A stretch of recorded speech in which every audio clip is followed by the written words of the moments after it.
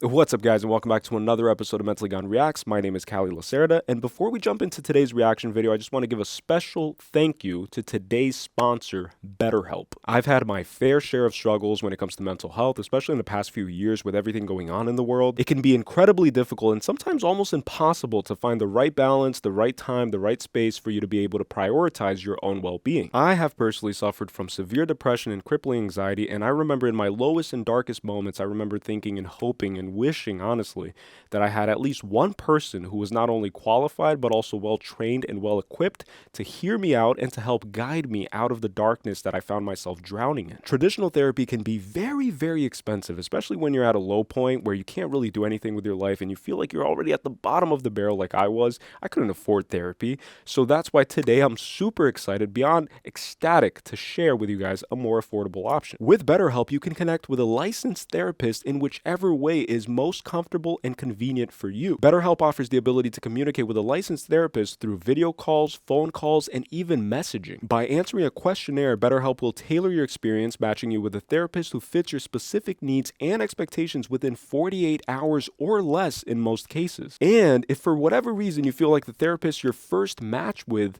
is not the right fit, you can easily switch to a new therapist at no additional cost. BetterHelp can match you to one of over 30,000 therapists in their network, which is a far wider range of professionals to choose from than can be found in your local area. And the best part is that BetterHelp is extremely flexible, allowing you to choose the dates and times for each therapy session that best fits your own busy schedule. People spend hours and hours in the gym every week and forget to give their mind the same kind of treatment and love. With over 4 million testimonials of people living a happier and healthier life after using BetterHelp, maybe it's something that could also benefit you. By clicking the link in the description or visiting betterhelp.com/mentallyGone, that's betterhelp.com/mentallyGone, you will be supporting the channel and receiving a special 10% off your first month of BetterHelp. So that's betterhelp.com/mentallyGone to begin your journey towards improving your life and prioritizing your mental health today. As you guys know, my personal motto is that it's never wrong to be mentally gone, but today I want to emphasize the fact that it's never wrong to seek help when you need it.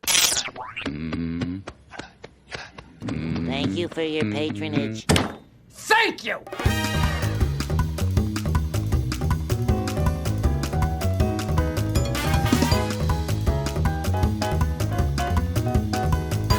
What's up, guys, and welcome back to another episode of Mentally Gone Reacts. My name is Callie Lacerda. And I'm Gabriella Lopes. And today we will be continuing the journey down Harry Potter universe. Yes. Before we jump into the movie, this is the third one is called what? Prisoner of Azkaban. Prisoner of Azkaban. Before we jump into it, I want to share with you guys a little studio decoration piece that we found while shopping at Five Below. Five Below. It was $10, so technically it was above $5, which we have to write up a complaint email. No, they have the Five Beyond, it's called. Yeah, I don't like that. If it's Five Below, everything should be Five Below. But anyways, $10 for the, what's the mirror called? Irised or something. Irised, yeah, which after the fact somebody commented below pointing out a super obvious thing that we both overlooked, that it's just desire backwards. Spelled backwards, yeah. But anyways, look, it's like a little Funko Pop of Dumbledore, Harry, and the Mirror of Desires. And then you could even see his parents. I don't know if it's gonna focus in because this camera's focus is kind of maybe if I go super close up. But we were so excited to see this. I mean, we still have a long journey to go, but yeah, you know. And it's from the first. Was this the first movie or the second one? It's the first one. Yes, because of the Philosopher's mirror at the end. Yeah. With the. So we're gonna place this one over there in the back somewhere, and hopefully it picks up on camera when we do, and it'll be behind us. Because we're kind of collecting things as we watch movies, so that we can add it to our little media wall and stuff, and bookshelf and whatever. And we could kind of add it to our space because it kind of serves as a memory placement of all the movies that we do, kind of, Yeah, it's like collecting totems, kind of, that like statues, totems, things like that kind of remind us. And then eventually we'll also use this wall because, as you guys can see, it's kind of vacant and kind of empty. we'll use it to hang up posters maybe of films that we watch and our favorite ones, and get some Lord of the Rings decoration pieces from Etsy or something like that, and then have it around the space and make it nice and beautiful, nice and purty. And speaking of space, we have been renovating our studio space. Yeah. And we're planning to do a studio space tour soon. Yeah. It's a very small kind of space, but it's cozy. It's nice. It's practical. It has everything we need. It has touch of our personalities and things that we like. And yeah, it's really coming along. Like, if you guys, we'll probably show before pictures, like old footage of what it looked like before. But this place is, Yeah, we're finally at a point where we feel like we've matured this space to what it could finally fully become, and we even built like a meditation area, like a little meditation room. We have our editing set up over there. We have a bookshelf now. And then we'll do like a whole kind of like typical YouTuber vibe video. It's like, guys, check out. Except we'll be a little bit cooler. Yeah, it's like, No, look I'm at my kidding. I don't know setup. if we'll be cooler. I'm here in my garage. If you guys know Ty Lopez, he was a meme back in early YouTube days. But yeah, so that's coming soon. And then also another thing that we also will be looking into is opening a P.O. box. So that way, if you want to send letters, if you want to send, I don't know, like things for us to open on camera, that's personal to you. Like, you could send us a Funko Pop, I don't know how much those go for. It's like $10 or something, right?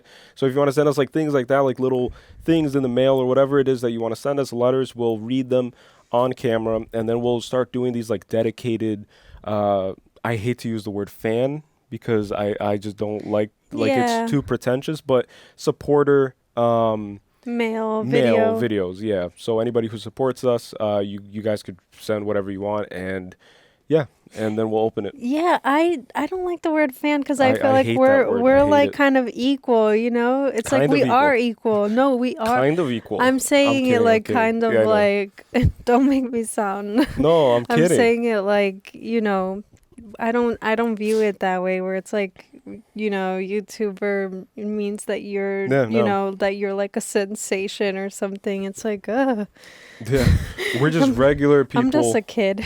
Yeah, I'm literally a potato, and I've said that many times throughout other videos. I have tremendous imposter syndrome when it comes to anything I do. So I'm my biggest critic, and I've always been, and I think I'll always be, and I think it's a good thing, and it's a gift and a curse. But to your point, yeah, like that's what we're just watching movies, and we feel like it's fun so far. Like, it's been fun, and we like to talk at the end of it and share it on camera and share it on the interweb, as the kids nowadays say it. Yeah. And I'm 26, by the way. But yeah, so that's the little roundup thing, the little update so far. So studio tour, P.O. box, and more videos. Yeah, and we're excited to get right into this one. This is the third one. Oh, last thing though that is important to mention. I think it was after the first one or the second Harry Potter, a bunch of people commented both on Patreon and on YouTube that Dumbledore for this third one is a different actor because they swapped it out. Oh. And also the actor that plays Dumbledore from, I think it's from this movie all the way until the end, he recently died. Like the actual actor. Yeah. No way. So people like told us that, and I think that's gonna like make me even more emotional, I guess, like when I watch these movies now, knowing that this is not a ghost, but it's like a former human, you know, like it's a person who was once here and who is no longer here. And I think that just adds a whole another depth to consuming art, if that makes sense. It's like when you know that the artists who produced and put all of themselves and every part of their soul into what they did, into their craft, that they're no longer here, but then that's what you are left with ultimately. And so it's a lot of pressure on us now, like more than it was before, to really honor this piece of art and this whole franchise. And that's all we hope to do, is just honor every single film that we come across, give it a special place in our heart, and try to just really absorb and let it all in. Yeah. Kind of, you know? Well, I'm excited to meet him, and I'm excited to Yeah. watch him as Dumbledore, whoever he is. Yeah, I me really too. loved the Dumbledore, but we'll see. He was like a little grandpa, he's figure. like a grandpa. He's like a Santa Claus. Yeah, yeah. He's just He is like a Santa Claus. he's like kind of got that jolly thing going on. Ho ho ho. All right. So with that being said, glasses on. I will be wearing my glasses today. Yeah, which is funny because look, I got these glasses. I think it was like Yeah, a they year look ago. like Harry Potter's glasses. Was it a year ago when I got these glasses? I think it was like 2 years ago or something. And I got them because I used to wear like glasses like yours, those typical Clubmaster Ray-Bans, and then I decided to go with a different frame altogether because like my face just doesn't do well with like bulky stuff, and I've been wearing bulky glasses my whole life. And I was like, all right, I want the thinnest one you guys have. This isn't Ray-Ban, but also I used to have gold-colored Ray-Bans exactly like that. Yeah. Exactly Oh, like in that these? shape. Yes, Oh. in that shape, in the thin frame. Remember? Oh yeah, I think I do when remember. we met, I have a I bad had memory. thin gold frame. I'm a gold frame person Yeah. because I feel like black kind of just, And I think it swallows compliments you my well. face. Gold. Yeah, but I want a pair of thin ones again. That's gonna happen. It's nice and sleek. Yeah. But and special thank you to all of our patrons on Patreon. Thank you for supporting us as creators. These videos take a lot of work because it's a lot of hours put into each one, and so it's not your typical YouTube video that just pumping out content and stuff every other day. These take a lot of effort, both spiritually, personally, emotionally, and we just try our best to manage life and come back. And so thank you to everyone who's a patron Who sticks around? who sticked around with us. Yeah, and things will only get better from here, and that's a promise that I make to you guys, and I make it to myself also. Oh, I hear something. Oh yeah, and they always have the cool intros. Yeah, which is always like different, right, is what we said last time. Mm-hmm. Warner Bros in general, like they always customize it. Look at this. I like the little song. The song is beautiful. The whole soundtrack is amazing. By the way, are the spells Latin? I'm gonna just write that down for the end and just ask it again, I guess. Lumos Maxima. Gosh, these people. Oh yeah, he's back with his shitty relatives. Maxima. Lumos Maxima. He's practicing. Nice. Maxima. Woo! Let there be light. Let's go. Prisoner of Azkaban. He's going to prison. This is prison already. Yeah, I was gonna say I can't imagine him getting locked up somewhere else. Anywhere is better than here, I think. I used to do that as a kid with my DS. Yeah, you hear the Mario Kart under the pillow. And then you hear footsteps from your mom and you're like, oh shit. Gotta go to sleep. He'd have been straight into an orphanage if he'd been dumped on my doorstep, Vernon. Oh my gosh. The fruit definitely does not fall far from the tree. She's as shitty as her brother is. Where did you send the boy, Vernon? St. Brutus's. It's a fine institution for hopeless cases. They use a cane at St. Brutus's, boy? A cane? To beat Yeah, them? I've been beaten loads of times. He was unemployed. And a drunk too, no doubt. That's a lie. What did you say? My dad wasn't a drunk. Ooh. I think it's time you went to bed. Quiet, Vernon. You. Clean it up. What a Nothing to do with the biatch. father. It's what to do with the Trying to keep mother. it PG-13, You guys. see it all the time with dogs. If there's something wrong with them, then there's something wrong with the pup. Shut up! Oh my god. Let me tell you. Oh shoot, look at her finger. Look at the lights flickering. Oh my gosh. Wow. The irony, if there's something wrong with the bit, there's something wrong with her pup. That's what I said. It's like it definitely resembles it.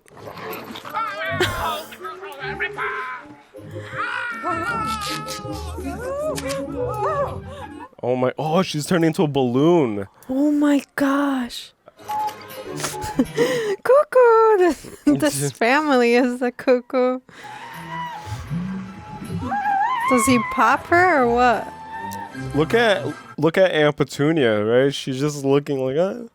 Oh my god, I thought she was gonna fly away. She should. Oh, look, she is. She is. She is. Let her go, let her go, let her go. Let her go, let her go. Sorry.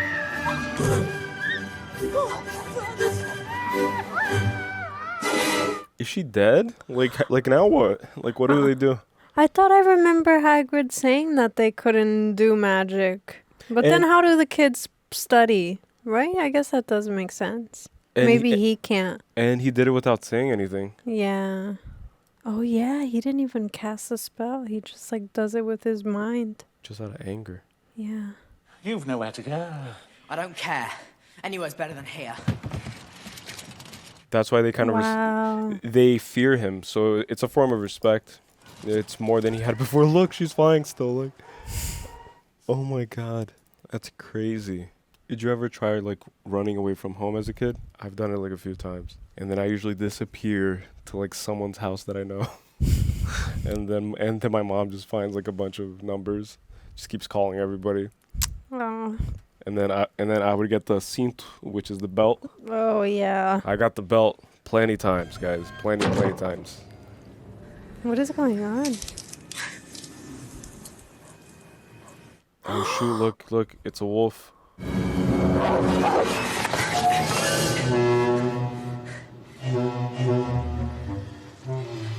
Oh, night bus, but it's spelled night. No.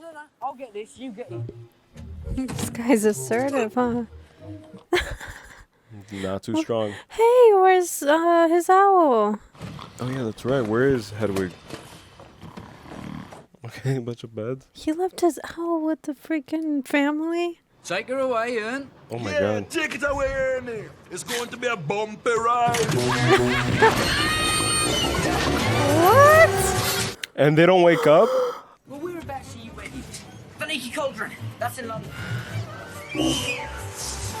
Oh my Oh god. my gosh! Lord lady at 12 o'clock.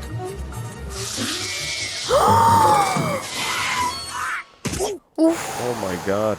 Oh, it's giving me anxiety. 4, 3, 3.5, 2, 1 3/4. Yes!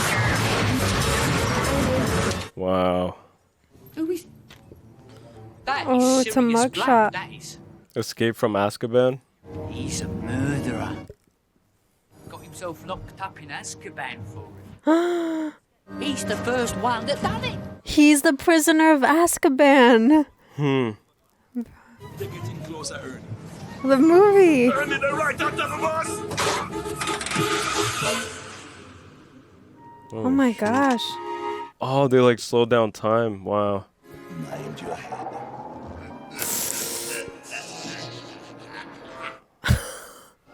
Hey guys, why the long faces? That's funny. Nearly there. Wow. Mr. Potter, at last. Who is this? Does he look friendly? I don't know yet. Oh, well, I guess this is a wizard's, Yeah, definitely. Yeah. Hedwig. Oh, there you go. You got there, Mr. Potter. He arrived here just 5 minutes before yourself. Oh, he just opens his cage.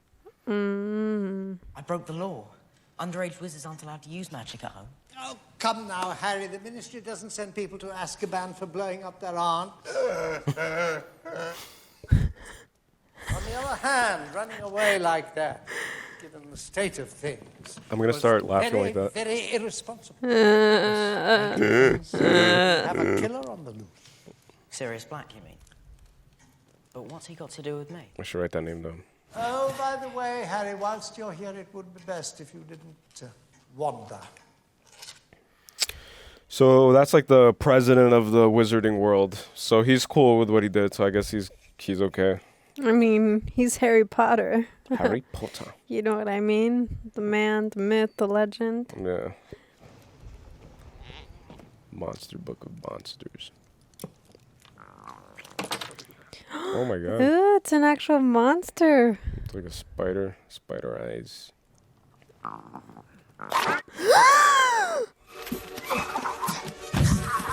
Oh my gosh. One of my biggest fears as a kid was a monster under my bed. Nah, I'm good. I'm good. Oh my god, I have to pee after this, but not right. Oh my gosh. Oh my gosh, what the heck? Oh gosh. That's so freaking crazy. Oh, that scared the Jesus. yeah out of me. Oh, how do you kill that thing? Yeah, I'm shaking the whole room. Or it's the train actually coming. Oh, damn, you actually have to kill it. I'm warning you, Hermione. Keep that bloody beast of yours away from Scabbers, or I'll turn it into a tea cozy. It's a cat. Oh, that was their pets. Mrs. Weasley. Good to see you too. Now you've got everything you need. Yep. Yes, all of your books. These are like the parents he never had. Oh, yeah, I was gonna say this is who should have been his mom. If I might have a word. Yeah, sure. Money. Oh look, it's the same plaster. Have you seen this Looking movie? forward to a new term? Yeah, sure. It's cool that it moves. Yeah, everything moves here. Has this anything to do with Sirius Black, sir? Only that he's escaped from Azkaban. Do you know why? 13 years ago, when you stopped... Voldemort. Don't say his name. Sorry. Black lost everything, but to this day, he still remains a faithful servant. In his mind, you are the only thing that stands in the way of you know who returning to power. That's why he has escaped from Azkaban. To find you. To kill him. Kill me. Professor R.J. Lupin. You know everything. How is it she knows everything?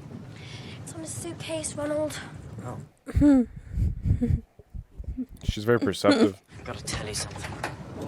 He's gonna say it right there in front of a teacher. Who's sleeping, covering Yeah. his head? Like, wouldn't very trust that. non-suspicious, right? It's like, I'm sleeping. Talk about Don't not worry. being perceptive. I'm sleeping. Don't worry. I promise. Go on, speak. He's a murderous, raving lunatic. Why are we stopping?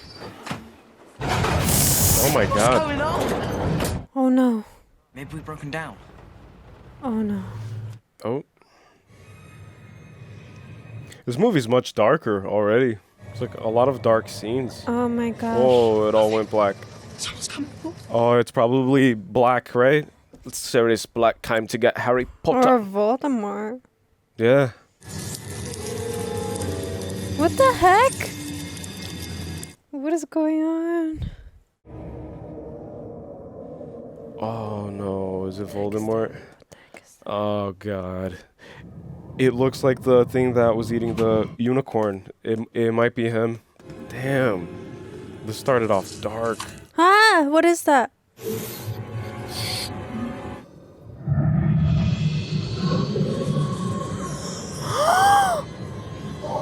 Oh, what's it doing? What the heck? Is it taking his face?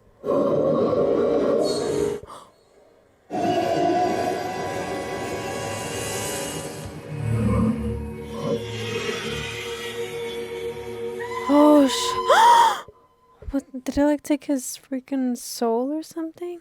Oh, that's it. This is an intense movie already. Jeez. Oh, we went from happy holidays to Harry's funeral. What was that thing? Okay. It was a dementor, one of the guards of Azkaban. It's gone now. He was searching the train for Sirius Black. Oh, That's a guard. Damn, no wonder no one's escaped. Dementor. What are those things? They're demented. Oh, that's funny. I felt weird though, like I'd never be cheerful again. Someone was screaming. Oh my A woman. gosh. No one was screaming, Harry. Oh, shoot. That's a scary frame of Harry. Look at how dark everything is. It's rainy, moody, dark. The only light we see so far is street lamps. Is our street lamps. Look, a crow. Okay, now we have light. Okay, nice. Oh, look, we have a choir.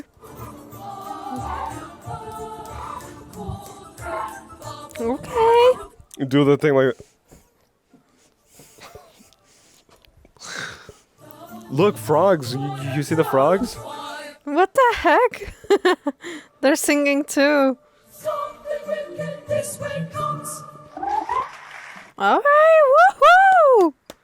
Oh, look, it's a new Dumbledore. Welcome to another year at Hogwarts, before we all become too befuddled by our excellent feast. Oh, yeah, they've been good. You actually fainted. Shove off, Malfoy. How did he find out? Just forget it.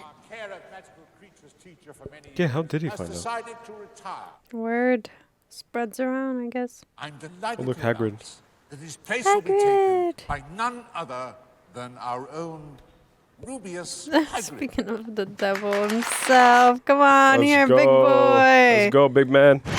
Woo! Woohoo! Let's go.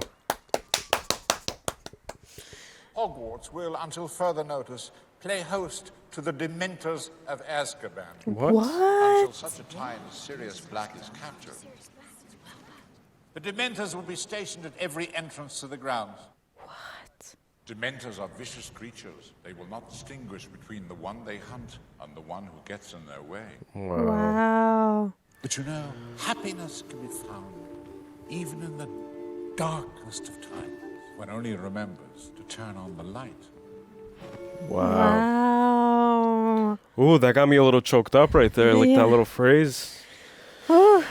Ooh. Speaking of serious, this Dumbledore seems a little bit more serious. Yeah. Look, that sounds like you're singing right there. Nice. Sing, just with my voice. Just with my voice. Good job. It's all right. Go in. Thank you. He's like, he always has a sassy attitude. And that's so funny because earlier I was doing that to try to get some birds to come towards us. Yeah, yeah. On our walk. Lion. Nice. That's pretty impressive. Oh my god. Literally a train. Boys' night in. Yeah. Boys will be boys. Oh, that's crazy. Look at that. Damn. Imagine. You just look out your window at school and you just see death. I would not leave at all.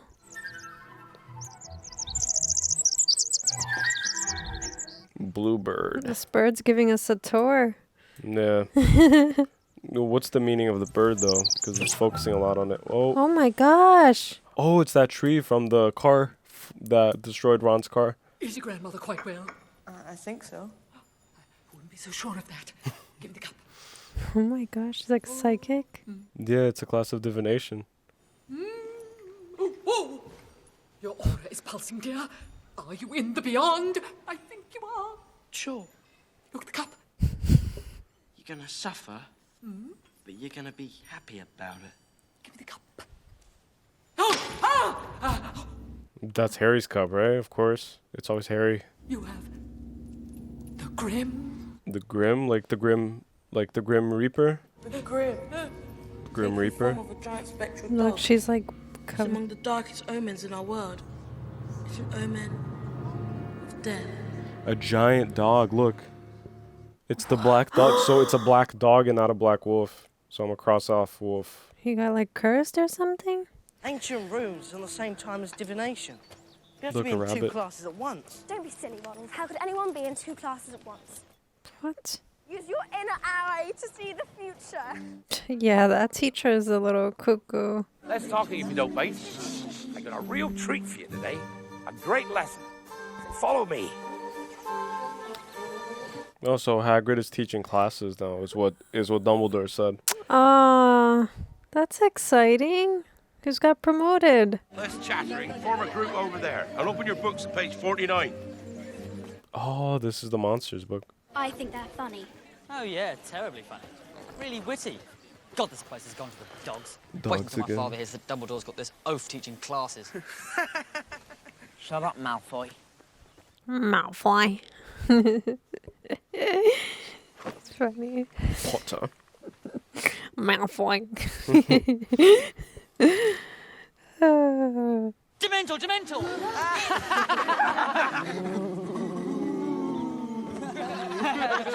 You're supposed to stroke it. That's what she said. Supposed to stroke it. That's what he said. Yeah. Isn't he beautiful? Oh, shoot. What is that? Oh, to Buckbeak. Hagrid. Exactly what is that? Yeah. First thing you want to know about hippogriffs is that they're very proud creatures. Very easily offended. You do not want to insult a hippogriff. A hypocrite. It kind of looks like it has the head of a bird, right? Well, it's got a beak. That's all I know. Yeah, but like, which bird is that? It's a very interesting animal. It's like a horse, right? Yeah, it's horse, and it looks like an eagle, is what I'm gathering. So fast, Harry. Oh? Look at Ron's face. Oh? Oh! Ooh. Yeah, that kind of looks like an eagle's head. You see it? Mm-hmm. Oh, well done, Harry. Well done. Bravo. I think he may let you ride him now. What? Yeah, just like a horse.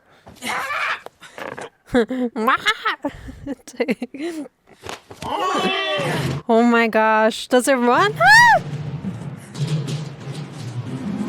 Wow.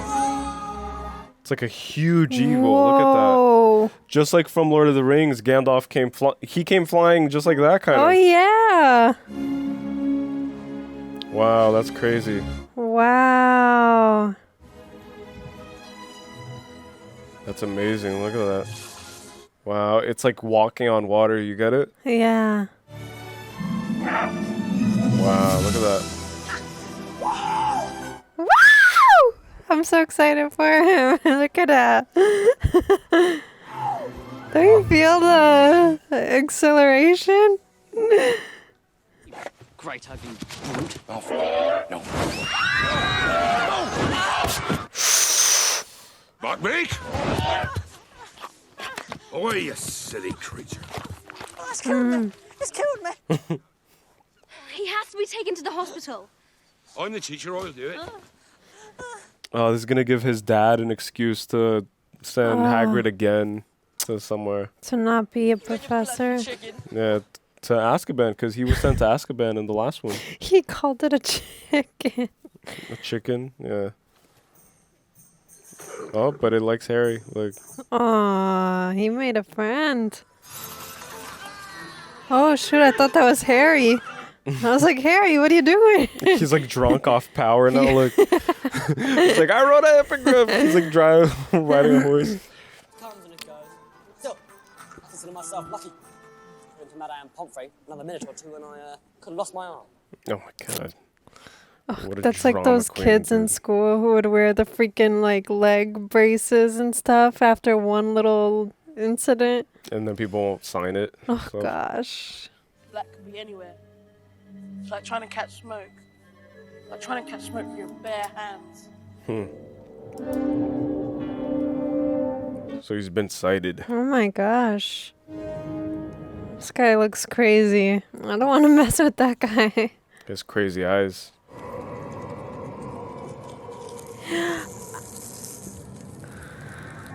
So they strip life everywhere they go. What really finishes a boggart is laughter. You need to force it to assume a shape you find truly amusing. Neville, will you join me, please? Come on, don't be shy. Come on. It's called a boggart. Neville, what frightens you most of all? Professor Snape. Professor Snape. Frightens all. Oh shoot, it's actually Professor Snape. Imagine it's actually him. Ridiculous! Oh look, it's a vulture on its head. That's funny. Huh. Is that actually Snape though? No. Be brave. Oh, that's right. Oh yeah.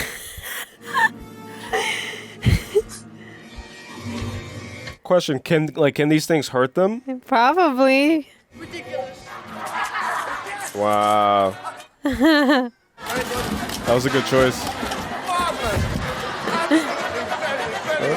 I like this class. This is like so. Show us what you see. Ooh. Oh, snakes. Keep your nerve steady. Wow. That's pretty scary too. Yeah. Oh, that just like made my heart drop. Oh, imagine he visualizes Voldemort because he's scared of it the most. Oh, shoot. Holy sh!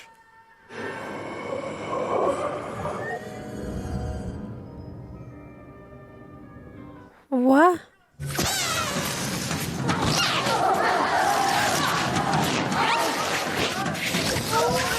So the professor fears the moon. Or he fears the night. Like he's scared of him.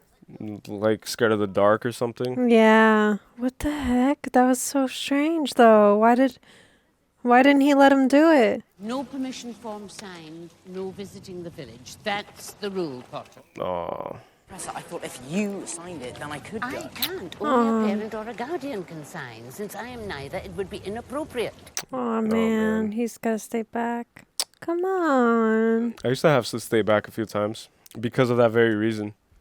Because my mom would like travel a lot for work, and then the babysitter couldn't sign it. So I would be like that, like at school, just in a classroom. Oh, I'm babe. gonna cry. Oh. It's okay. Yes, I assumed it would take the shape of Lord Voldemort. That's what I thought too. Think of Voldemort at first, but then I remembered that night on the train and the Dementor. Well, I'm very impressed. That suggests that what you fear the most is fear itself. Wow. I heard something. A woman screaming. Our Dementors force us to relive our very worst memories. Our pain becomes their power. His mom. I think it was my mother. Oh shit. She was murdered. You know, the very first time I saw you, Harry, I recognized you immediately. Oh, yes. I knew her. Whoa, dude. Wow. How'd you know my mom? Not only was she a singularly gifted witch, she was also an uncommonly kind. Your father, James, on the other hand, he had a certain, shall we say, talent for trouble. No one is to enter this dormitory until it has been fully searched. The fat lady, she's gone. What? Oh.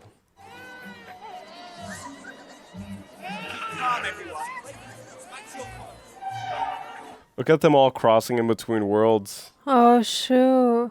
Mr. Filch, round up the ghosts. Look at his Search nails. every painting in the castle to find the fat lady. Oh, they can't go in there. That lady's there. Find where you're going! Slow down! You listen, I'm head boy! It's him, the one they all talk about. He's here, somewhere in the castle. What? Sirius Black! Oh. You're in the castle, Mr. Filch. The rest of you, in the Great Hall. Oh shoot. So he managed to bypass the Dementors again? That's crazy. So now what? You gotta lock it down? But this castle's huge and it's full of like secret chambers, which we saw in Chamber of the Secrets, you know? Yeah. It's like, how are you gonna... I don't know. They could lock all the kids in one room. Yeah. Oh, looks like that's what they're doing. Friend Green, as we enter a world that's entirely our own, let us swim in the deepest ocean, glide over the highest cloud. He speaks in quotes. Yeah. He kind of reminds me of the Dark Knight trilogy. And Christopher Nolan. It's like a lot of quotable lines. Dreams we live in a world of our own. So a professor might have let him in, just like that other professor So that you was think working with Voldemort. So, yeah. So you think that the one that gave him a chocolate is the one that let him in? Because he was eavesdropping on them. He was there, you know? Like, he's always there. Turn to page 394. 94. I would fall asleep right there instantly. I'd be like, oh my god. Yeah, this class versus the other one is... Where's Professor Lupin? Yeah, see? That's not really your concern, is it, Potter? Oh, he's teaching the class now. Which one of you can tell me the difference between an animagus and a werewolf? No one.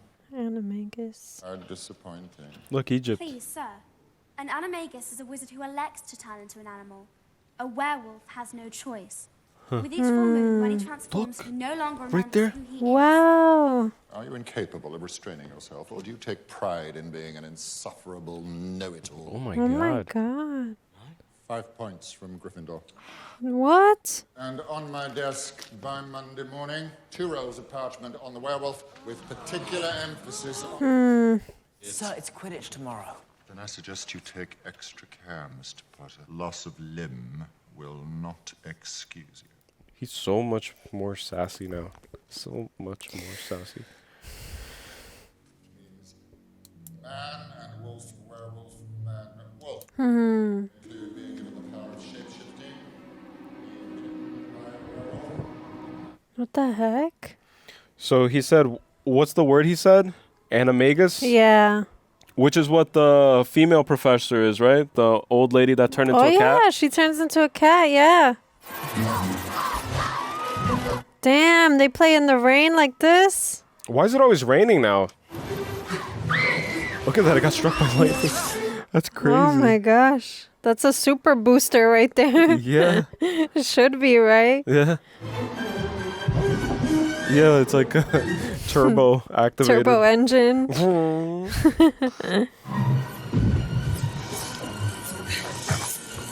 they're playing against Hufflepuff? Oh yeah, the yellow. Which is the first time, right? Because they usually play against Slytherin. Oh. Wow, that's insane. Oh no. He's going too high up. He's escaping the... Oh shoot. How could they breathe up there? Oh, I see it. I see it. Oh no, what is that? The Dementor? Yeah, he's going too high up. Oh shoot. He's going out of bounds of the school. Oh my gosh. And they don't know the difference, they said, right? Yeah, he's just getting in their way. So they're going to get him now. Oh, ole.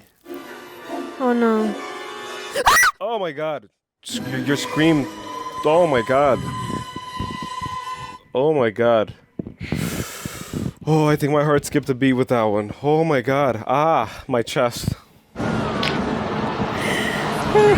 my god, I gotta freaking... I didn't expect it to pop up like that. God. Arrest the momentum. So it's the Animagus. The Dementors aren't supposed to come inside the grounds. Dumbledore was furious. As soon as he saved you, he sent them straight off. When you fell, Oh no. broom, it sort of blew into the Whomping Willow. His gift. Dementors are amongst the foulest creatures to walk this earth. They feed on every good feeling. The person is left with absolutely nothing but his worst experiences. He knows a lot about Dementors. Because he's a professor on the topic. Hmm. I need to know how to fight them. Perhaps I should teach you, but after the holidays. For now, I need to rest. Dun, dun, dun. Holidays. Christmas. Merry Chrysler. The clock tower. Seems like a nice professor, though.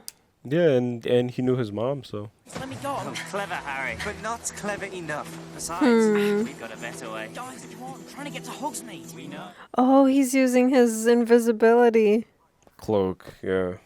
This is Hogwarts. And that, no. Is that really Dumbledore, in his study pacing, does that a lot. It's like Google Maps. Oh, in lifetime. Yeah. brilliant? Where'd you get it? Nicked it from Filch's office, of course. First year. Wow. It'll lead you straight to Honeyduke's cellar. Be best hurry. Filch is heading this way. When you're done, just give it a tap and say, Mischief managed. Otherwise, anyone can read it. They talk together. It's like the same person. Yeah, I mean, the twins. Marauder's map equals Google Maps. I'm up to no good. Yeah, they said what? I solemnly swear. Yeah, that I'm up to no good. Yeah, they are up to no good. Just a matter of time before they get caught. Yeah. Especially Harry. I feel like he has bad luck. Yeah, he has good luck and bad luck, right? Yeah. In equal measure. Ooh. Look, Candy store. this is better than the trolley. Ooh, cotton candy. He's gonna buy the whole store. I haven't had cotton candy in so long. Look, it's him. Do you want to move a bit closer? Huh? To the Shrieking Shack. Shrieking Shack. I'm fine. Oh my gosh. I think it's time we teach Weaselby how to respect his superiors. Hope you don't mean yourself. How dare you talk to me? Filthy little mudblood. Oh my gosh. Who was that? Is this in the Forbidden Forest? Don't stand there, do something! He just got pants. How is he doing it at the same time? I know, he's like doing... Yeah, right. Oh, he's scared of the Shrieking Shack. Shrieking Shack. Oh yeah, because it's like a haunted house, right? It's the most haunted in Britain, is what I wrote. These two have been spending a lot of time together. Move a little closer. Yeah. Bloody hell, Harry. Oh, Sirius Black in Hogsmeade. And what would bring him here? Harry Potter. Harry Potter? Oh, skunky. Yeah.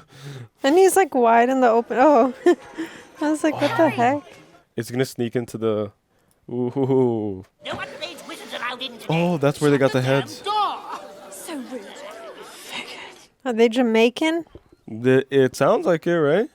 Yeah. Jamaican man. When Harry Potter's parents realized they were marked for death, do you remember? They went into hiding. Few knew where they were. One who did was Sirius Black. And he told you know who. Oh.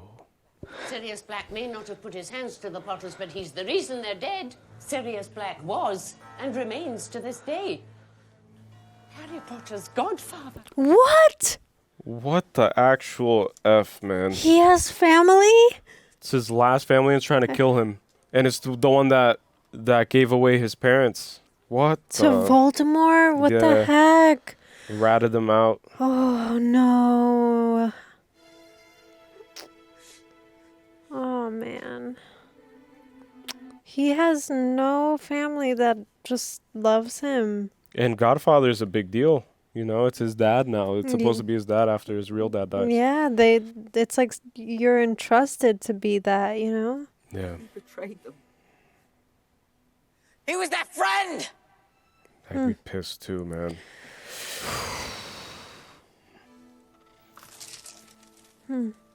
The Weeping Willow. It's been showing it a lot. Now, the spell I'm going to try to teach you is called the Patronus Charm. Did you ever hear of it? Patron. Patronus is a kind of positive force, and for the wizard who can conjure one, it works something like a shield with a dementor feeding on it rather than him. And in order for it to work, you need to think of a memory, just any memory, a very happy memory, a very powerful. Patronus. Patronus equals shield. Have a memory. Allow it to fill you up. I wonder. Then speak the incantation Expecto Patronum. Expecto Patronum. There you go. Expecto, he said? Yeah, Expecto Patronum. Expecto Patronum! Expecto! Again? It was a boggart, Harry. A boggart. The real thing would be worse. Much, much worse. Which memory did you choose? The first time I rode a broom. Well, that's not good enough now. That's funny. Expecto Patronum! Wow.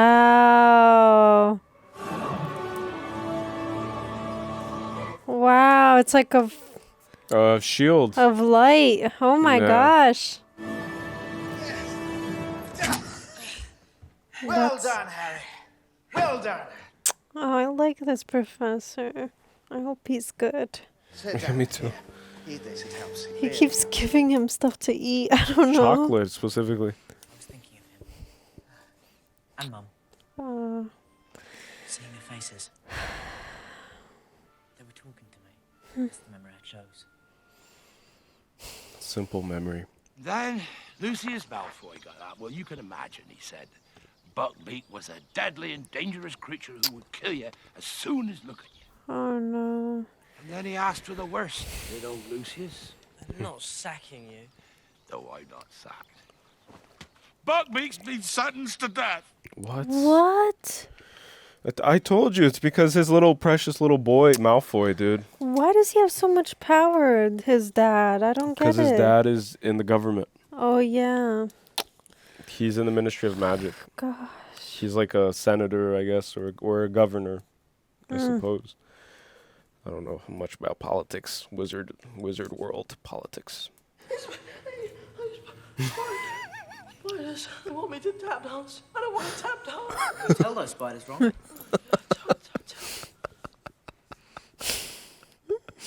Oh man! Look, he just falls right back. Oh my god! Harry's used to it already. It Yeah. seems. Yeah. He's like, ah. He's like, yeah, tell him, Ron. Oh. That's Oh, and oh my god, I got full body chills, and I wrote down Peter Pettigrew. Oh, shoot. He destroyed him, so how is he still alive? Oh, shoot. That's crazy. I have to see this. I just needed to take... Oh, it's heading towards him. Oh my god, everything's so dark Turn in this around. movie. It's heading towards him. Oh, shoot. It could be... He could be in an invisibility thing, too. I was gonna say, because he was friends with the Potters. Like, what if Yeah. his dad gifted him that too, you know? Oh my god. Oh my god. I'm scared. They keep focusing on his own reflection too. Oh my Yeah, he God. definitely has an invisibility cloak. Damn. It just ran past him. Can you buy those? Like, can you buy Uh-oh. them at like a shop? Oh shoot. Oh, shoot. Mischief managed. Knocks. Turn to page. 5 more points from Gryffindor. My dad didn't strut, and nor do I. Now, if you don't mind, I would appreciate it if you could lower your wand. Damn. These two are sassy. Turn out your pockets. What if you just refuse? It's like, A bit of parchment. Really? Open it. Reveal your secrets. Oh, shoot. Messrs. Mooney, Wormtail, Padfoot, and Prongs offer their compliments to Professor Snape and request that he keep his abnormally large nose out of other people's business. You insolent little Professor. Out for a little walk in the moonlight, are we? What the heck is that supposed to mean? damn, I just noticed how scarred his face is. It looks to me as though it's merely a parchment designed to insult anyone who tries to read it. I suspect it's a Zonko. I'll investigate any hidden qualities it may possess. It is, after all, as you say, my area of expertise. Harry, would you come with me, please? Professor? The way Snape is so funny. He's like just snappy. Like, I just realized something. Gambling their sacrifice by wandering around the castle, unprotected, with a killer on the loose, seems to me a pretty poor way to repay them. Wow, that's sad. I want you to return to your dormitory and stay there. And don't take any detours. If you do, that sucks because if he's not trustworthy, then he'll hand it to Sirius Black and do exactly what he's saying. Yeah, exactly. I don't think that map always works. Earlier on, it showed someone in the castle, someone I know to be dead. Oh, really? And who might that? Peter Pettigrew. Hmm. That's not possible. Just what I saw. He trusts him by telling him that, though. Yeah, for whatever reason, right? Oh, he looks a little sneaky. I don't know. Mm-hmm. Oh, gosh, after that last professor, I don't trust anyone. I know. Clear up the inner eye. Is she referring to the third eye? You may be young in years, but the heart that beats beneath your bosom is as shriveled as an old maid's. Your soul as dry as the pages of the books which you so desperately cleave.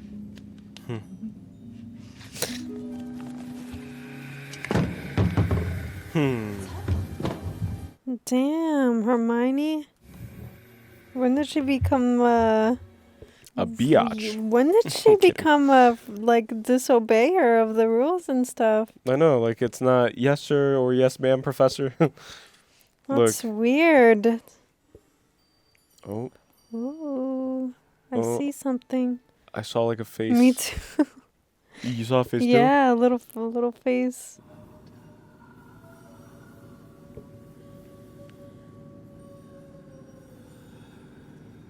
Oh my god, dude. Oh my Jesus gosh. Christ. He will return tonight. What the heck? He who betrayed his friends' Hogwarts with murder shall break free. Innocent blood shall be spilt, and servant and master shall be reunited once more. Oh my gosh. Did you say something? No. Oh, let me see. Nothing. Dude, this lady is insanity. But I kind of love her though. I don't know why. Like I really like her clumsy. She's giving cat lady vibes. Yeah. You know, like she has like 25,000 cats in her house in her small studio apartment. I'm trying to write down what she wrote. So she said, someone who betrayed the friends, which is Sirius Black, who wrought with murder, will be freed tonight. Servant and master will be reunited. Yeah. Ooh. Oh, that kind of looks like a dementor. Oh, shoot. Can't believe they're going to kill Buckley. That's what it is. And they're sharpening that blade thing. It's the executioner. Oh, my gosh. You foul, loathsome, evil little cockroach! Mine! Oh my god. Yeah, she is very aggressive, right? Like she's about to kill him? She seems much more like she's going through something. Yeah, that's... Maybe it's like puberty. Those are the hormones right there, bro. Don't call me a mudblood. Yeah. Not good. Brilliant. That was pretty badass. Woo! I like this Hermione.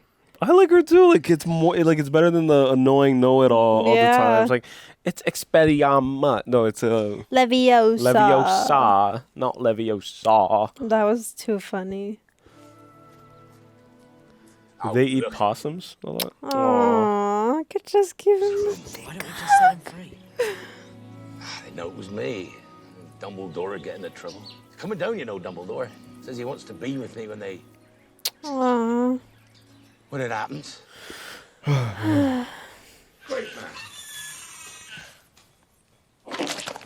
Ew. What is that? Oh, no way. Alive. Oh, he found Scabbers. Ow!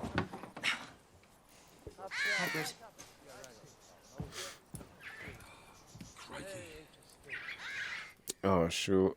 Look at all the crows. Is it crows or ravens? I never know the difference. They're both dark.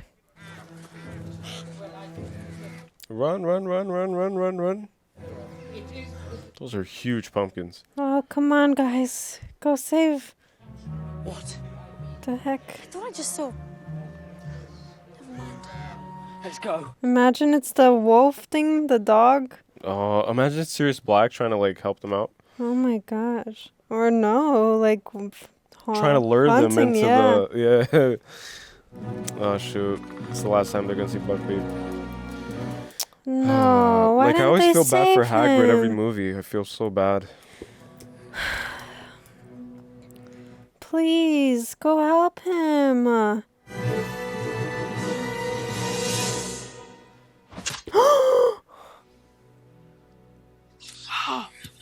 Oh shoot. What the heck? Oh my god. Careful. You do realise what tree this is? Yeah. That's not good. Run! Run! It's the weeping something. Harry, Hermione, run! Oh! I knew it! Oh my god.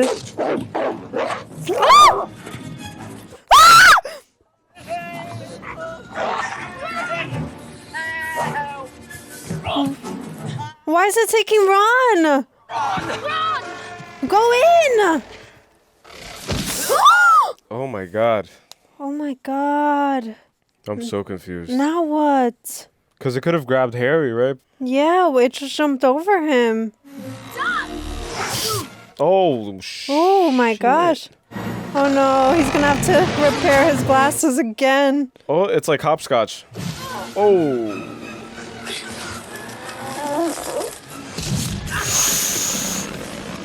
Oh my god. And he can't see anything. Look. Oh my god. Oh my god, stop screaming. Ah! What the heck? Imagine this in like 3D glasses, like those old school ones.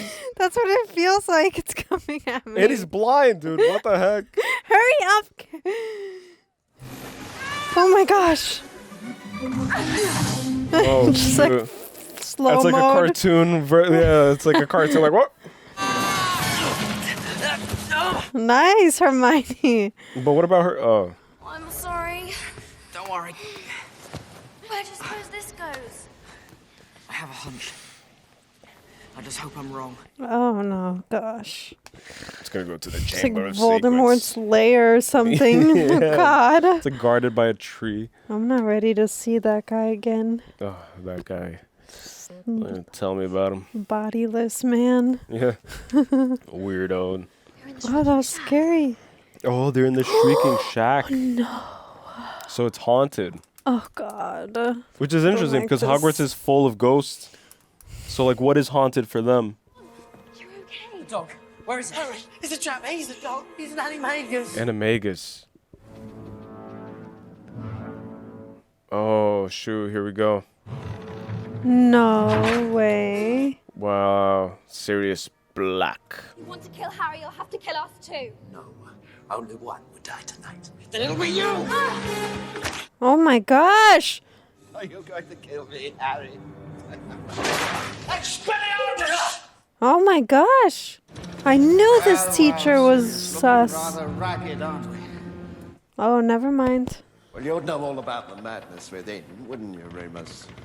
Oh my God, no way. They're friends. Oh my God. I knew it. It's always a He's the- professor. Let's kill him. No! I trusted you! Oh my gosh. You've been his friend. He's a werewolf. That's why he's been missing classes. What? Oh, that explains the moon. Remus, come on. Let's kill him. Wait. I did my waiting. 12 years of it. Oh my gosh. In Azkaban. What did Harry ever do to him?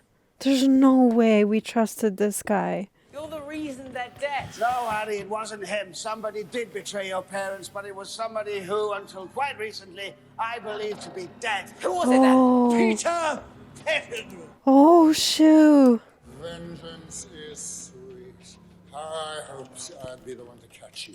What? This is like a. I told Dumbledore you were helping an old friend into the castle. And Oh shit. Now, if you'll excuse us, Remus and I have some unfinished business to attend to. Who is Pettigrew? Expelliarmus! Pettigrew's alive. And he's right there. Hey, it's meant to out. You're rat. What? My family for 12 years. An animagus. He's missing a toe, isn't he? So what? All I could find was his The finger. The daddy cow. Oh my gosh. Think he was dead. Holy sh! Transformed into a rat. And he stayed around all that time?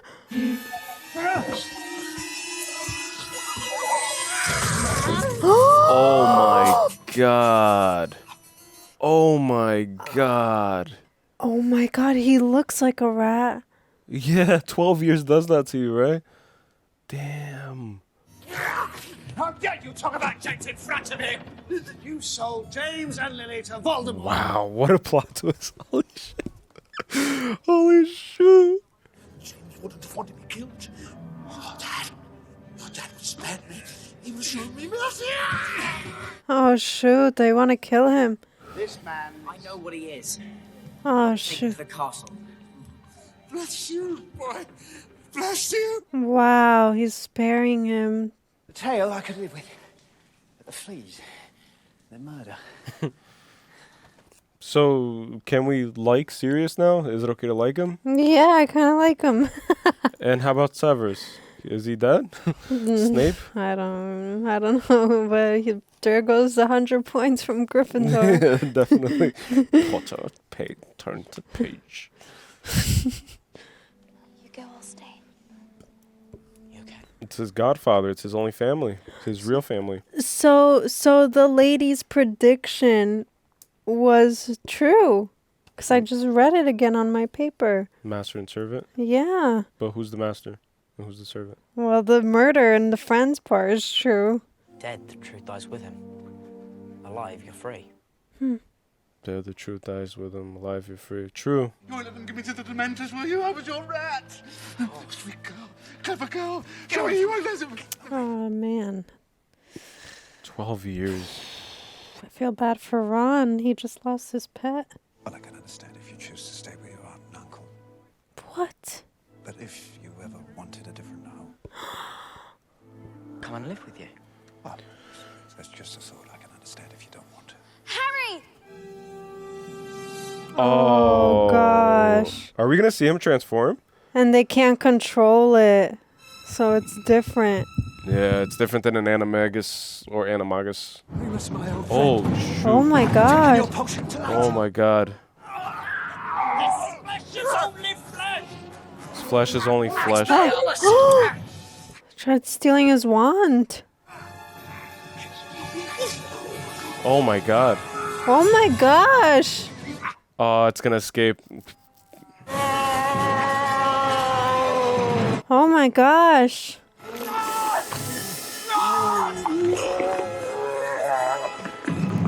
Oh my gosh! Holy. That looks insane. Wow. Wow. Oh, he just needs help.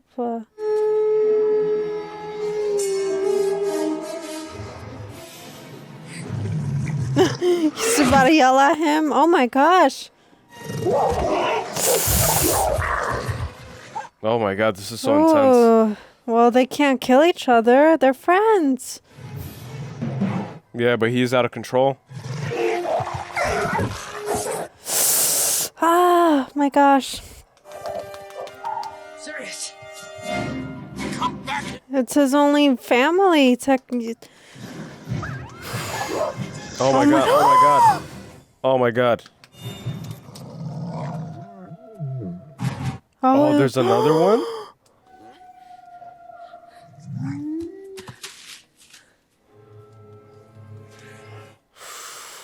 Ooh, man.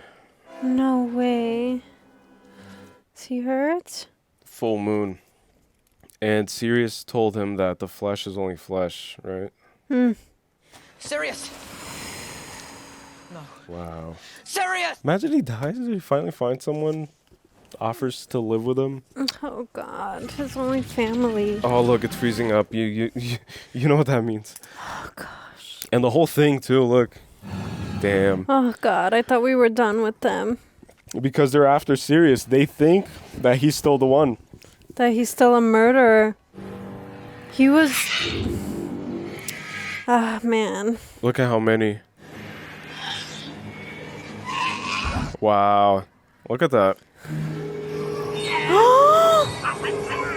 Oh, this is what the kiss is. Yeah, it like steals their like essence. Wow. Wow, that doesn't do much. Yeah, he said it only works for one, right? Yeah. No. Oh my gosh, it's coming like... Wow. Look at that. Oh my gosh. Oh my gosh. Oh my God, is he dead? Oh, is that his soul? Oh, I'm getting full body chills, man. No way. Oh, look. It's like a deer.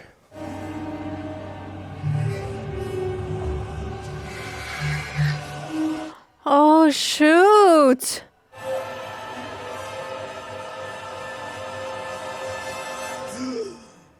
Damn, they almost took it. I held my breath the whole time. Me too. I was like, So that was like the same kind of light as the... Who is it? So somebody did the same spell, the Expecto Patronum. Wow. So at least he's not dead. Like, I don't think neither of them are dead. He just needs some chocolate again. Yeah. Pretty intense, though. That was really intense. I saw my dad. His dad. He sent the dementors away. You think his dad is still alive? Listen, Harry, they've captured Sirius. Any minute, the dementors are going to perform the kiss. You mean they're gonna kill him? Oh, Peter Pettigrew got away. Much worse. They're going to suck out his soul. Oh my gosh. He's not really a rat. Oh, well, he was a rat. He was my brother Percy's rat. But then they gave him an owl. The point is, we know the truth. Ron. Sirius Black is in the topmost cell of the Dark Tower. Would do well, I feel, to return before this last chime. If not, the consequences are too ghastly to discuss. If you succeed tonight, more than one innocent life may be spared. 3 turns should do it, I think. He winked at her. What the heck? What's been going on? When in doubt, I find retracing my steps to be a wise place to begin. Why doesn't he ever help? What the hell was that all about? He's just like giving them all the clues. Oh. Oh. What is this? 1, 2. What the heck? 3.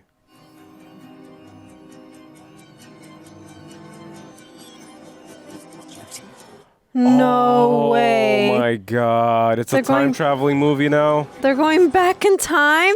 Dude, this is like Interstellar. Oh my god, this is insanity.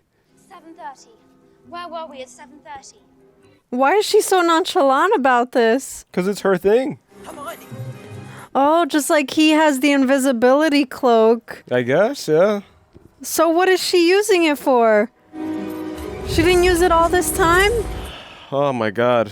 I don't get it. Oh gosh. Imagine being able to see yourself. Oh my god. This is a time turner, Harry. Time McGonagall turner. gave it to me first term. This is how I've been getting to my lessons all year. What?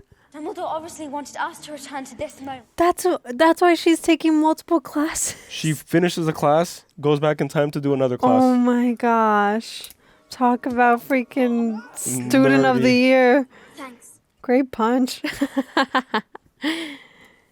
Wow. That's fun to rewatch.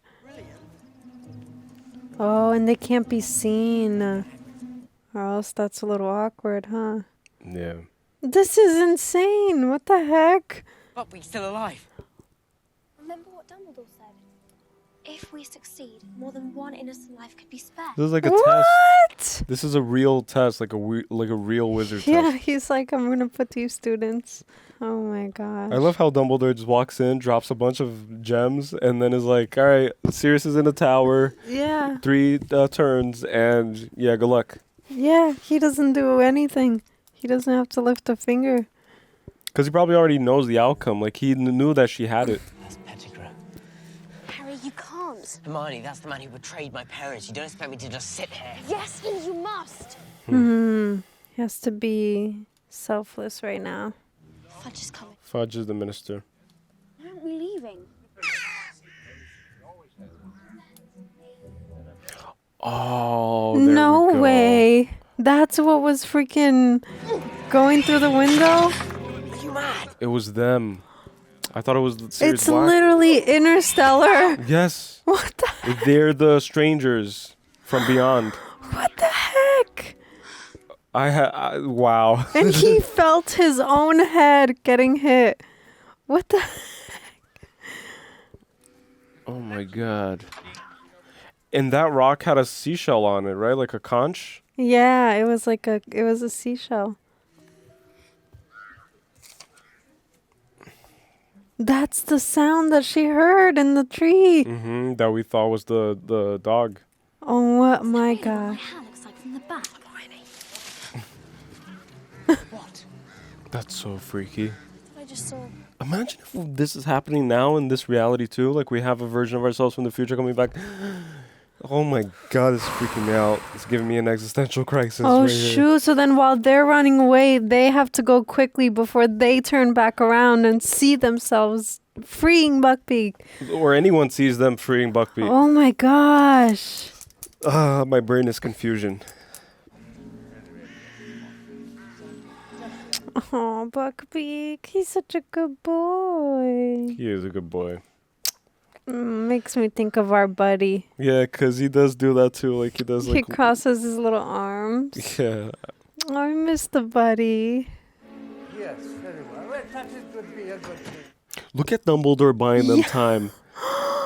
He knew. Dumbledore is playing, like, 8-dimensional chess. They probably have to offer food, just like with our dog Shadow. Oh, yeah. Oh. Just like our dog Shadow, see? Yeah, it's like that's the only way to get him to move. Food. Come get a treat, come on. Hey, buddy, you want food? Yeah. David had that thing planted when he was headmaster. Oh, yes, indeed, indeed. Oh my gosh. Oh, this guy's goated, dude. This guy's amazing. But where is it? I saw the beast just now. Dumbledore's like, huh? How extraordinary. How extraordinary. Look at them watching. Oh, that's what he cut all along. It was just a pumpkin. Oh, my brain is not braining right now. So they had already freed him. This is going to be a long post-movie discussion. What the heck? This is crazy. They already freed him. We saved Sirius. How? No idea. Oh yeah, I forgot about Sirius. I was so excited about Buckbeak. Yeah. Harry gets to ride on that thing again. Look, it's Lupin. Immobilis. So that was after they were already in there, and then Lupin comes in, and then he says, Expelliarmus. And then Snape follows him, see? And then Snape comes in, Expelliarmus. Interesting. So it's all playing out. Oh yeah, they can't go in. And they have to see, well, they didn't see themselves flying in there, because they went first. And then Batman makes an appearance, what? Yeah. Get it, Buckbeak. Free food, look. Yeah. Yeah, he's like free Aw. food. Good boy. I'm so happy. It was my dad who conjured the Patronus. Harry, your dad's Dead, I know. I'm just telling you what I saw. But maybe that's what he saw because he has to think of something happy, right? To cast his own Patronus. When we free him, I'll never have to go back to the Dursleys. Uh-huh. It'll just be me and him. We can live in the country. Someplace you can see the sky. Wow. I think he'll like that after all those years in Azkaban. And after all those years in his Azkaban, because he was guarded by the mentors, you know? That's crazy. It's similar. What the saving your life. Oh my god, my whole head is tingling. Wait, is she one of them? No, she's because she reads books. She knows that that Professor Snape even said, but it was very faint because I was reading That the caption. they hear their own kind, though. Yeah. So you howl and then it thinks it is. Oh my god. Oh. You get what I'm saying? Yeah, I just thought that would be interesting if that's why she had bonded with Professor Lupin because she's also a werewolf. But she's not because she didn't turn into one. Yeah. That would be crazy. This werewolf is crazy looking. The special effects in this one is light years better than the first two. Oh, do you think that this is what slashed the fat lady's portrait? Yeah, it was him. Uh-oh. Uh-oh, I saw it. Uh-oh. Uh-oh. Uh-oh. Turn your back. Don't move.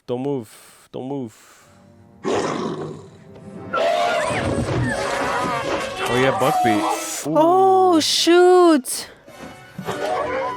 That's what slashed his face. I don't know what the timeline is. I don't know here. either, but I lost the plot. When does his face get slashed? This is it. Here they come. Look at that. They're coming for the party. The main event. Here we go. He's gonna watch himself get tormented by dementors and can't do anything. And then he has to wait for someone to save. Yeah, because he can't be seen. Oh, that's crazy, right? Imagine if you could watch yourself suffering. Yeah. During your worst moments in life. Harry, listen to me. No one's coming. Die. Oh my gosh. Harry! No way. Expecto Patronum!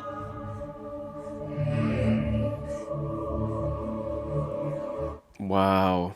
What? Oh my god.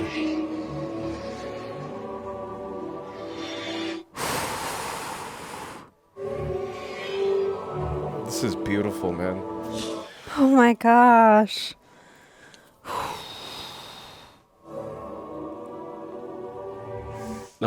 Like I'm trying so hard not to break down.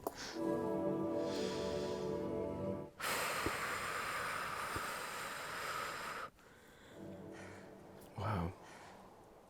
No one's coming to save you. That's insane. You were right, Hermione. Oh It my wasn't my dad I god. saw earlier. Oh my gosh. I saw myself conjuring the Patronus before. I knew I could do it this time because, well, I'd already done it. Oh my gosh. Does that make sense? Wow, it's so powerful. Happy endings? Hopefully, right? And then Dumbledore said that he's there waiting to get his soul sucked out. Damn. Bombarda. Yeah. Bombarda. Saved 2 Look lives. at this. Damn, Buckbeak could carry all that weight. He's huge. More than one innocent life. Yeah, we'll be spared. Aww. So they don't need Peter Pettigrew. Like they could just have him escape. Ugh, whatever. But he still should get what's coming to him for not Yeah. facing justice, whatever gets served, you know? He has to go to Azkaban. People usually say that he looks like... Oh, there you go. You have my mother's eyes. Wow. You can always find in here. So crazy. You really are the brightest witch of your age.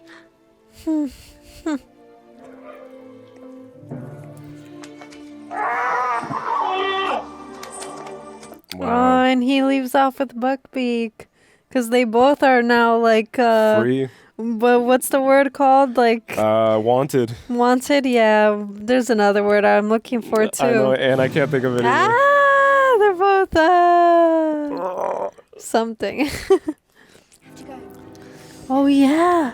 Oh, before it strikes, right? Yeah. Otherwise, it's going to have some consequences. And they have to stand probably in the same spot. And it was alluding to time when Harry was standing in the clock tower. Oh, yeah. So this whole time, look. We did it. Did what? Did what? Good night. Dude, this Dumbledore is so cool. I love this Dumbledore. Uh-oh. Oh. Go. How did you get there? He's going to go crazy now. I was talking to you there. He's been having problems with this the whole time. Honestly, Ron, how can somebody be in 2 places at once? He hit his head. They're going to tell him that he just hit his head, you know? It's like, come on, Ron. That leg thing's getting to you. Look at this bird always dying. Like this tree doesn't even do anything to it. Ooh, pretty crazy. That's funny. Dumbledore is funny, huh? He's like, good night. Toot, ta-da-la. Toodaloo. Yeah, toodaloo. Ta-ta. No. No. I resigned, actually. He's leaving? Why? Well, it seems that somebody let slip the nature of my condition. Ugh, God. Dumbledore has already risked enough on my behalf. Besides, I know who snitched. Snape. Yeah. Oh? Wow. We need that for the house. Yeah. Clean it up. Pettigrew escaped. Didn't make any difference. Harry, it made all the difference in the world. You helped uncover the truth. Since I am no longer your teacher, I feel no guilt whatsoever about giving this back to you. Oh, shit. Oh, man. So now I'll say goodbye.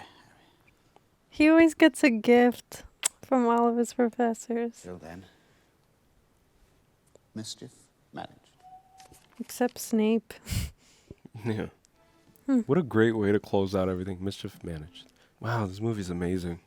This is my favorite one by far. I was going to say that right now. It's like it gets incrementally better, it seems. Well, I like the first one better than the second, I think. I like the second better than the first. The first was just so, Yeah. like, cozy and nice. This one's dark. Oh, I didn't mean to open it, Harry. It was badly wrapped. They made me do it. Did not. It's like Just twins, curious. always up to no good. Oh. Firebolt! Fastest broom in the world. Oh my god! Came with it. A feather. Oh! That's Buckbeak's feather. It was Black then. Or Hagrid. No, Black has Buckbeak now. It was his godfather. Wow, that's fast. Oh my gosh. Firebolt. Look at that. Look at that. Ah! And it ends with like showing his soul. I solemnly swear that I'm up to no good. Wow. No way. That is so cool. Wow. And the credits, that's so cool. Alfonso Cuarón. Hats Very off nice. to you, sir. Very nice. Hats off to you. Wow. Ooh. Ooh. That was something. Oh my god. That was my favorite one. Oh my Yeah. gosh. That was a freaking trip. Oh my god, like the whole thing. Yeah. Like right when you think that it's already reaching its like crescendo moment when it's with the werewolf and then Sirius Black and he's innocent and then boom, cut to like a whole different genre of film. Like it went from like a werewolf monster film and then it cut at the end to like a time traveler film, Like sci-fi, sci-fi, yeah. interstellar vibe. And it's just crazy. It's just insane. I honestly thought that it was gonna end on a cliffhanger, you Like know? like on a bad thing? No, like just a cliffhanger, like does Sirius get killed? And then, you Mhm. know, then it Yeah. just ends and then we would have to wait till the next one. Because that would be like a perfect way to kind of keep people waiting for, you know, the next movie. Which is interesting because none of these films had a cliffhanger moment, No, right? not at the end. They always end like happy. It's Complete. always like, you know, waving off, Yeah. happy. Which is interesting because like most movies, I guess like modern movies and stuff, and especially like modern TV series, it always wants to end on a cliffhanger in order to entice the audience to like click on the next episode. And it's kind of like that Las Vegas kind of style Yeah. of like entertainment. It's like, you want some more? Itching for some more? Come Yeah. on, just a little bit. You don't know what'll happen next. And then like these films, they all complete themselves. And people still are excited to see what happens next. Yeah. Because it doesn't really like paint an obvious picture of like, oh, but then you Don't don't know forget. if this or whatever. Don't Yeah. forget to be continued. It's like it just, which I really appreciate, and I think it works better. And that's what like TV shows do a lot of Yeah. too. You know, like you said, movies. It's like it always ends on a cliffhanger to keep you binging, keep you. You know what? Like what I remember growing up, because I grew up in Brazil, and my whole family, every single family member, my mom is the sibling, is one sibling out of 8. And so like every household that I would go to at a certain time, I think it was like 6 p.m., they would play novela. And in these Brazilian novelas, which are like these episodic dramas or whatever, at the end of every single one, it would be a cliffhanger. Yeah. And then the whole family would be like gathering around with like a plate of food or whatever, like churrasco or some shit. And then everybody's like, oh my God. Yeah. Oh my God. And then it ends and then everybody's like talking about it and looking at each other. And then everybody's like, same time tomorrow. Yeah. And then it just continues.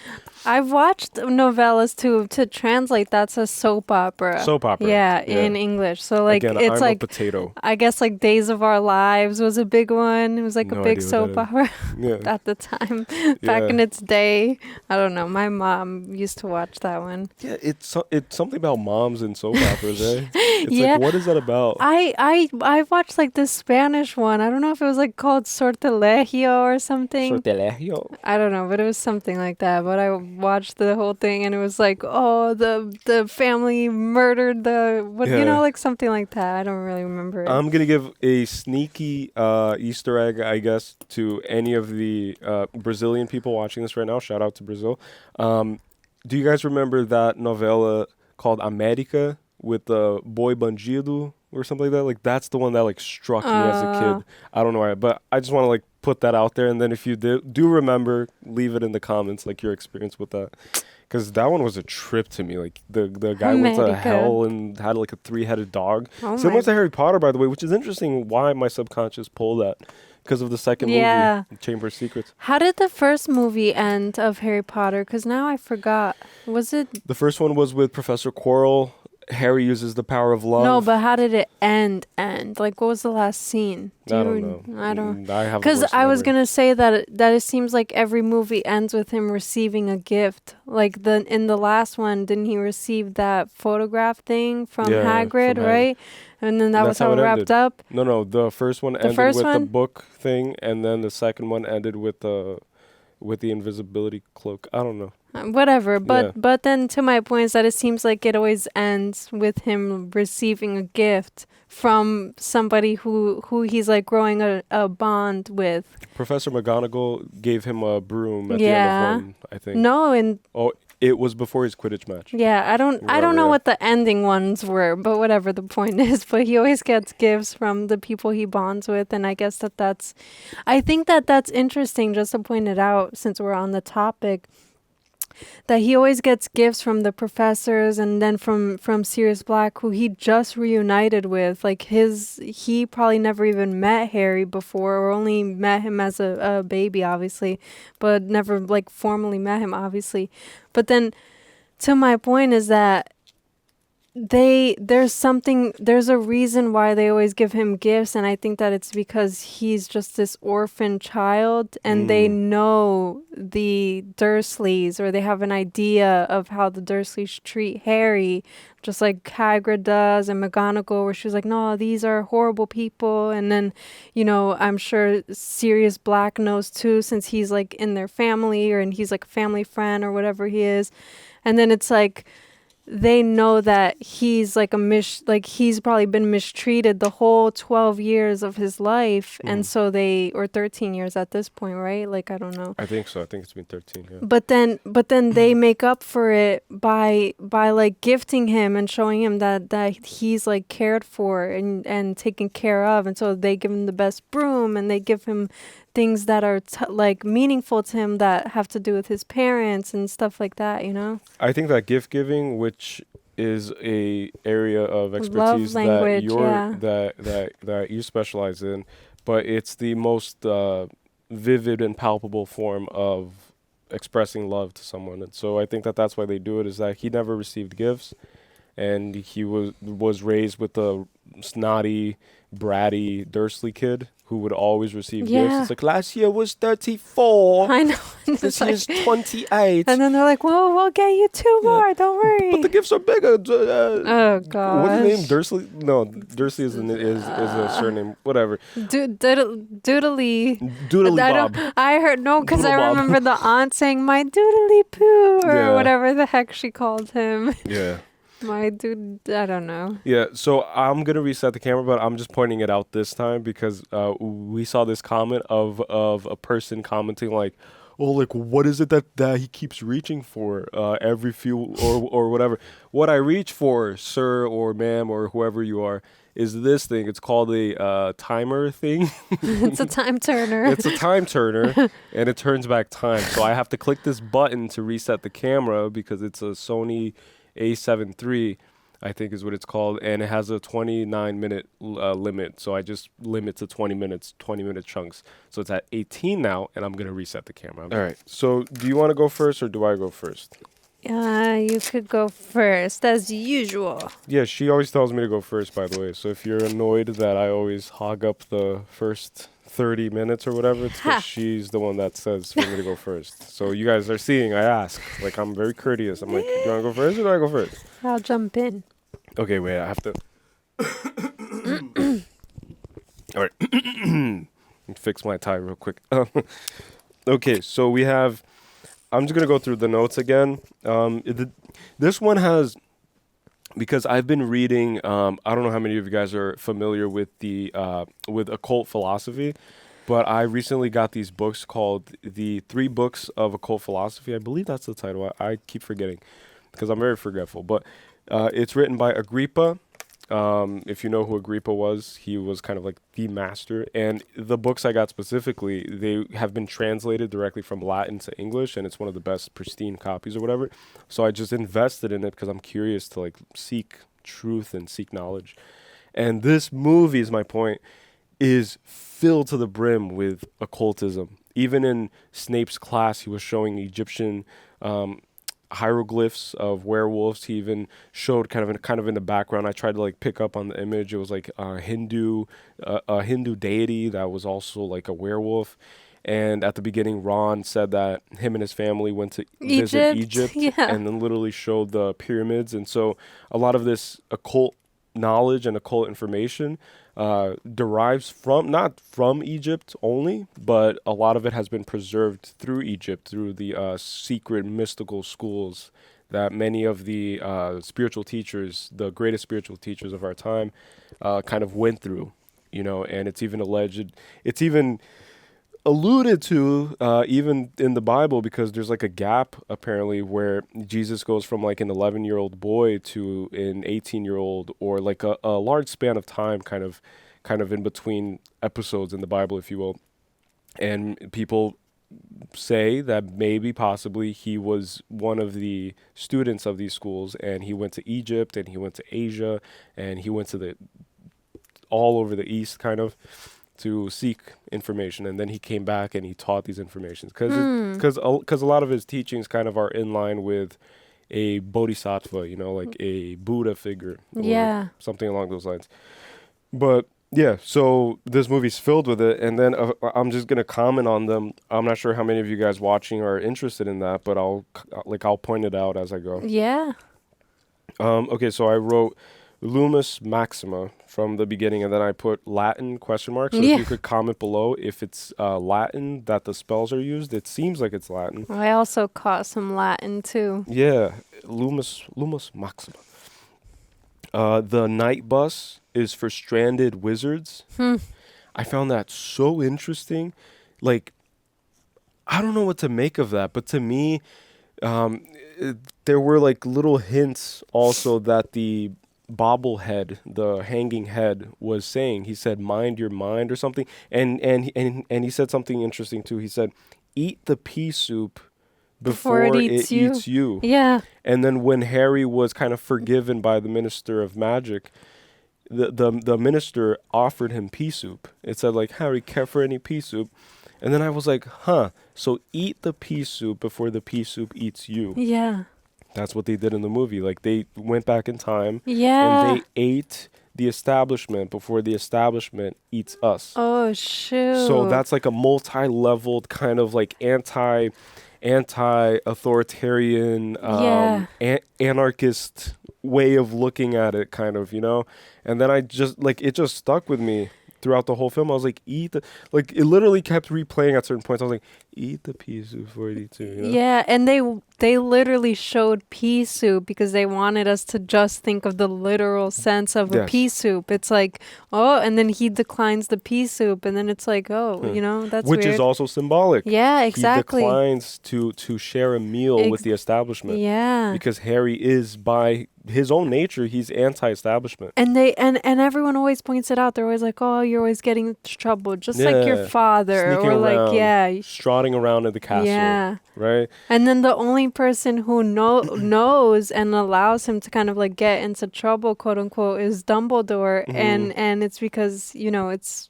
like he kind of has like a foresight. Yeah, I think he can see the future. Yeah, he's like a freaking. Yeah, he kind of reminds me a lot of, like, people hate when you compare these like great movies and stuff, but why hate, you know? Like, it's all great art, but he reminds me of Gandalf. Yeah. Because, like, in a weird way, I still believe to this day that Gandalf knew that he was going to get killed by the Bolgrog or Bolrog, and that he would be resurrected and come back as Gandalf the White. And so I think that Dumbledore is the same type of wizard where he knows, because, like, when they came back, he was like, oh, so how'd it go? It's like, he didn't even say, like, huh, what? You two? How? What? Yeah. Why? He's just like, so? Did you do it? Yeah? Okay, good night. Bye. And then he's like, do what? Like, what are you talking about? And then it's like playing the oblivious card. He plays the fool, which in divination, ironically, right? Well, not ironically, coincidentally, in divination, the fool is the most powerful of all. Oh, like in like tarot and stuff? Because one must play the fool in order to assimilate truths of this world. And so if you start with the assumption that you know anything, then you can't learn something. Yeah, like you shouldn't assume the role of being a master or At of anything. You should always be open to learning, and that's why all I know is that I know nothing. It's like that's one of the deepest truths in philosophy, you know.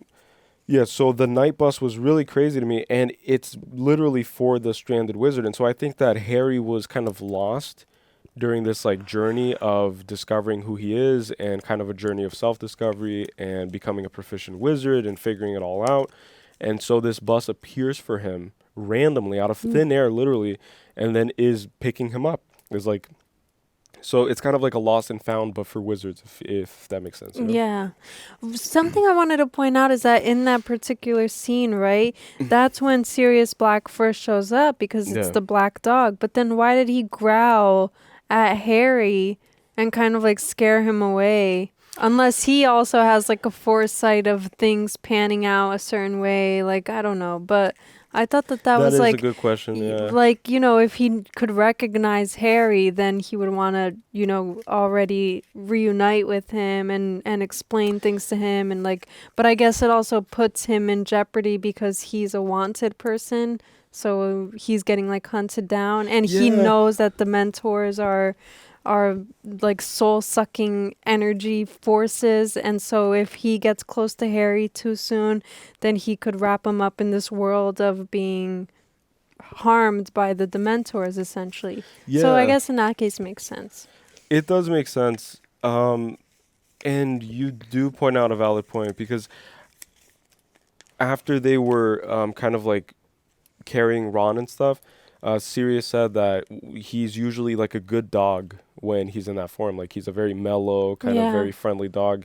But he said that the fleas are like kill him. Oh. So do you think that he's like growling because he's like aggravated by the fleas maybe, and they're like picking at his skin and it's killing him, like literally killing him? And so he's always like growling, but then his intentions are good. But then when he presents himself, his presentation is off, but his intentions are good, you know? Yeah, that makes sense. Yeah.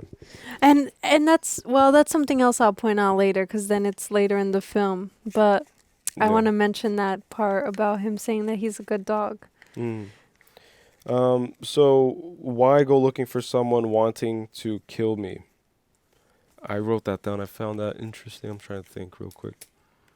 Why go looking for someone who wants to kill me? Oh, because he said that about Sirius. Yeah. But I'm trying to like figure out like the deeper meaning.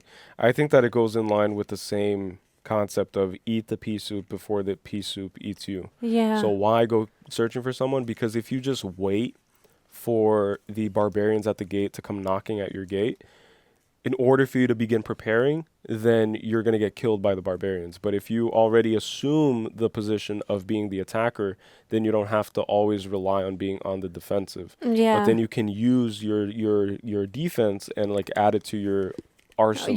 Yeah.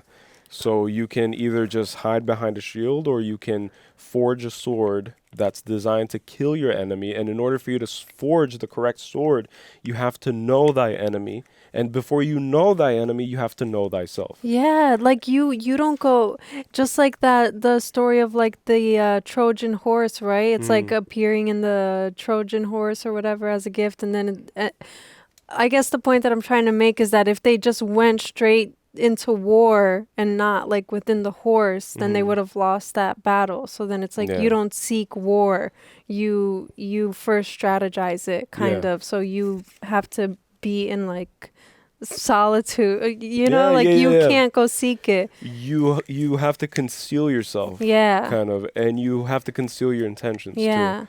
And something else I was gonna point out is that he said, why would I go seek someone who wants to kill me? And it's because everyone probably knew, which is so messed up, just like McGonagall knew, that he was his godfather. So that's the reason why he would go seek someone who wants to kill him. Is because he would want to seek his family. His godfather. Wow. So then it's like, why would I want to seek someone who wants to kill me? But like, what's the explanation for that? And then it's like, well, he would want to seek someone who wants to kill him if it's someone who A, is related to him, but also B, is a suspect of killing his parents or being responsible for his parents dying. So then he would want to seek someone to get revenge. And you know what that made me think of too is like, doesn't he sleep when he's away from Hogwarts? Doesn't he sleep in a house with people who technically kind of hypothetically want to kill him or want to see him dead? And so it's kind of this thing where he's so desperate but also so used to living in a hostile environment. Even in Hogwarts, like every year when he's at Hogwarts so far, there's something in the castle that wants to kill him. And so he's never really truly secure. Like he's not being coddled by like Dumbledore or Professor McGonagall. It's all about like, Harry, like I can't sign your permission slip, and that's fine. Like final, like that's my final word. So it's always like tough love, but then through gifts and through other acts of just kindness and through winks and through, you know, gestures of appreciation, kind of, and validation, and teachers telling him how proud they are of him. That's how he gets his love. And so Sirius Black, just by being blood. Well, we assume it's blood, right? Like, does a godfather I think they have said to be? no. They said that he was a friend of the family, so right. He's just but close. Still, Yeah. Like very loved by his parents, right? In order to be considered a godfather. But yeah, like I think that even if he's a murderer, he wants to at least see him. So I think that's why it's the whole seeking thing. It's because like they keep that information from him, knowing that Harry is the type to at least want to see and confront him and say, "Why would you do that to my parents?" It's like, aren't you one of us? Aren't you like, don't you love me like I love them? Yeah. Or like they loved me rather. And that's something I wanted to point out too is that Harry is always defensive over his parents, and it's seen in the first scene with this aunt that he has, who's not blood related, by the way, and just absolutely hates his guts. But with this aunt that he has that's like talking smack about his mom and talking smack about his dad, and he's unemployed and a drunk, and your mom's a bitch and whatever. Biatch. Yeah, and then it's like and then it's like he gets so defensive, and it's interesting because he's never even really met his parents properly, so he doesn't even know fully what kind of people they were, but he still feels the need to kind of like stand up for them because it's the only thing he has left for them is kind of honoring their memory, you know, like the memory of them. And so anyone who tries to taint that for himself too, it's like he's not going to allow people to taint the memory of the two people who truly loved him, who he barely got to even spend his life with, you know. And so then it's like, you're not going to take that away from me. Like this idea that I have of my parents, I want it to be an honorable one. And I'm not going to let anyone sabotage that. And that's why he talks back to Snape. He talks back to his uncle and his aunt and his, everyone who has something to say about his parents specifically. It's like, he's very defensive. I think that it's also him upkeeping the idea of his parents that Hagrid told him, because Hagrid is the one that introduced Harry to his parents. Yeah. And so Hagrid is also the first one that kind of opened and busted his heart wide open and kind of introduced him, not kind of, created this bridge between who he thought he was to entering this world where he can become who he's meant to be.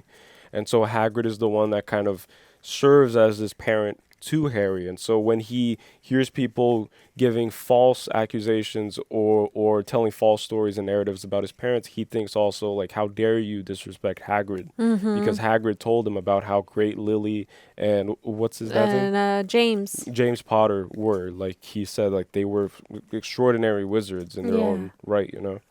Yeah. But, yeah. It's wild. Anything else? No, go ahead. Sorry. I'm No, like don't talking. apologize. I'm stealing your shine. No. There's no shine. No, I'm saying it like it would usually I let you talk and then I'm like jumping in because I'm just excited about this movie. Eat the pea soup but before it eats you. Dementors, the Guard of Azkaban. Professor Lupin, I just wrote his name down. Happiness can be found even in the darkest of places if only one remembers to turn on the light. That was a bar. Yeah. I'm going to tattoo that on my forehead. That was so insane. Then he just does this with the little lantern thing with the candle. Yeah. Crazy.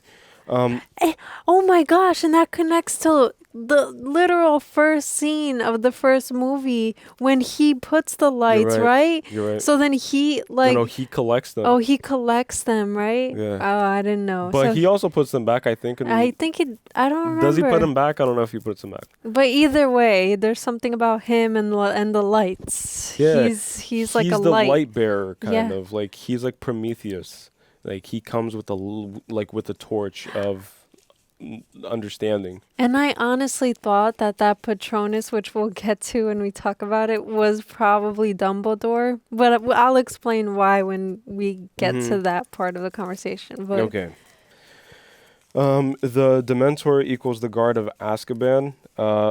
I thought that it was really interesting, like the whole idea of a Dementor, the way that I interpreted it, and I have to reset the camera too.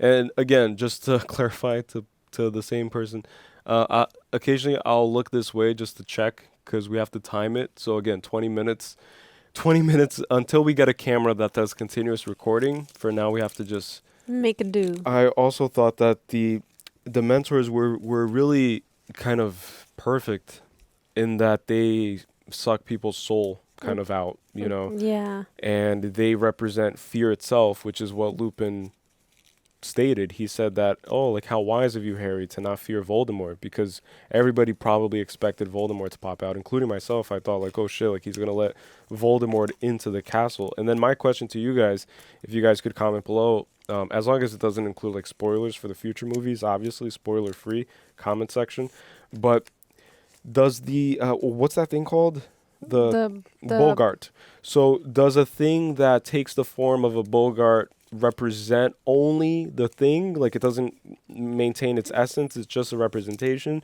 Meaning, so when he lets a Dementor into the castle via Bogart, does that Dementor have the powers of a Dementor in stealing that person's soul? So Lupin answered that when he was practicing the Patronus, and then he told Harry, like, but it's not the real thing. Oh, okay. So it's just the real thing is much worse, he told Harry. Okay. So it's just like a representation. Yeah, of the like thing. yeah, exactly. Oh, okay. So never mind. So But the question still stands because we saw that it still affects him. So then it's Yeah. like, how can it still kill you, right? Because that replica of a Dementor still sucked his soul and made him pass out. yeah. So then it's like, can a Bogart kill you? Like, can it actually take a physical kind of like toll on you? And I think that it's fitting that fear is what guards the maximum prison in this universe. It's like fear. Fear itself is what keeps those prisoners imprisoned. Yeah. And so Sirius Black, I almost said Sirius Snape because it's Severus Sirius. Yeah. Sirius Black escaped from the prison, and he was the only one to ever escape because he had within him this innocence and this purity, because he has never killed anyone, right? So because Harry says, like, I don't think my father would have wanted his two best friends to be murderers, so they're not murderers is what he alludes to. And so Sirius breaks out because he's the only innocent man, just like in Shawshank. Yeah. It's Anthony Dufresne. It's like he escapes Shawshank. Yeah. And so it's the whole idea, but then Anthony Dufresne has to wait years and years and years go by before he can break out of Shawshank Redemption. out of Shawshank, and then that's the redemption. Like that's the redemptive arc of the whole story. And so Sirius Black is Anthony Dufresne. Like he was Miss whatever. What do you call it? It's not mispronounced.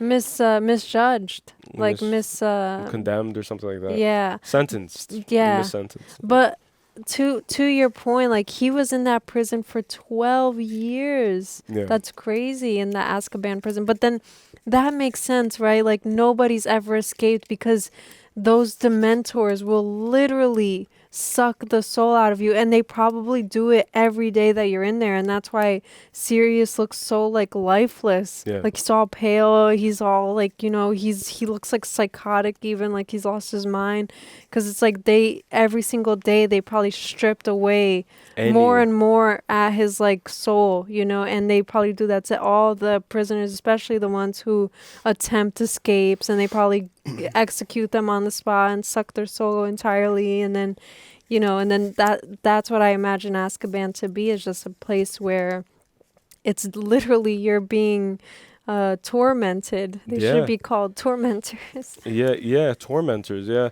I think that after 12 years, I think that it gets to a point where you don't have any glimmer of hope or happiness within you, and then that's what happens. It's like the way I envision it in my mind is there are dementors kind of floating outside of each prisoner's cell room or whatever.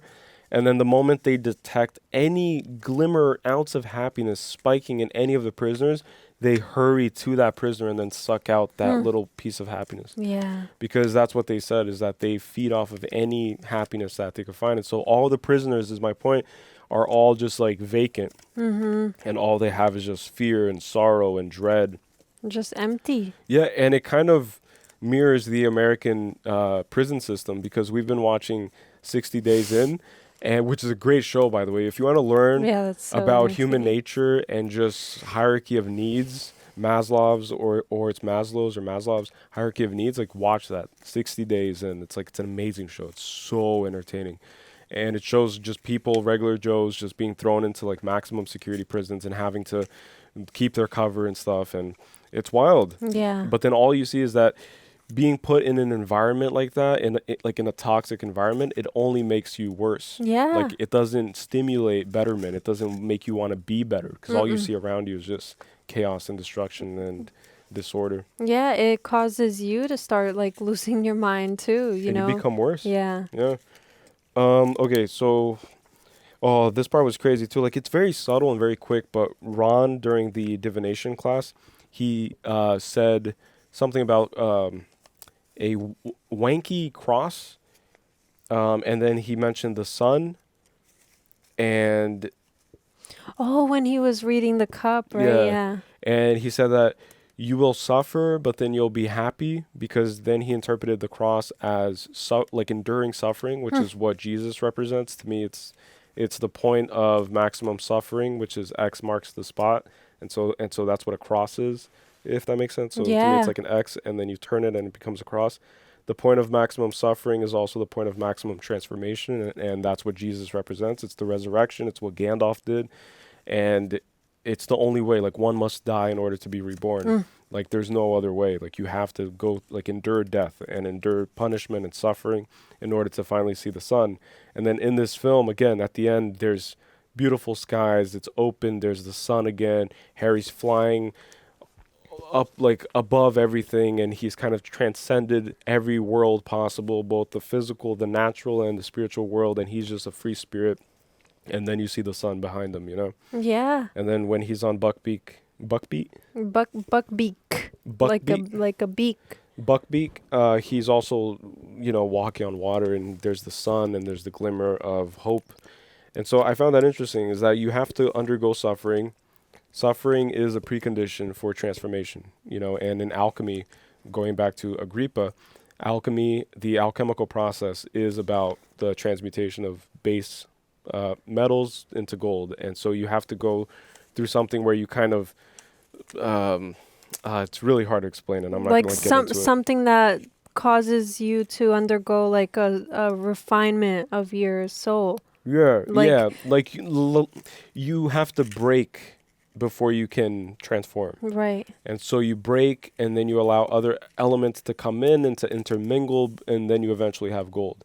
But then it's a metaphor from the physical world that applies to the spiritual one. And so that's what happens to the soul, is that in the moments of your moments of maximum suffering is when you should be hopeful, because then that's when the sun comes out. Yeah. And then you have peace and love. But then you have to also prepare for the fact that peace and love and happiness doesn't last forever, because nothing in this world lasts forever. Yes. So it's cyclical in nature. But exactly that, is that suffering is the greatest point of change, right? It's like just like you're saying, that you have to suffer, and only in suffering can you experience the opposite, which is like transcendence. Yeah, you can't appreciate the sun if you've never Right. undergone rain or like storms or severe storms. And that's just like the quote that Dumbledore says, like, you must always remember that one must just turn on the light, or however he said it. I don't Yeah, I don't he said that happiness can be found even in the darkest of places if only one remembers to turn on the light. And then that's crazy because, well,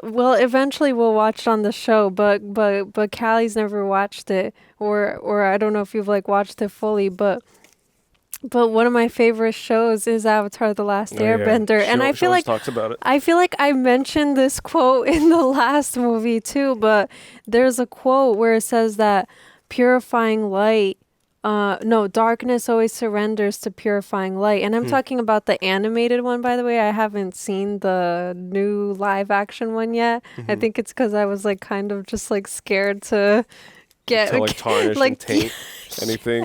Yeah, a little bit, because it's like, it's like very beloved. Yeah, but then to my point is that quote, right? Like purifying light, darkness always surrenders to purifying light, and then that goes to what we're talking about. But then it also goes to the dementors with the Patronus.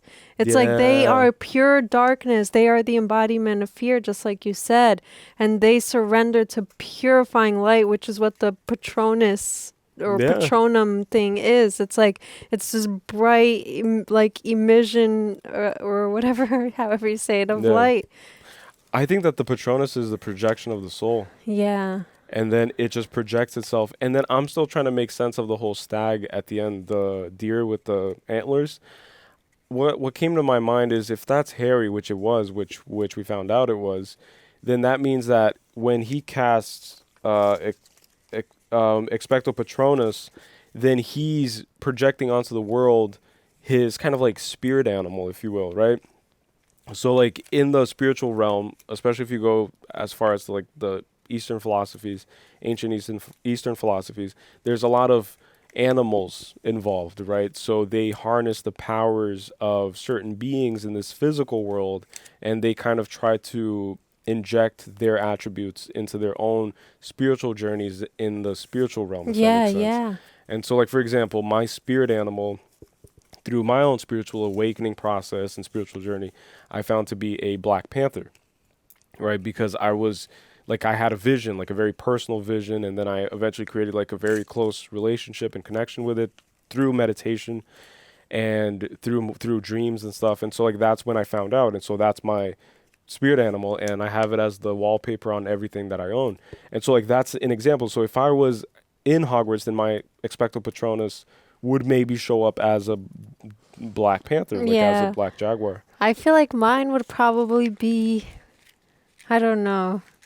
I guess some visions that I've had, which is ironic, is an owl, a dragon, but I feel like mine might be a rabbit. A rabbit. Not only because it's my Chinese zodiac, but I also think that, like, for whatever reason, we always see a lot of them around our house and stuff.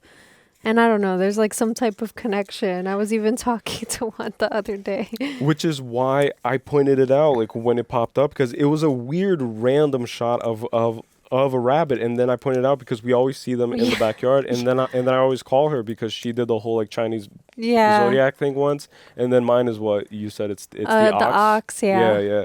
So I'm the ox, I guess. The year of the ox. But yeah, it's like, it's whatever gravitates towards you a little bit is what you Dude, but then my point is that I lost the plot, but that's okay. No, what your point was about the deer appearing, right? And then spirit animals and spirit like spirit, your spirit animal, and that Harry's is a stag, Okay. could be a stag. Yeah. I know what it is. So it's the projection of the soul is what I think Expecto Patronus is supposed to represent. And that's why you have to access your heart chakra, which is the green one over there. It's the middle one. And that's why at the end, Sirius Black also said that those who truly love you never leave you, and they can be accessed right here. And that's why Sirius Black also tells Lupin. Lupin is his name? Oh, yeah, Lupin, yeah, I think so. The werewolf professor, he says, listen, it's like access here. Like use this, not this. And it's interesting because in the whole spiritual context, the sun is the masculine force and the moon is the feminine force. And the moon governs introspection. So it's the inner world is governed by the moon and the outer world is governed by the sun. And that's why it's like yin and yang, right? Like it's the whole idea of duality, polarity, the hermetic principles and stuff. But it's just interesting because then Lupin succumbs to the condition of being a werewolf because his inner kind of shadow self, his unresolved parts come out during the full manifestation of this deity, which is the moon, right? Like let's view the moon as like a god or like a ball of energy. And so when the moon comes out, a full moon is when it comes out in full force. And yeah, like that's just interesting. And so Sirius Black told him like access the heart because then you can find love, and then only love can cure and kind of bind together all of these unresolved parts of yourself, including the parts that we want to avoid, because all of us have things that we are ashamed of, things that we aren't proud of, things that we kind of try to hide from the world and from ourselves. And then when it comes to light, which it comes to light in his case during a full moon, which is when it's at the maximum peak, it's like you can't escape from from not going within. That's so crazy because I've been reading this book. It's called Inner Works. And in the chapter that I read today, right before we started recording, it was talking about how the ego wants to kind of like control everything, right? And so it controls things through its feelings. Like it's the thing that creates like judgments and opinions and mindness mentality, it's called. It's like that even trauma is yours and everything is yours.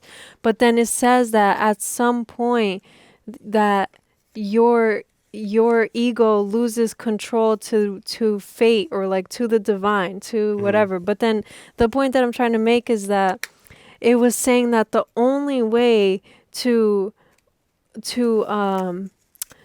conquer your ego is opening your heart. Like it was literally saying exactly what you're saying. Like it's just interesting. No, it is, because everything stems from the heart center. Yeah. So that's why people say that love is the answer, love is everything, and that's why Jesus and all these spiritual leaders, they preach love, because love is the only thing that will conquer evil, because love is where your light is. And so your inner light is located in your heart chakra, and then that's where you have to kind of like source all of your other energies in order to like establish a balance between your other centers. Yeah. And that's the only way. But then even that is that Lupin, right? I was going to say lupus because that's the word I'm thinking of, and I'll explain. But Lupin, he can't control his like transformation into a werewolf. And so that's kind of like an ego mind. It's like we can't control everything. And so, and then that's the connection that I was trying to make. And so then that's him telling him, open your heart, because only then is when you can come back to your senses of here and now and kind of detach from that. It's like him literally detaching from this shadow self, which is the werewolf version of him, which presents itself as a monster because it's the unresolved aspect. So like we don't know his like backstory. So like maybe he lost someone, maybe he killed someone in the past. Like who knows? But then he carries that with him, and he has never really confronted it or healed from it. And that's when, with the full moon, like you said, the ego takes control, because like that's what happens in the full moon, because it's the subconscious, it's the inner world. And then I had another theory. Sorry, because I'm just so excited. I'm just like really excited. But what if your Patronus, like you said, is your spirit animal, right? Mm-hmm. And then the animagus, or whatever they're called, animagus, yeah. The animagus people, that is their Patronus made manifest. Ooh, it's like maybe that's also their Patronus. So like Sirius Black's Patronus, right, or Patronum, I don't know which word it is probably a dog, right? Mm-hmm. Yeah. And so but then he, like, because they said, I remember it, like in Snape's class, when Hermione, Miss Know-It-Alls, explained it, or they were talking about it, but the animagus people elect to be able to transform into animals, and the werewolf is the only one that can't control it. Yeah. So everyone else who can transform into an animal chose that, and it's like a reflection of like their character, kind of, just like Sirius Black, which I made a note and I wanted to talk about later, but I'll touch it now since we're on it. He said that he would rather die than betray Lily and James Potter, right? Mm-hmm. So that just shows like the loyalty that he has, which is what dogs are. It's like they are the most loyal beings, and so that's why his animal is a dog. It's like it's literally a reflection of his personality. And then, so to my point is that, what if everybody has the capability of being animagus, but they have to reach like a certain level to kind of conquer that, and then it's just their Patronus made manifest, like made like them literally embodying their Patronus. Yeah. Wouldn't that be crazy? Yeah, and I'm curious to know if you guys could like let us know too, without spoiling too. Like I don't know if it's a spoiler, but does everybody have a Patronus, or do certain people, like evil people, not have them? Because then evil people might not believe in the power of Patronus, and they want to use evil instead. Because then Peter Pettigrew, or Peter Pettigrew, or whatever his name is, he becomes a rat. And so after 12 years after what he did, which was rat out Lily and James Potter to the Lord of Darkness, which is Voldemort, that it took on this form of a rat because he had no other choice. And so he had to live a lowly life of a rat, which is considered by most in line with like cockroaches and stuff, especially if you live in New York City. But like it's the same thing. It's like it's the same difference. So he has to live as a lowly being for the rest of his life, and that's his sentence. And so what's that saying? To who much is given, much is sent. No, to what benefits a man to lose his soul but gain the world, or to what benefits the man to gain the world but lose his soul, I think is what the right term is. And so that's what happened to Peter. And so Peter lost his soul, lost his identity. He became a rat. He became a pet, a lowly servant to Ron Weasley, and also a spy. You know, like he was with them throughout the other two movies.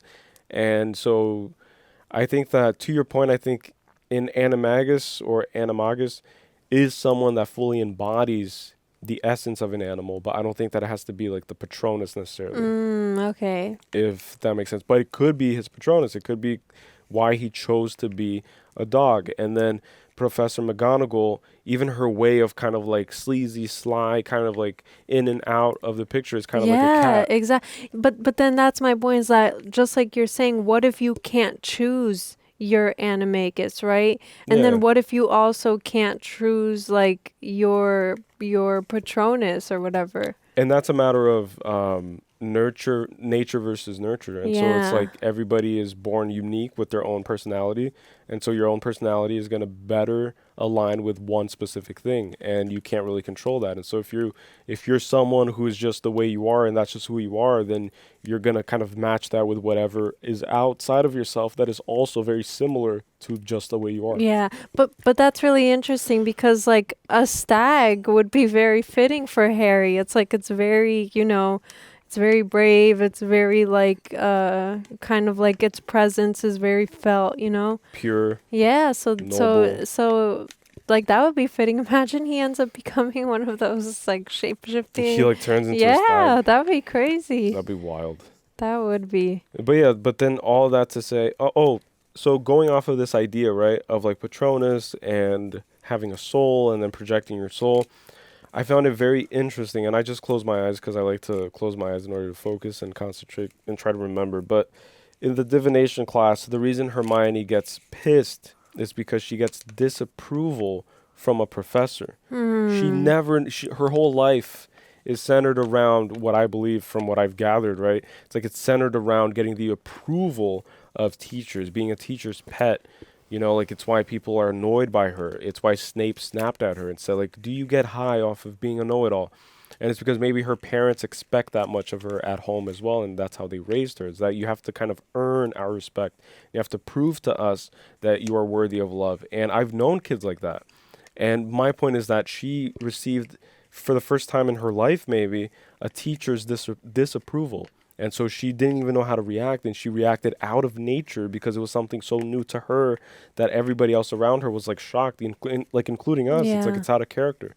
But then my point is that the reason why is that the teacher, the crazy cat lady, she told her that that her soul or her heart or probably her soul is like shriveled and like decaying and almost non-existent, but then she's filled with like textbook knowledge. And so these books that she grasps and grips at, she's like always seeking information in these books, but she lacks soul. And so I think that that's the whole thing is that I think that this trio, and I'm just fresh off of reading Agrippa, and that's why I'm mentioning these like alchemical terms, but maybe you guys follow too. But the trio themselves, I think represents I think it's called the Tria Prima, if I'm not mistaken. It's the three prime things that make up everything. And so you have mind, body, soul. So Hermione represents mind. Ron represents body, and that's why he's always injured and he's very clumsy.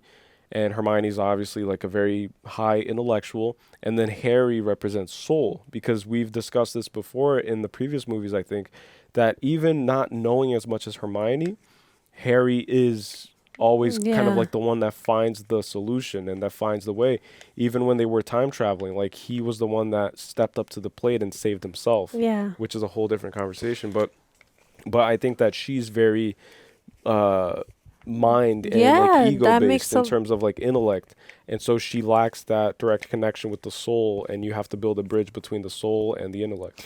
And then what I was going to say to that too is that in a way it could also be that she maybe the reason why she's like such a like go-getter in terms of like education and stuff and like being the best witch and whatever is that she's like overcompensating for having parents that aren't wizards and witches, and so then she kind of has to distinguish herself from everyone else, because then it's like, just like Malfoy always says that she's like a mudblood, like you're not like worthy to be on like our level, you shouldn't even be here kind of thing, just like his father feels about them and stuff, is that they shouldn't even be allowed because they're not pure blood and they're not whatever.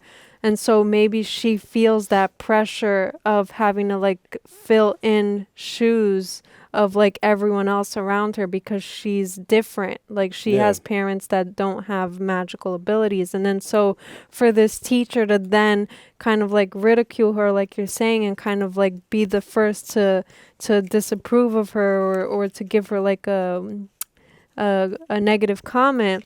Feedback. triggers her, because then it just like diminishes her whole value that she's aspiring towards, is becoming like a very worthy. Yeah, like someone who's a great witch, like, you know, and so for someone to then diminish that just like strips it all away, kind of, or makes her feel as small as just Malfoy calling her mudblood, you know. And so the same way she stood up to that teacher and kind of just stormed out of the classroom, she also punched Malfoy in the face. And it's like she's just tired of being kind of like overlooked or not being seen for her value. And that's why at the end it's like pointed out when was it Sirius Black said it, that like you're a powerful witch or whatever. So it's like that, validation because she deserves it, you know. But anyways, because I think that in those moments she feels that nobody is really validating all the effort that she puts in, and she studies so hard, and she's always reading and studying overtime. She literally found a way to travel back in time in order to attend more classes, to achieve to gather the most amount of information than anybody in the school in order to kind of prove. And I feel like she's a generational curse breaker, right? So you have I believe Harry's mom is also that, where her sister Petunia was like, and then they found out that she's a witch, and then she got invited to that Hogwarts school. Like she said it all resentfully. Yeah. Because I guess like her family didn't exist. Yeah. And she was the first one, and then she became like Lily Potter became an exceptional wizard, is what everybody tells Harry. Wow. Yeah. And so Hermione is a younger representation of Harry's mom. And I think that that's why they like connect and they bond. And I think that that's why it's Hermione and Harry that ventured into the Forbidden Forest and kind of like witnessed himself being saved by himself. It's because it's like Hermione's like that little subtle reminder subconsciously, even to the audience, because it's never made, even like hinted at. But in my opinion, that's what it is. It's like that's what he needed, is the support of his mom, kind of using this vessel, which is Hermione, yeah, exactly, to kind of subtly be present in that moment. And then Harry is subtly present as his father. Yeah. And so when you look at the two, it's Harry saving himself as his father, taking on the essence of his father, and it's the feminine, which is his mother, taking on the essence of Hermione. Yeah, I mean, imagine they end up being a couple too. Yeah. But from what I'm seeing in this movie, they're growing together. very close. She like hugs him first and like then touches Harry's his hand. Yeah, that was so funny. Harry was just I was like trying to, I'm like feeling tears welling up from Buckbeak, and then I'm also holding back laughter because Harry just like the third wheel. I want to hug too. Yeah. He's just like a third wheel now. I know. It's so crazy. Oh my goodness. All right, so just like reading off real quick, because we tackle a lot in these conversations, when we derail like that, so it's great. Okay, so the hippogriff, right? Have you guys ever seen this animal? If you could go on Google right now, like open up a tab on Google, type in shoebill. Is that the name of the bird I like? Okay, so I found this bird once scrolling on TikTok, and it has become my favorite bird. And if you type in, I think it's just shoebill. Shoebill stork. Shoebill stork, yeah. It's this huge mammoth-sized bird that kills crocodiles for fun in Africa. And that when you approach this giant bird, which by the way, his or her mating call, I think it's the male that does the mating call. I don't know. I'm a potato. I keep saying it. But the mating call sounds like 50 caliber shots. It's like no it's way. Like it looks like a dinosaur. It sounds like a dinosaur. And my point is that when people kind of approach this bird, it demands that humans bow to it first. Really? And then once you bow to it, you gain its respect and its approval, and then it just does this to you, and then it's okay with you. But if you don't bow, it'll start kind of like attacking you. What? And like kind of like making you lower to the ground, kind of. It's so crazy. And in my head, it looks like it doesn't look like just an animal, if that makes sense. Like its eyes. No, yeah, it looks crazy. It has icy blue eyes. It's the most crazy thing you'll probably see today if you haven't seen it already. Yeah. Highly recommend checking it out. But then that's what a hippogriff reminded me of. Do you have more about hippogriffs? Yeah, but I Okay, can go. hold it. No, go ahead. Can you hold it? Yes, I can. I'm just really excited, guys. Okay. So, hippogriff, right? Bow to... Oh, okay. So, I might be brutally wrong with this, and if I am, then just forgiveness, I guess. But in my interpretation, a hippogriff looks like, obviously, a horse. And then I was trying to make out, like, what bird its head is, and I just made out eagle, because then once I saw Harry flying on it, I got flashbacks of Gandalf flying on one. And then it just looks very similar in my head. So I'm just going to say it's an eagle. And then in occult philosophy, an eagle is kind of represented as the king of the skies, right? The king of the spiritual realm, along with hawks and other birds of prey. But the eagle is very majestic. It's kind of one of the divine birds, if you will. And that's why Gandalf chose an eagle, and that's why the eagles came to save them when they needed help in Lord of the Rings. And it's also what helped save Harry and Hermione from absolute death, essentially. It was Buckbeak. But anyways, so the horse represents kind of freedom, right? It's always like a wild horse. Like if you watch old movies, old westerns or something like that, or if you just look at kind of our evolution throughout history, it's always been a horse, like a chariot. Yeah. You know, like we've always prided ourselves by what we ride. And that to this day is the same thing. If you drive a Lamborghini, then people are going to turn their heads. It's like, wow, that's a great horse. That's a great chariot. Because like intuitively and biologically, it's kind of ingrained in our DNA kind of, you know, and we can't escape it, by the way. So it's our bond with our method of transportation, our vehicle. It's a representation of ourselves, and that's why it has two headlights, because it's supposed to look like two eyes. And some cars look mean, and other cars look more joyful, and other cars look like a little Doom's buggy or whatever. And that's why there's literally horse racing. It's like horse racing is what eventually developed into like car racing. Yeah. But like it's like, oh, I have my money on that beauty over there, the one that's, you know, extremely fast. And it's like the way that they would kind of like describe horses is what people use to describe cars today. Yeah, and we can't escape it. And so horses to me represent freedom. Just like someone who buys a Ferrari, they buy it for the freedom it gives them, right? Like when you drive a Ferrari, you feel free, especially with the top down and your hair. I could only assume, like, I don't own a Ferrari, and I've never been close to a Ferrari in my life. But yeah, so like that's what it is to me. So horse is freedom in the natural world, which is this world that we all live in. And then the eagle in occult philosophy represents the king or the reigning supreme deity within the spiritual world. And it's supposed to serve as a connection and as a reminder of this kind of passage through natural, physical to spiritual. And so the fact that Harry gains the respect of this hippogriff is Harry gaining the respect of the natural world and the spiritual world. And that's why he's able to ride on the hippogriff and to tread on water and to walk on water with it symbolically. And then when he's literally walking on water, Harry sticks his arms out just like a certain somebody we all know.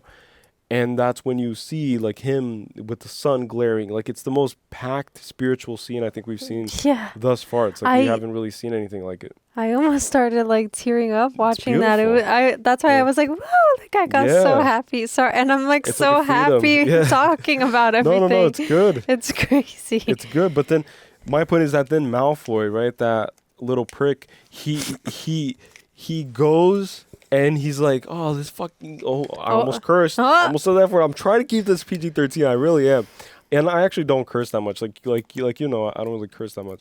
But this freaking prick, right, he goes up to the hippogriff and he starts kind of like taunting it and kind of just insulting it, right, is what he does. And then the hippogriff denies him its respect. And then my whole point is that in order for you to garner the respect of both the natural world, the divine world, and to kind of achieve that oneness with everything that is, was, and will be, you have to approach life, existence with humility and respect towards all things. And that's why Hagrid chose Harry, because Hagrid knows that Harry is a pure, respectful soul. Yes. And Harry has the humility and shows the respect to all things, all people, all walks of life, even to Peter Pettigrew, who he spares his life. And then consequently he flees away. Yeah. About hippogriffs, right? Man, this was so funny to me. Yes, that's what I wrote. Really? As Hagrid is describing a hippogriff, he says that they are very prideful creatures. And then he says that, oh, don't insult a hypocrite. Don't insult a hippogriff, right? Yeah. And that's literally like, it's supposed to be like a little joke to people who get it. It's like, that's what hypocrites are. If anyone doesn't know what a hypocrite is, it's like if I say like, oh, thou shalt not kill, but then you kill someone. Yeah, exactly. And so, to my point is that hypocrites in real life, people who are hypocrites are the most prideful people, right? It's like they do the thing that they don't want other people to do, and then they get upset when it's done, right?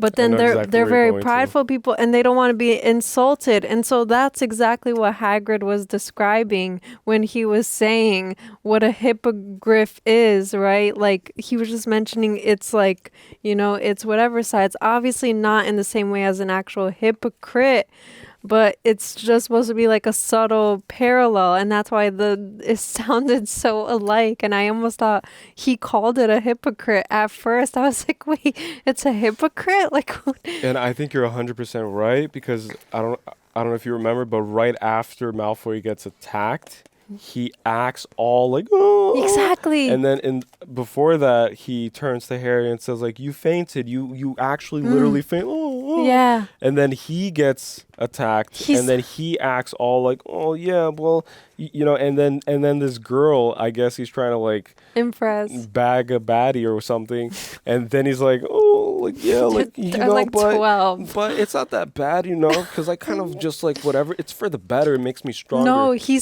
was like, yeah, they told me that it was supposed to kill me. It's like freaking exaggerating. And then Hagrid was like, it's just a scratch, like don't worry. But that's a hypocrite. And so he was being a hypocrite because he was attacked by a hippogriff. Exactly. And hippogriff attacks hypocrites. Oh my gosh, exactly. It's like, it's literally the reflection of like what it doesn't like. So if you don't want to be insulted, don't insult it. And if you don't want to get harmed, don't harm it. And then it's like, it's just that.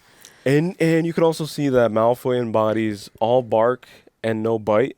And then Harry embodies all bite, no bark. Yeah. It's like Harry is an unsuspecting kind of dog that looks very peaceful and friendly, but don't you push it to the edge, because it will, you know, make a decision if you need. It's like it's throwing Snape into the bed. It's like demanding an answer. And then Malfoy is the type that with his friends, he's all bravado, he's all pride, he's all ego. But then whenever he's put into a hot pickle, every time, he always crumbles. Runs away and cries. He always crumbles. Just like when they start getting pants, then when they whatever. Yeah. Oh gosh, that's funny. One of the many valuable lessons that you can apply to your real life is what Lupin taught them, is that you want to kind of make your worst fears seem ridiculous. Because like that's what fears are. Fears are the bars of your mental prison. It's what keeps you encapsulated within yourself. And so that's why the Azkaban prison is guarded by fear. And it's because those prisoners have committed atrocious acts that they have to live with forever, and they're constantly being reminded by those acts and by what they've done by these dementors that are kind of just sucking their soul and kind of making them relive these worst memories, which is what Lupin told Harry happens.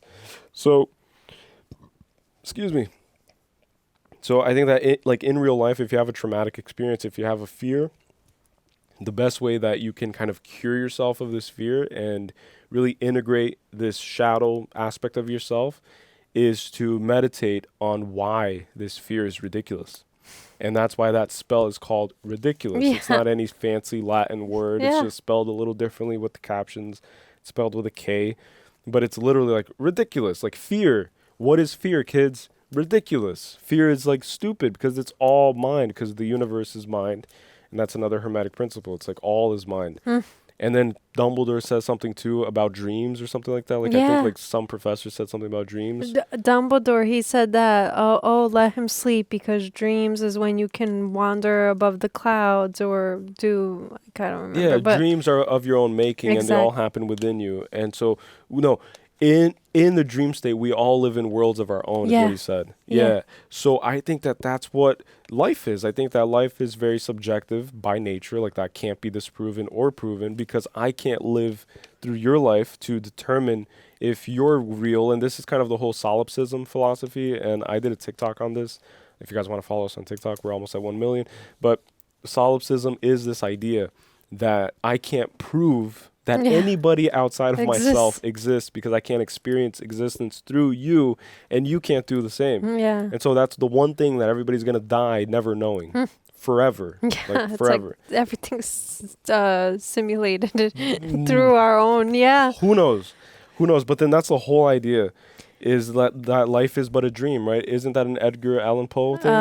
All that we see or seem is but a dream within a dream. Right. And then Dumbledore says something about a dream too. And so it's all these like hints at like, hey, wake up. Like you watching right now, wake up. That's why it's called awakening. It's time to wake up. Wake up. Like imagine if you're asleep right now. Imagine if we're not even real. Nothing's real. And that's why at the end Lupin tells Harry, he's like, no, it wasn't for nothing. You uncovered the truth.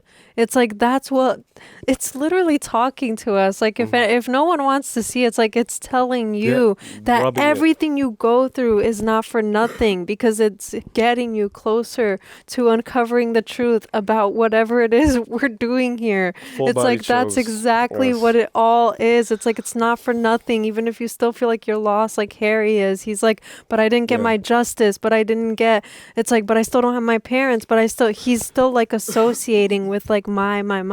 But it's like, it's okay because you uncovered the truth. It's like, and that it's just hinting at us to do the same. It's like, yes.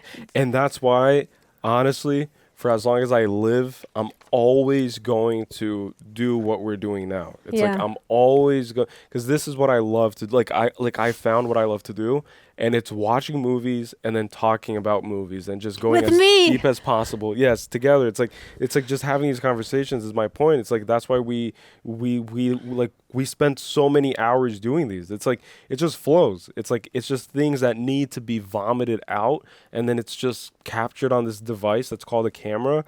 That obviously people can explain how cameras work, but like what does anything work? Like everybody's just doing their best attempt at explaining anything and everything, and we just try with science, and we just try with technology, and we just try to make sense, and we kind of paint ourselves out to be advanced beings. But again, Hermione is intellectually advanced, but she's spiritually starving, or she's spiritually deprived. Yeah. And so I think that that's where we find ourselves today, is that everybody's intellectually advanced or intellectually kind of abundant, but they lack the heart. Knowledge and they lack is the power. spiritual. Yeah, knowledge is not power. I think that true power is like a spiritual power. Like it comes from the soul. It comes from a broader, higher level of understanding. There's something crazy I read in my book, and it has nothing to do with Harry Potter, but I thought it would be cool to share. It was saying that as children, we kind of just we don't choose to be happy. It's just like something that we feel, right? It's like it's like a very innocent kind of like unintentional thing. But then what evolves us when we choose to get to that point is that I wish I could like pull up the quote, but you could go get your book. I could wait. It's up to you. But I'll try to explain it. But then the best thing that you can do for yourself and what's okay, fine, I'll go get it. Go get your book. Okay. And then I'll just wait. Just go. Yeah, it's like right there. It's like easier to do that because I would get also the Agrippa book, but it's 3 books and they're large and I won't be able to find it because I have a really bad memory. Okay, I'll find it because I tabbed it. No, yeah. Okay, hold on. Do you want to show the cover to the people? Yes. Show the cover to the class. I can't reach. I think it's more focused if you just do it from here because it's our faces. The inner work, it's called. Yeah. But right here, look. Oh man, it was a crazy thing. Look, As a child, you were naively innocent, and thus you allowed the outer world to dim your light. Now, as a practitioner of the inner work, which is like, you know, Spiritual. unwrapping all of your trauma and kind of just like whatever, you are wisely innocent, choosing to remain happy and innocent despite the struggles and challenges of life. This is your own testimony of the power of the truth. Through your experiences, regardless of what has happened to you, here you are, still choosing to trust in love and the goodness of life. That is what makes you truly courageous and powerful. That is what makes you wise. It's like that's what true knowledge is, power is. Yeah, true power is mercy. It's choosing to remain happy and innocent the same way you would as a child, unintentionally so. In spite of the suffering of the world. Yeah. In spite of how shitty the world is, yeah? That is crazy. And so it's like, that's kind of what we see in like Harry and his friends. It's like, they probably have got, like, they've undergone so much. Like, Ron comes from like a you know, poor family, you know, they share like this small house and stuff, and it's like rough for them. Hermione has to deal with like the ridicule of coming from parents who aren't in the magical world and stuff, and then Harry is an orphaned child. It's like, but then they still find the joy, and they're still children, obviously, but I'm sure that we'll see it later in the movies if they retain this essence to them as they like grow up and whatever. Childlike innocence. Yeah, it's like just choosing still to like maintain that like happiness when they have it and stuff. But then anyways, I'll get back to it. Just go. No, it's not about this point, so then I'll get back to it. It was about the it was about the ridiculous thing. So you could finish and then I'll like talk about it. I was just gonna say that to your point, like they do retain this childlike wonder, because after the events of the first movie, they could have all decided like, hey, like we're gonna be scared forever, and after that troll, I'm not going to wander in the castle. I'm not going to exit my room until I'm told to, because a lot of people live their lives like that. Like they undergo some traumatic event or they do something, and then they kind of shut themselves down from the world and from any prospect or possibility of experiencing love, experiencing joy, experiencing happiness. And so it's a self-crippling, a self-mutilating process, really, like, is what fear does to you. Yeah. And that's why you become soulless and you become a robot. The big thing is that you are choosing fear. So you can choose the opposite. You can choose happiness, and you can choose love, and you can choose whatever it is. Like you don't realize it, but you are choosing fear. You are choosing the sadness. You are choosing the misery. You are choosing. It's like you are choosing it. It's like hard to explain, but because it's like any circumstance that you're in where you're like, oh, but if this changed, everything would be better. It's like no, the change, like, quite literally, that's why you see people in like dire like living situations still maintaining a contentment with their lives, because they found something which is just within you. It's not anything outside of yourself that gives you that. You can't find it anywhere else. It's like nowhere. It's like you are literally you are Harry Potter. You are a wizard. You are a powerful witch. You are like, that's what these movies are telling us. Is when they give us these heroic things, it's like you are that. Yeah. Hello. It's like you. It's there. Yeah. It's like it's not anything else outside of you. Just yesterday, I was building your chair because we've been renovating our space, just like we mentioned at the beginning of the intro. But we've been renovating our space, and then your chair came in, and I was like building it. And then in the background, I was playing this video of this woman telling her story of like spiritual awakening kind of. And she used to be a homeless woman living under a bridge with her cat. Wow. And she did an interview with someone who kind of like stumbled across her and then kind of just started conversation and just realized like, wow, like you're actually very insightful. And she expressed nothing but gratitude. And then they played her interview, literally her under a bridge with the guy kind of like letting her kind of like the whole setup was that someone went to her and then lended their laptop and then allowed her to kind of do this interview with this other person. And then she was just basically saying like, yeah, like it's been hard and stuff. And she was like abused by her father. And then she was given to an orphanage, and then she fled the orphanage because then she started getting abused there even more. And so she would rather sleep on the streets than live a life of just torment and abuse. And so, and sexually abused, by the way, among other things. And so then she lived on the street with her dog.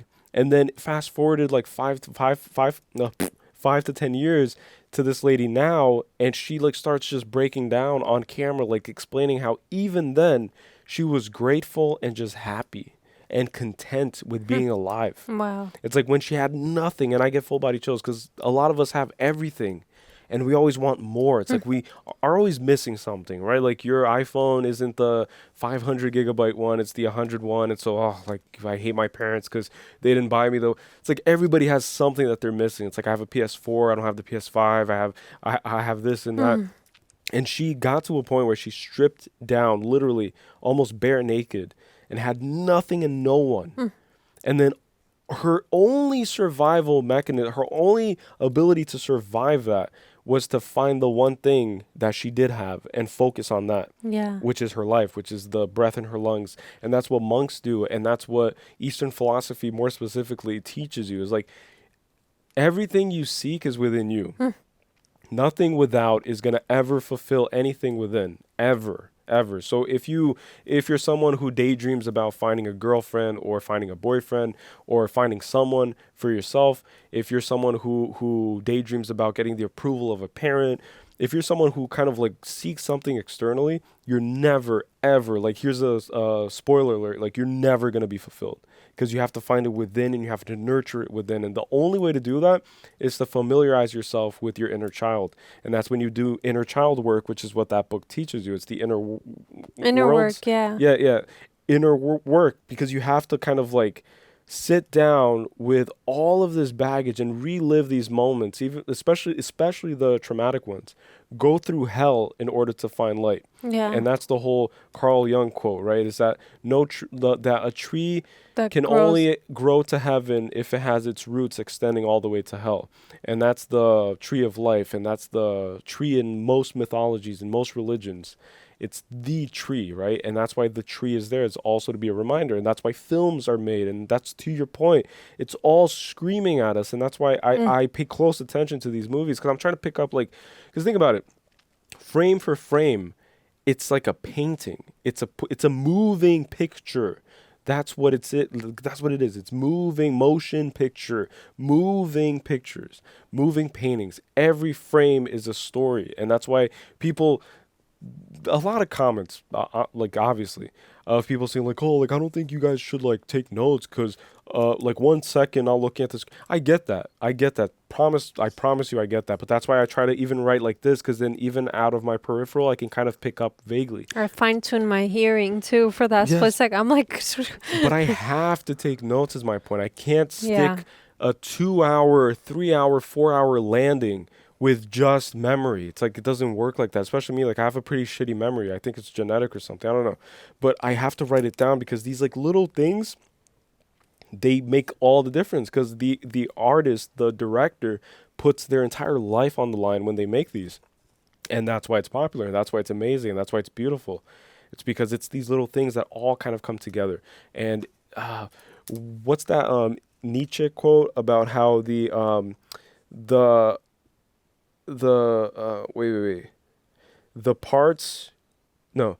sum of the parts are not defined by the individual quality of each part, but rather the connection that the parts have with each other, kind of. And so one part could be faulty and you can have a weak link in your chain, but as long as the other ones are kind of strong, then the chain itself can be considered to be strong. You like, that's why they say you are not the sum of your parts, like in the simplified sense, right? Like, okay. Exactly that. Like, I think that's the quote. I forget Nietzsche because it's been a while since I don't know, but yeah. What do you want to go back to? You said you wanted to go back to something, but you wanted me to finish. No, I'll get to it when I like scroll through my stuff. So I put the animagus or animagus versus werewolf. I think that's really cool. And it ties back to what we were experiencing with the Hulk. Like, we reacted to the Hulk, the Incredible Hulk for the Marvel series that we're doing, which we're going to do Iron Man 2 soon. But we did the Hulk, and then we even pointed out the whole story of Hyde, of like Dr. Hyde, who basically turned into a werewolf. It's the whole story that he turns into a monster. And so this whole kind of motif is sprinkled across history for a reason, because it's man's urges. It's man's kind of even like unresolved sexual urges. Like if you look at the Vikings, right, like they would pillage villages. That's the werewolf aspect. It's the primal, instinctive, kind of just left to run amok. And then that's what you get chaos and destruction, because you have to have it be tamed by the soul and the heart, because that's why humans are given a soul. It's because otherwise you could just be a savage, and everybody's a savage. Everybody's out there just robbing and murdering and just doing all these things all the time, and there's no good in the world. And the good in the world comes from the heart, and it comes from the soul. Yeah. And that's the only thing. All right, this is going to be rapid fire because it's pretty quick. The Marauders map? Mordor's Mordor's map equals Google Maps. I just found that quote. Yeah. I solemnly swear I am up to no good. It's like Find My Friends. Yeah. It's like where's my friend? Like where's Callie right now? And then Oh it's no, he's just pacing in the bathroom.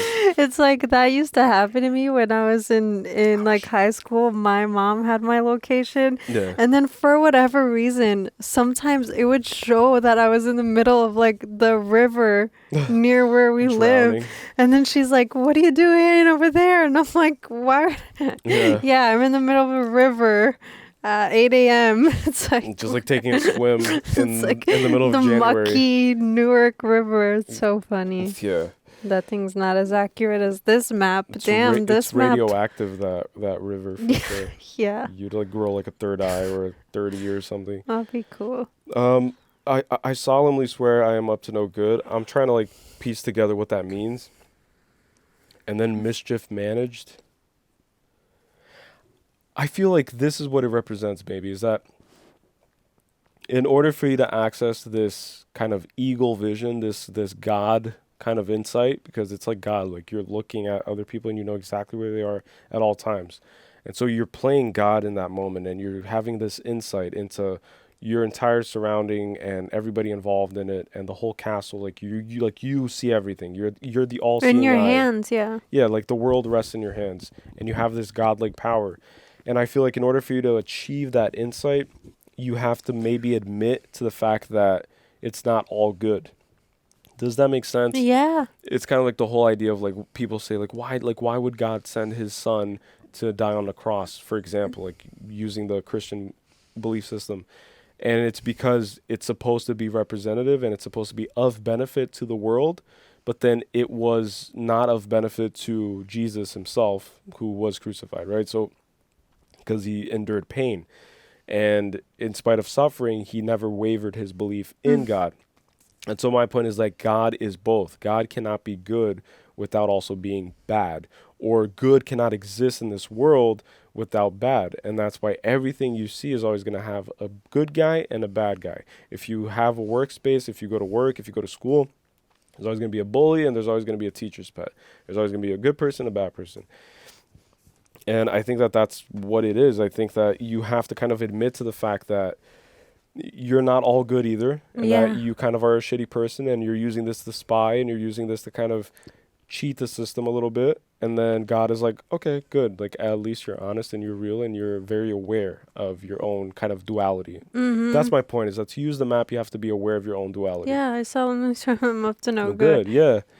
And then you also have to be able to manage your mischief. Yes. It's like you also have to be able to, you know, bring it under control. Exactly that. Like, you have to be in control of your potential for malevolence and for mischief. Because a Draco Malfoy, for example, can't use the map, I don't think. Right. Because then he's not capable of managing his own ability to conduct mischievous acts. Right. So Harry Potter does it, like, Harry Potter does bad, which is spying, which is kind of like invading people's privacy for the greater good. Right. So I think that that's when mischief is honored, I guess. But that's why these things never fall into Malfoy's hands. It's like he doesn't get an invisibility cloak or a map or a time turner, or, you know, like he doesn't get these things because he's not like worthy, or rather he would misuse them. He only gets what money can buy him. Right. Which is why my father. Yeah, which I kind of did like a Joker kind of thing, like Heath Ledger. My father gave me these scars. Yeah. But he, like, his father bought the whole Quidditch team brand new brooms. My father. And then Harry Potter earned his broom. Yeah. And so it's the whole thing about getting versus earning. And so God or the great creator or the universe always benefits Harry because Harry is good. Yeah. And he selflessly acts in the greatest good and is always aligned with the greatest good. And that's why he forgave Peter, who killed his parents, essentially. Yeah. Like, because indirectly plotted against them. And then, okay, quick now. Shrieking Shack is the most haunted place in Britain. Toward the end, I kind of understood it, and then I even wrote that the Shrieking Shack equals Crucible, and Crucible is essentially, it's hard to explain, but Crucible is what happens when different elements come together and combine, in like the most simple sense, combine to form something new. And I think that that's what the Shrieking Shack was to me. It was this petri dish where where Harry, Hermione, all of these different characters, Lupin, Snape, Sirius Black, they all came together, Peter, and then something new formed, or a transformation took place, because everybody was transformed after that meeting within that space, to the point where when they came out, literally there were multiple transformations taking place. So if you look at Lupin, he became a werewolf. If you look at Sirius Black, he transformed back into a black dog. If you look at Snape, he transformed into a caring person, a protective father. He literally protected those kids as if it was as if it was his own. So he gave way or kind of parted way with his facade of being this like shitty ass teacher, and he just accepted him, like his true self showed in that moment where he became a father, like he became a loving person, and he was willing to sacrifice himself to save those kids. And so everybody transformed themselves, and then Harry also had to transform himself, and then all of these transformations. And so I think that the Shrieking Shack serves as a crucible for all of them, and it's a very important place, and I think that that's why it's the most haunting place. Think about it. It's the most haunted place in Britain. It's where Harry finds out the murder, like who murdered his parent, like who was the one responsible. It's where Lupin's secret comes out. It's where Snape gets, like, everything comes out, and it's why it's haunting. It's because it's where you have to confront your past, and that's the most haunting thing to do. And confront your fears. Confront all your fears. Your past and your past fears. Yeah. That's crazy. So I think that it was like a crucible is what I wrote down. So I'm already going to check this part at the end. But yeah, so that was that. And then I just wrote Sirius, Peter Pettigrew, because it's when they showed up, and I just wanted to remember their name. Harry's godfather. I drew an arrow. Expecto Patronus is the shield. This part I wanted to just point out. There are 33 degrees in Freemasonry, and there are 33 vertebrates. Vertebrates or vertebrae? Vertebrae, I guess. Vertebrae, right? That's how it's read, I think. Vertebrae in the human spine, right? So the human spine is comprised of 33 vertebrae.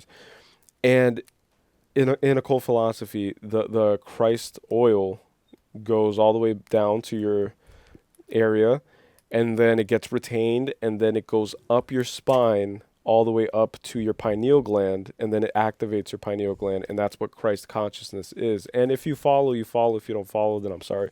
But 33 degrees, and so that's what they kind of interpreted as. It's all of these like hidden messages, because it literally showed multiple spines, human spines, with a light at the top of it. And the light, again, is the inner flame.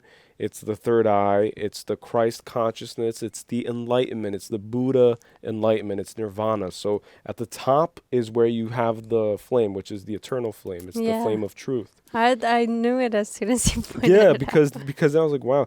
And then in like Freemasonry symbolism, they even have like a ladder, which is supposed to represent that ascension of this like oil, which is supposed to be like the Kundalini serpent rises all the way up your spine to activate your pineal gland.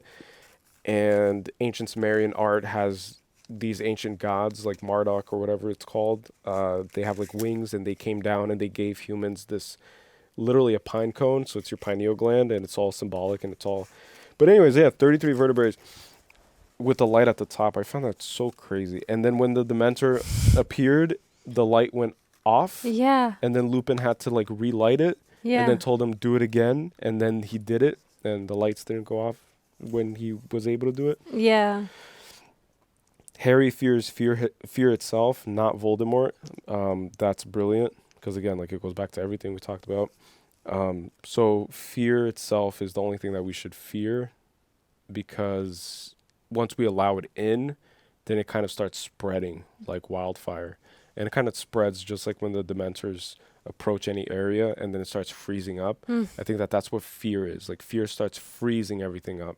Yeah. And then it starts just killing all the life and all the plants, and everybody gets cold, and you kind of lose that warmth that's generated within. Like humans automate their own body temperature, you know, like it's that inner flame that keeps us heated and keeps us alive. It's our heart, you know. And then fear kind of like keeps you stuck and withers away at you. Just like Medusa. You know, it keeps you like stagnant, petrified. Yeah. Yes, in stone, like made in stone. That's why it's called, when you're scared, you're petrified. You're petrified by fear itself. Fear. Yeah. You're Fear like, itself, say it together, class. Fear. Good job. 10 points for Gryffindor. What class are you? I don't know. Sirius Black. This part I just wrote down. The flesh is only flesh. Use heart. People forgot how to listen to children. So this is the part I already said, that Sirius tells Lupin to use his heart, and that the flesh, it's like always reminding you. It's like this is just a meat vessel, right? Because I think that existence is humans are we are spiritual beings having a human experience. Excuse me. Or not the other way around. We are spiritual beings having a human experience, and not humans having a spiritual experience. So humans have spiritual experience, but that only opens the door to the opposite, because there's two sides to a coin. And so for you to be whole, you have to understand that there's two sides. And I feel like that's what he was reminding him. It's like, listen, this flesh is illusionary. Like it's Maya. You know, it's the Buddhist idea of Maya. It's illusion. All of this is Maya. It's not real. And that's why it eventually ends. But then whenever something ends, another thing takes its place and begins again. Yeah. And so... And then the part that you just said about the no one listening to children is what Dumbledore said to them. Yeah. People forgot how to listen to children. Because, again, people forgot how to hear their own inner child. And that's why you can't really understand children. Because that's another thing, is that as we grow up, we add protective layers onto ourselves because of like each experience that we undergo. It's like another layer that we create that just removes us further and further from that's with like deep within, which is the inner child, you know. We allow ourselves to become convinced by society that children are just less than. Yeah, exactly. And then if you think about it, in ancient tribalism, like in ancient tribes and ancient cultures, the people would look at children and act in a childlike manner and like dance and do all these festivals and be happy and just have happiness exuding from them. And they would look at elders, right? So they would respect the elders.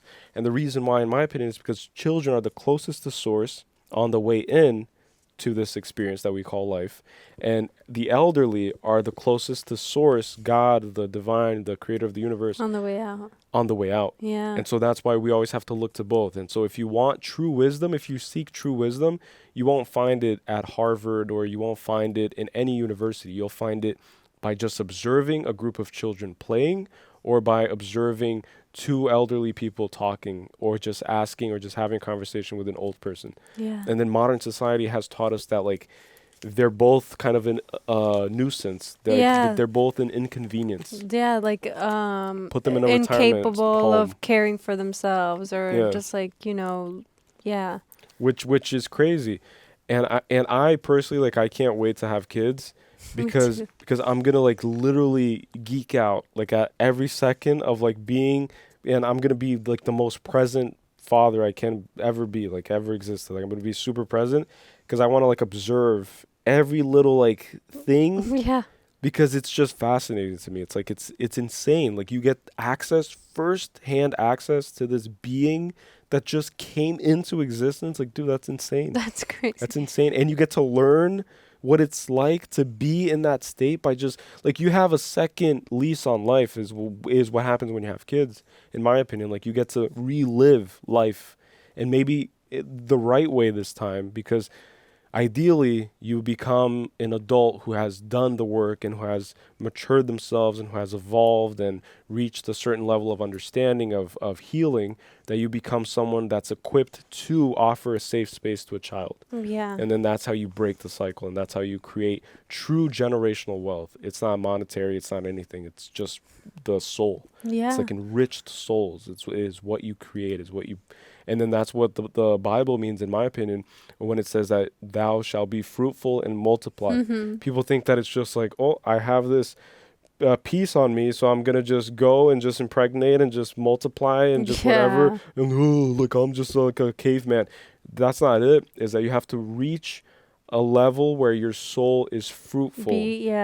It's like, it's of quality. It's good.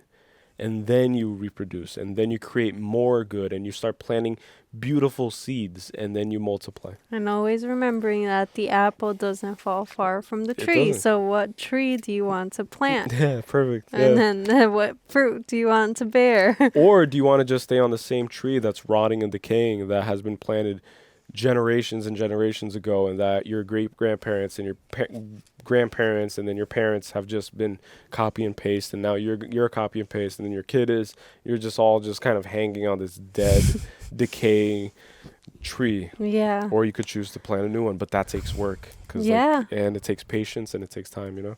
I'm literally almost done. No, go. Hermione lacks soul, which we already said, that she doesn't lack soul, but she's not really, like, there. Yeah. The rock with the spiral, oh my god, like, that was so weird. Again, like, what? A rock with a seashell on it. Like, these are the points that I tell you. Like it's a literal moving painting. The director, the writer, whoever, everybody involved, they made it so that the rock had a seashell on it. For you to be like, whoa, that's a rock with a seashell. What does that mean? And that's the whole nature of Harry Potter so far. It's like, it's wanting to have that childlike wonder. And that's why I really love doing these, because it makes me, like, ignite that in me. And I get so excited when I see these things. I'm like, what the heck?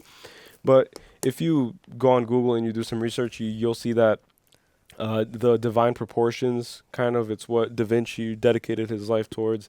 It's what the Pythagoreans were kind of obsessed with in terms of mathematics. It's what they were all trying to crack. And it's the divine spiral.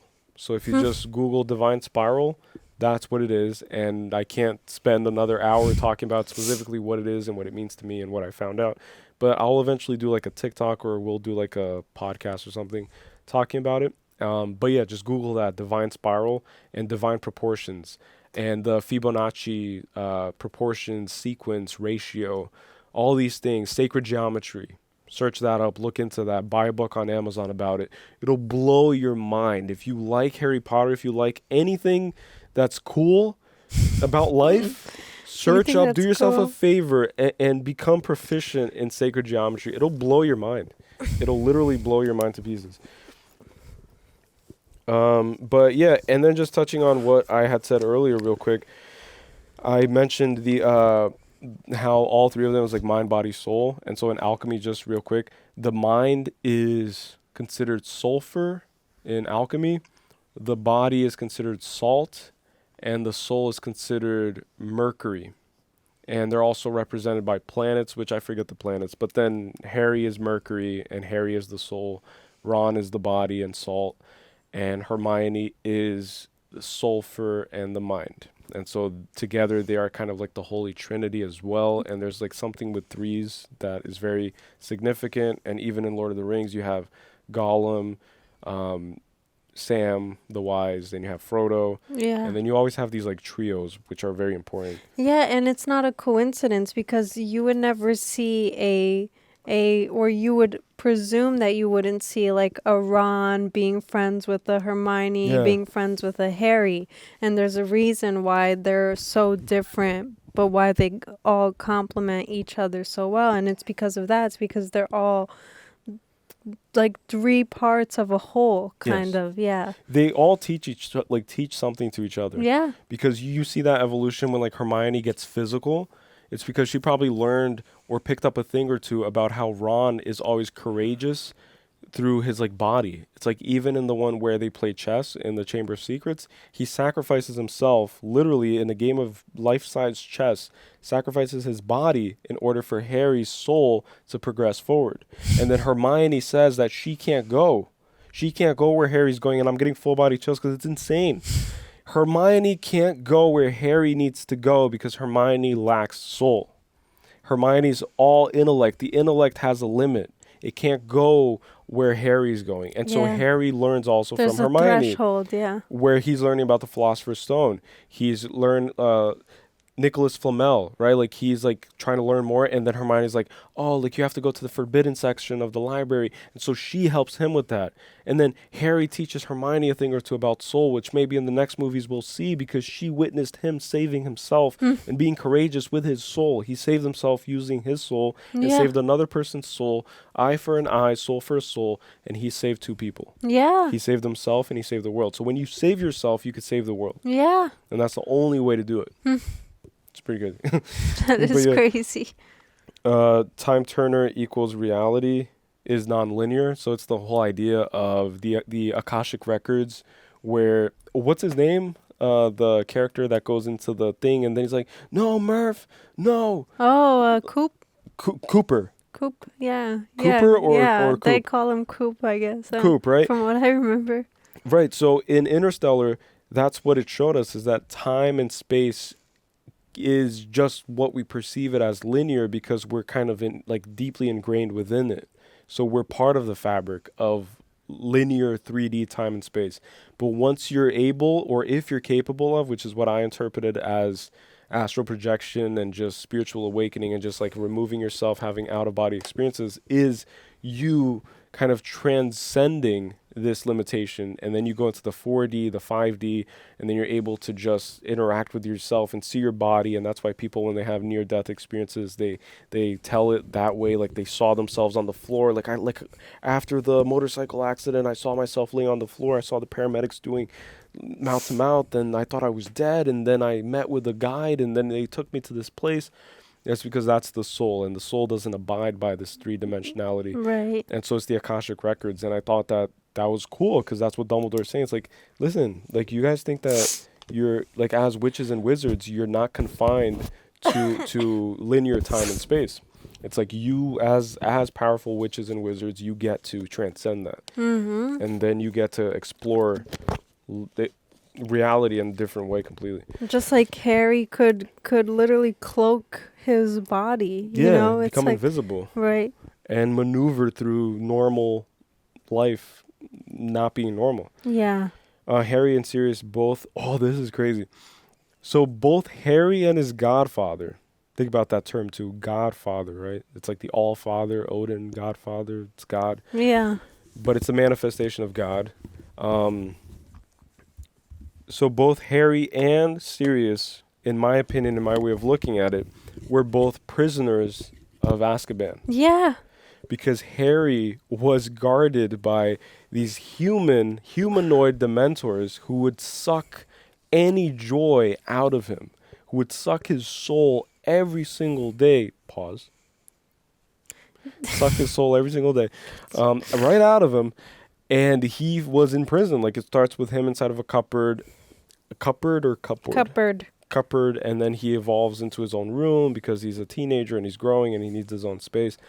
But yeah, like, he's a prisoner. And then in the second movie, I think Ron puts the thing on the window on the bars and then it frees rips him. it off. Right, so he gets freed from prison, and so he escapes Azkaban as well. And then Sirius literally escapes Azkaban. And their sentence is equally as long. It's like it starts from when Harry is orphaned as a child, when his parents die. Same thing with Sirius. When Harry's parents die is when his sentence began at Azkaban. And then for Harry, it's when his sentence began with his Dursleys and uncle. It's crazy. Yeah. It's crazy because it's that was so crazy many when you parallels. mentioned it. It's so wild to me because it's like it's the same shit. It's like you can't be happy in freaking Dursley residence. Like you can't be. It's Privet Drive or whatever it's called. Yeah. You can't be happy there. So I thought it was great, and then that's why it makes sense that both of them now come together and find each other, and that's fate. Like, that's destiny. It's preordained in many ways, you know? Yeah. Like, you're supposed to, and that's why you can't really alter it. It's like fate, destiny. These are things that even with the ability of transcending 3D dimensional time and space, you can't make changes that will jeopardize the whole integrity of the system, of the simulation of this life. You just have to kind of accept it and play in accordance with it. Yeah.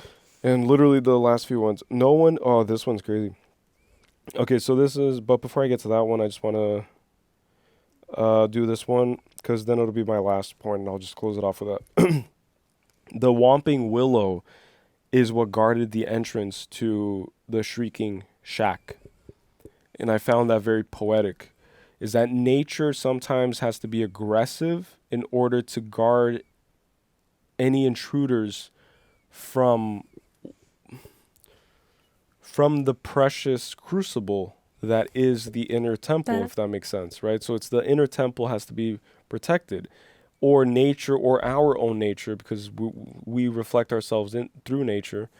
Does that make sense to you? Yeah. It's like it has to protect it, and that's why it's aggressive, but that doesn't mean that the Weeping Willow is bad. Yeah. Or the Whomping Willow. The same way that we like when we put guards up to protect ourselves, and then that could come across as like aggressive, or it could come across as like, you know, whatever it is, negative, but it's just a defense mechanism. And so you're not innately bad because of this defense that you've built. Yeah, because you could, exactly. So you have to overcome your own defense that you've built, and sometimes unknowingly built throughout your experience and your traumas and stuff.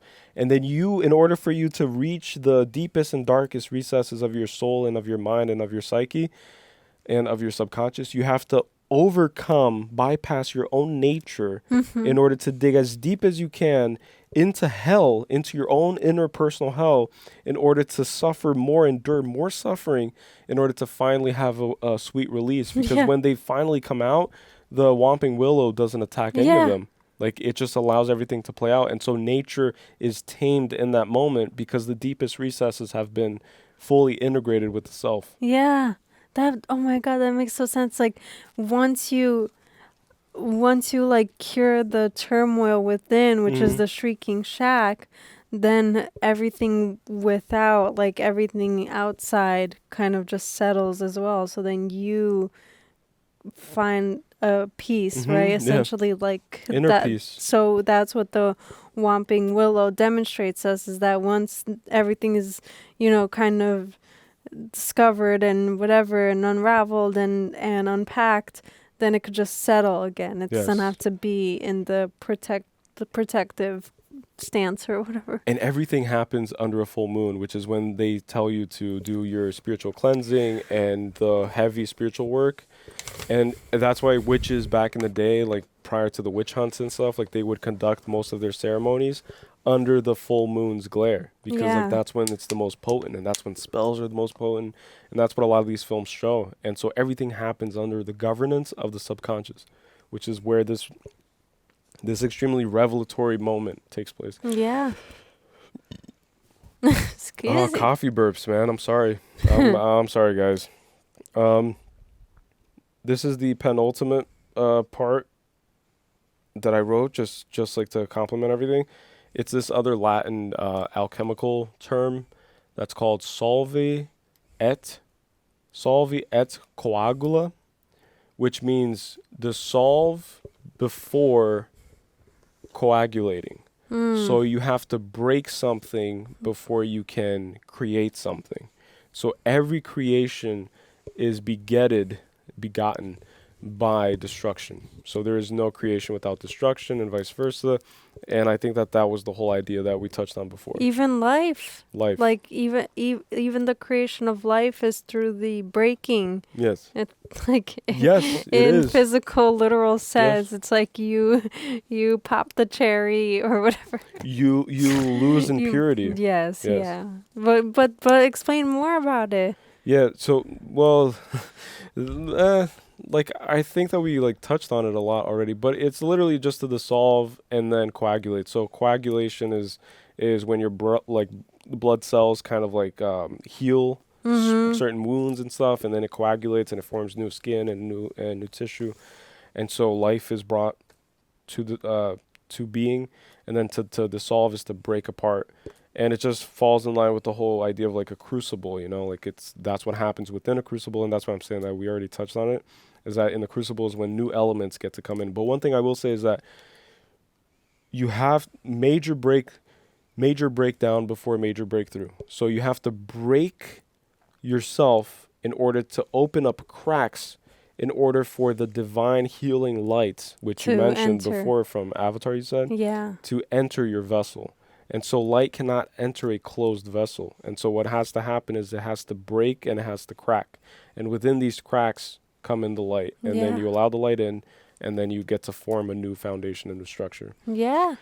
And then the last part, which is the part that I'm going to try to get through without getting too emotional, is just the part that he, at the end, this is rough. Because I'm still going through my like inner work, and we even talked about this too, how I have like a lot of things that I have to still kind of fix with certain people in my life and from my past, and I have to really like mend things and get closure, I guess, in order for myself to let go fully. But one thing is that Harry was hopeful and even delusional, because even Hermione was kind of like, Harry, but death is kind of permanent. So everything in this world is impermanent except death. Death is permanent from our understanding because we're alive.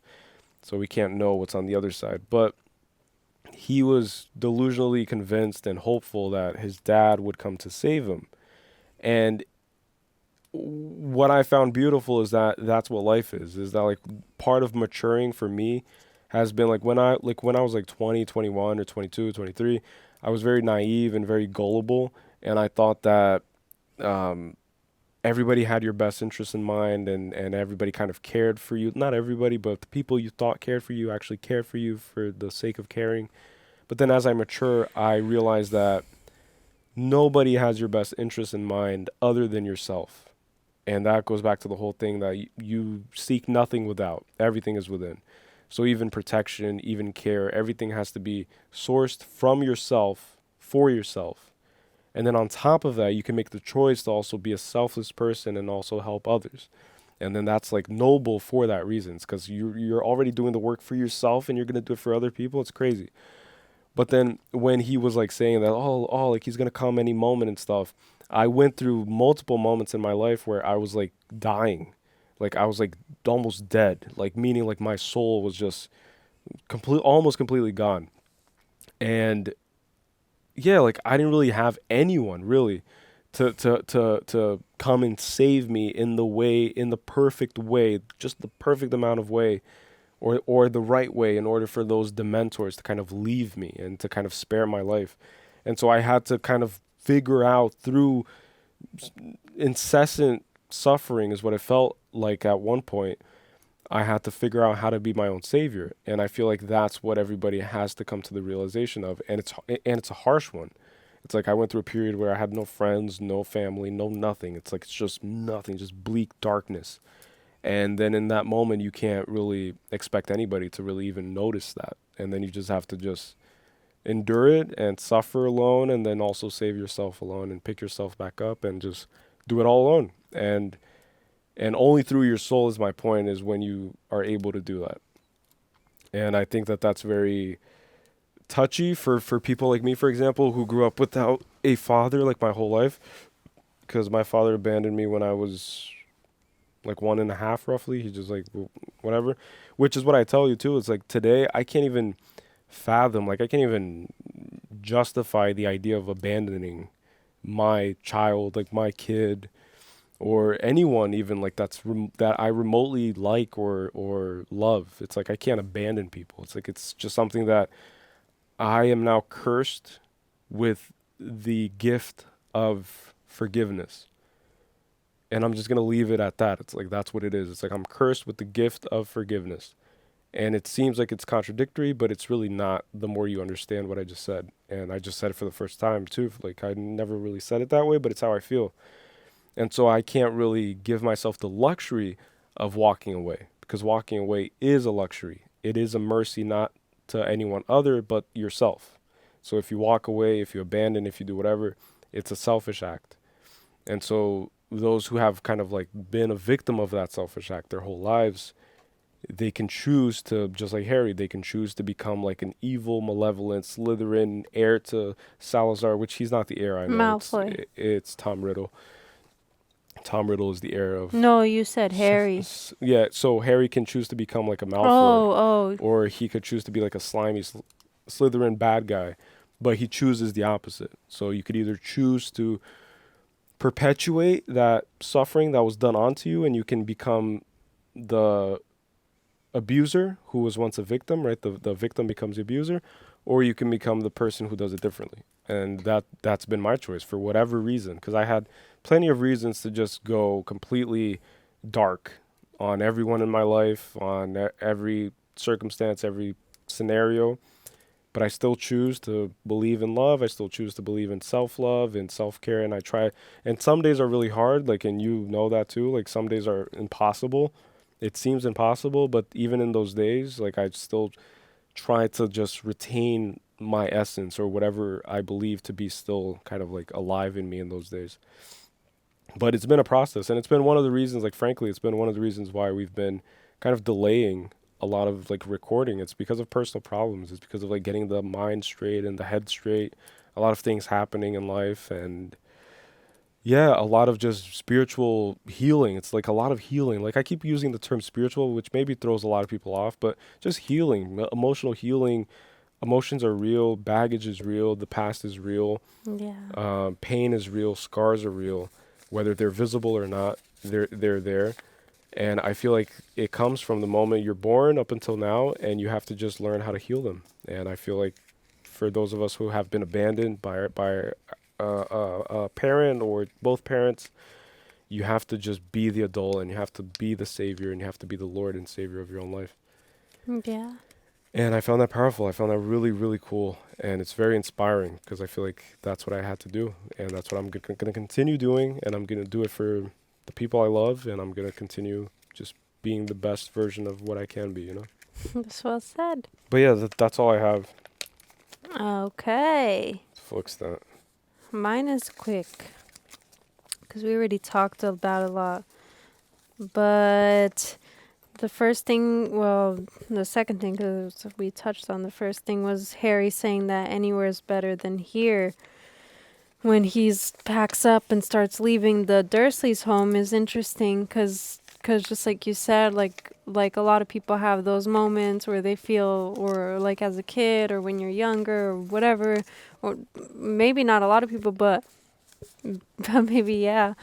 Where you feel like anywhere is better than where you are. And then even as an adult, which is what I was referring to before, where people say like, or people think, if I had that just this one thing that if this one thing was different, then it would be better. And so we all have that like feeling inside where it's like anywhere is better than here, or we've all experienced it at one point where it's like we kind of are like weighing out our situation and our circumstances, and we kind of want it or wish for it to be better, if that makes sense. Or we wish for the suffering to end at least. Yeah, and that's what like Harry demonstrates by leaving with like absolutely nowhere to go and no one kind of, you know.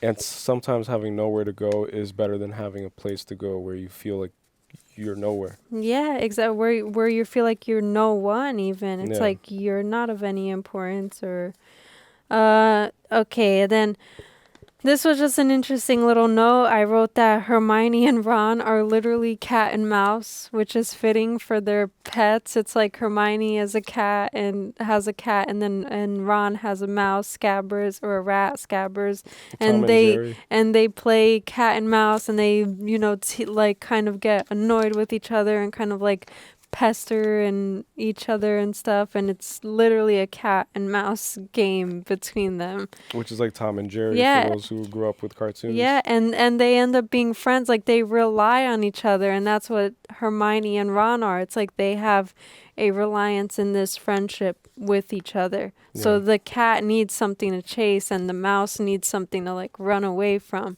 to keep it sharp. Right, and so that's what like Ron and Hermione kind of are. It's like they need the wit and the opposite. I immediately caught on to Lupin.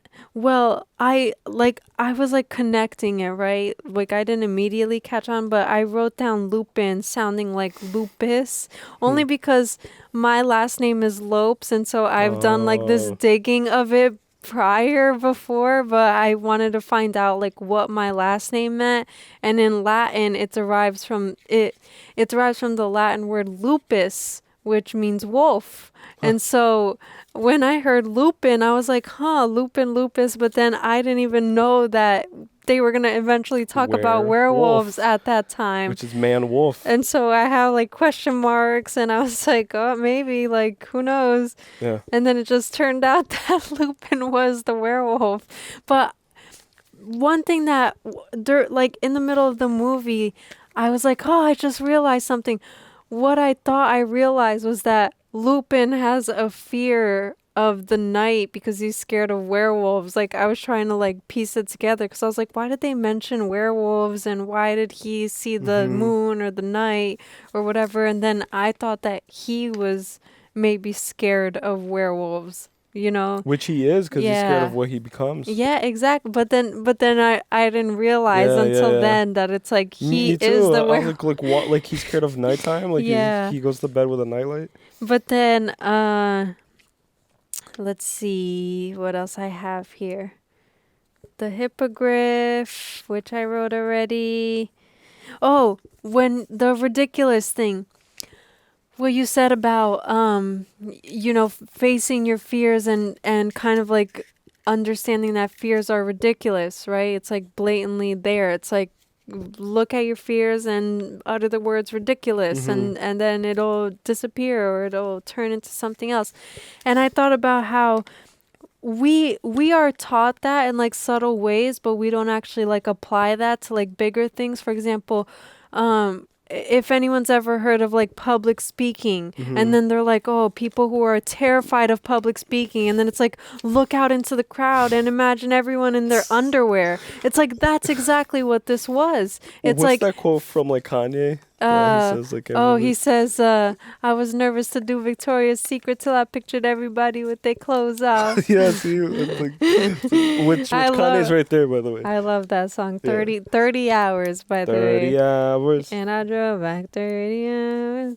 But That's a great point. But then that's exactly it. I didn't even think about that. It's that you look out into the crowd. It's like, so, but we do that for like a simple thing like public speaking, but we don't think to do that for all of these bigger fears we have Oh my God, of that's life. so true. It's That's like so just true. literally look out into the crowd and imagine everybody in their No, underwear. but you could literally do Yeah, that. it's Because like- everybody, it has been in their underwear. Yeah. Everybody looking at, Everybody's been just like bare Yeah. at one point, you know? or you could do what I think it was on the Joe Rogan Experience podcast where he said that he sees people as like children, Yeah. as like babies. Or you could look at people and be like, this used to be a 5-year-old kid. Yeah, and then that's it. And then it's like so much less intimidating. Yeah. But do that with everything. Every fear you have, it's like literally look at it and confront it as something ridiculous and then even humorous. It's like that's the whole point. It's like imagine a crowd of people in underwear. It's like it's always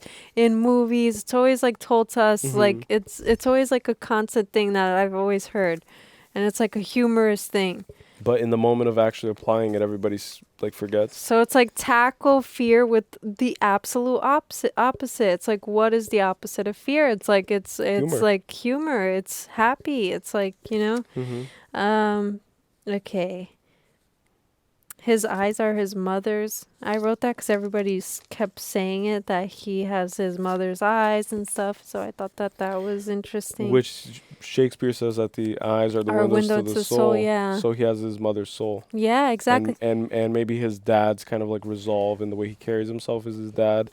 Because his physical looks like his dad, but he has his mother's soul. Yeah. Which is how he defeated Professor Quirrell. Yeah. With the touch of his mother. That's crazy. Love. Huh. You know? And then that's why he thought that it was his dad now protecting him. Yeah. Like with the Patronus. But then it was just himself. But then again, he is like a piece of his dad, you know? Yeah, So- like we're all copy and paste of Yeah. like two people that came together and made something. And then I wrote talent for trouble.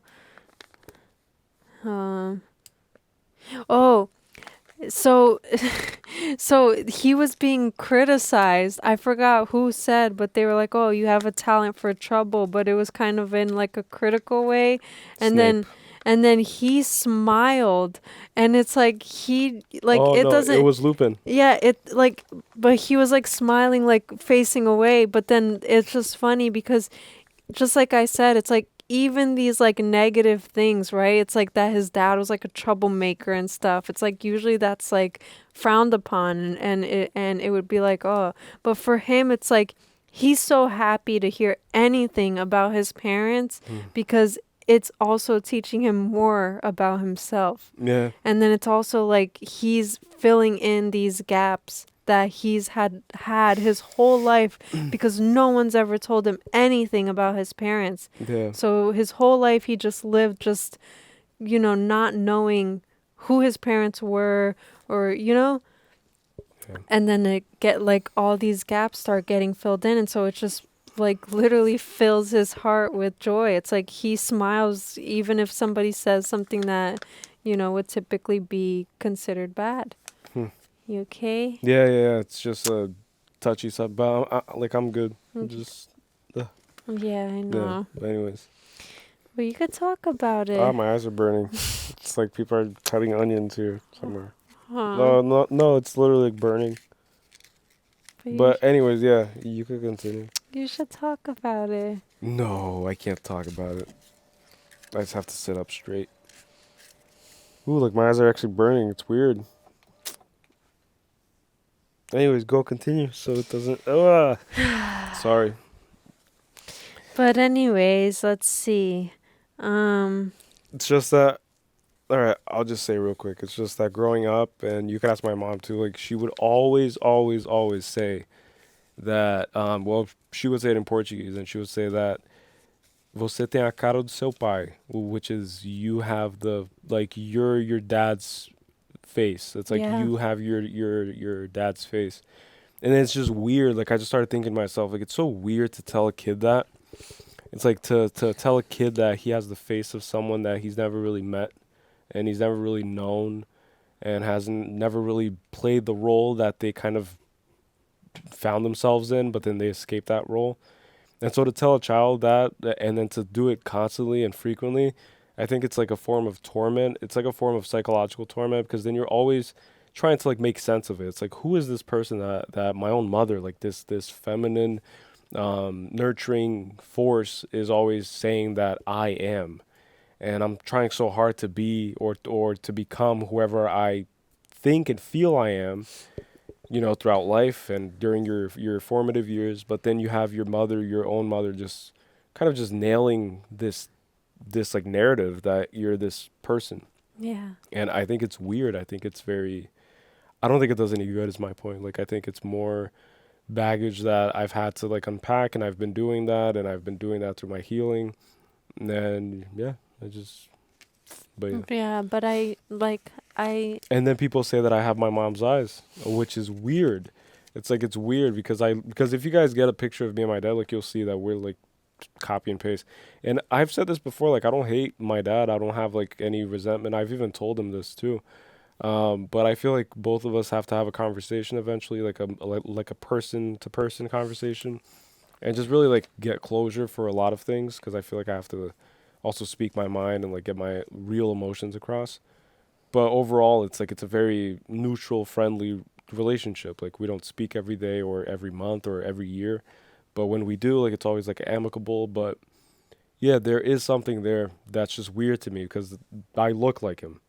And then my mom would tell me that, but then people would say that I look like my mom, and it's because of my eyes. Yeah. Because I've been noticing that recently too. Like, every time I talk to my mom and I look into her eyes, like, she has this like intense kind of like, these like intense eyes. You and your sister. Yeah. Oh, you guys get it. Have exactly your mom's eyes. Yeah, and then I'll like look at them, and then I'm like, what the fuck? And it's kind of creepy, because it's like I'm looking at my own eyes kind of, and it's weird. Like, it's a trippy experience. That's crazy. Because then I'll look in the mirror, and then I'm like, what the fuck? It's weird. For me, it's like, well, like on a lighter note, but for me, it's like I have my dad's eye shape, but not his eye color. So I have my mom's eyes in that sense, because my dad's eyes are like piercing green if you like look close enough.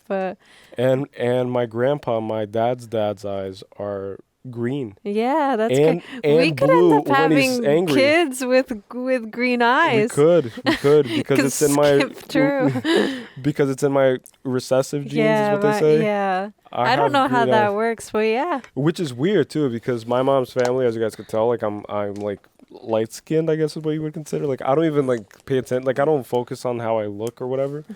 But my mom's family comes from like black. Yeah. Like black, Native American kind of background, and then my dad is more like whitish kind of.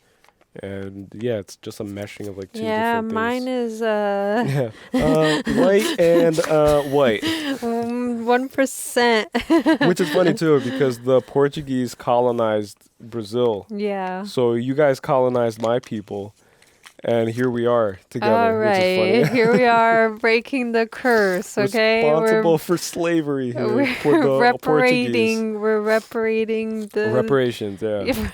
For what we did yeah, wrong. It okay? is. It's like a mending of like spirits. Anyways, let's see. But you finished? Yeah. I didn't know. No. I didn't know if you wanted to say more. No, I'm good. And that's another thing is like I'm still having a hard time like talking about touchy things, because like there's so many moments where I think about opening up and touching about touchy things, but then I just don't feel it yet. Yeah, and so then it's like it's like I'll just know. Yeah. And so it's not that like I withhold it or anything. Yeah, because I feel like there are times when you can't help but just vomit. Yeah. It's like when you're sick, it's like you can't decide if you're gonna throw up. Like you're just like you just need to find like a bucket. And this is the bucket right here. It's the camera. Which I've done before, like in other videos, like subtly, but yeah, it's just like a weird thing. Like, I don't know, I'm not there yet. Like, it's not even that I'm avoiding feeling it, or maybe it is, but it's just that I don't know that.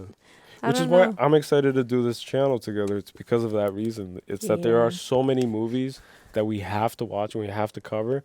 literally like infinite, because there's movies coming out every year, every month. There's like new movies, and so we're never gonna run out of films to like watch and experience.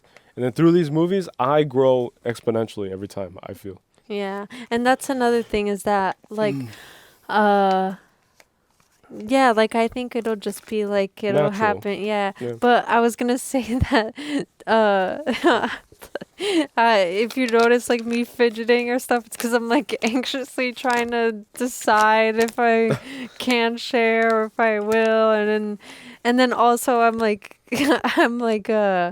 if I have my mind to like, I do this thing where when I want to avoid feeling whatever it is that like comes up, I just start focusing on something else. So for example, I just started focusing on how badly my back has been hurting and my knee. I wonder why. So then Sitting like I get this. like, so no, but even turn this way, like with my back. Look at me, look. Because Look at me. because this chair, no, even when I was, because this chair, it's not for my height. I don't know if that makes okay. sense, Yeah, yeah. but it's not like It's conforming impossible to find anything for your height. for my back specifically, because I'm below 5 feet tall. So it's like, you know, my head ends where the back is kind of, and then it's like this whole game of like, whatever, if I'm gonna leave my legs dangling and then they'll fall asleep, and then it's just no comfort. It's I can't figure it out. And then if I have my legs reclined straight out, then they'll start getting stiff, and then it's like, decide, what do I want to do?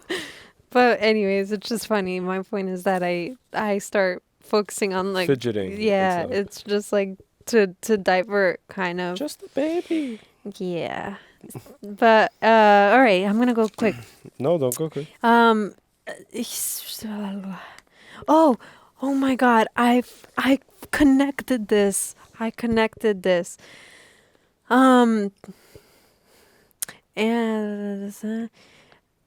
the werewolf has no choice, right? So I connected that when Lupin told Harry, like, oh, I will help you after the holidays, right? Mm-hmm. He's like, after the holidays pass, I'll help you, whatever, like fight the dementors or whatever. Is it because during the winter, the moon comes out, like nights are longer, like the moon comes out earlier? And I don't know, like maybe that's something, or maybe it's like a certain eclipse that happens during the end year kind of thing too. And so he says, I'll help you after the holidays. So it's like after winter passes, because it's probably the worst Maybe. of the worst for him, like the worst full moons. And then yeah, because days are shorter during the winter and nights are longer. yeah, exactly. But yeah, it could be that, but I just saw it as like teachers go away for the holidays. Because then it's even more excruciating. Like imagine like more hours of him, of hell, of of like uncontrollable transformation. And we saw it's like it literally like takes this toll on his body. Yeah, and it's interesting because the first thing he told Sirius Black when he saw him is like, finally the wretchedness or something, like the evil has manifested itself through the flesh. Yeah. Meaning like in the state that he was found, Sirius Black, like he looked insane, he looked crazy, and he looked evil by all estimations. Like he was an evil person, like physical wise. And then Lupin even pointed that out because he knows what it looks like to allow the evil to take hold of the flesh. Yeah, exactly. And then I only pieced it together after we found out that he was a werewolf, that he was he was using a cane for a reason when he was talking to Harry. So he was like limping even. Yeah. And then I was like, oh shoot. So it's kind of that same vibe where Snape had like the blood on his ankle or something from with the guard dogs or something like that. With the other movie. And then he kind of like covers it up.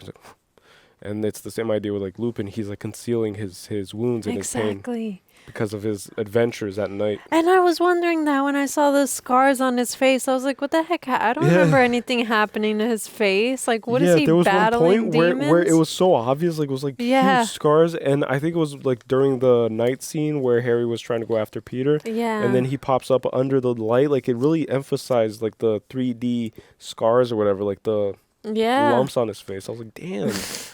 I didn't notice that the first time in class. I was like, damn, he didn't have those scars. I wanted to make sure I wrote a part.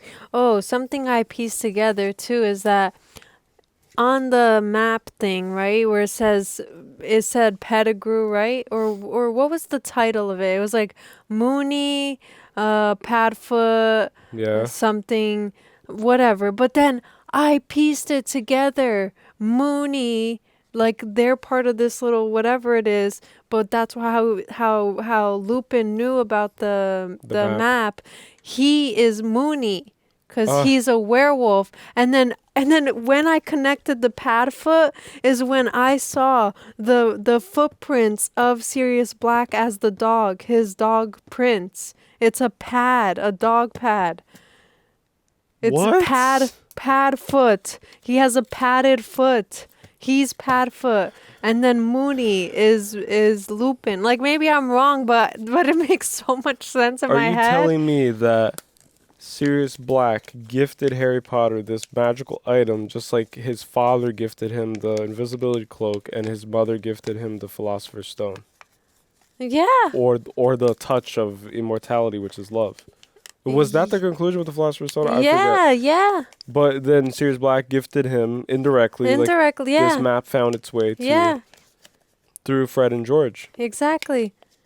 But look, Mooney would be Lupin in this case because it's the moon. It's like he's Mooney because when the moon comes out, he turns into his transformation. That's a funny nickname. I don't remember the other names now. Wormtail was one of them. Wormtail is the Pettigrew guy. Because it's a rat. It has a tail that's like a worm tail. And they're all friends. And then I don't know what the other name was because I forgot now. And I don't think I remember because I didn't connect it to somebody. But Padfoot is the dog's paw pad. Because I saw, like, I pieced it when I saw the footprints. I was like, oh my gosh, yes. Like, I know whenever I talk about our dog's paw pads being, like, dry and stuff, I think paw pad, Padfoot. It's like, that's what Padfoot is. Dude, that's crazy. Maybe I'm so wrong or, like, I don't know, but it would make so much sense. I think that makes so much sense, and that's why I'm freaking out. I'm like, the heck? And then I wish we knew what the other name was. I know it was Wormtail, so that's Pettigrew. That's Peter Pettigrew, the rat. Peter Piper. And then he's the rat. And then they're all animagus, except that in Lupin's case, he's a werewolf. He didn't choose to be a werewolf. And then Padfoot is Sirius Black. And then I don't know. I think there was a fourth name. Are animagus. Yeah. Maybe it's Professor McGonagall because she's an animagus too. What the heck was the fourth name? Can we search it? Or no, we shouldn't search it. I don't want to search I don't want to stuff about like franchises. Yeah, me and neither. Because then it'll be like, it's gonna give spoilers. I like to be as blind as a bat. But that's okay. Maybe we'll like figure it out in the next one. But that's already a great thing. Yeah. But anyways, my point is that the winter thing and then the Padfoot. Like I was just piecing these things. I was like, no way, that's crazy. Oh. This is a completely random point. When Hagrid is about to... So when Hagrid reveals what's about to happen to Buckbeak, he says the worst thing is about to happen. And then that's when like Hermione or Harry or something says like, oh, are you being... basically, are you being demoted? Are you being like suspended from your job as a professor or whatever?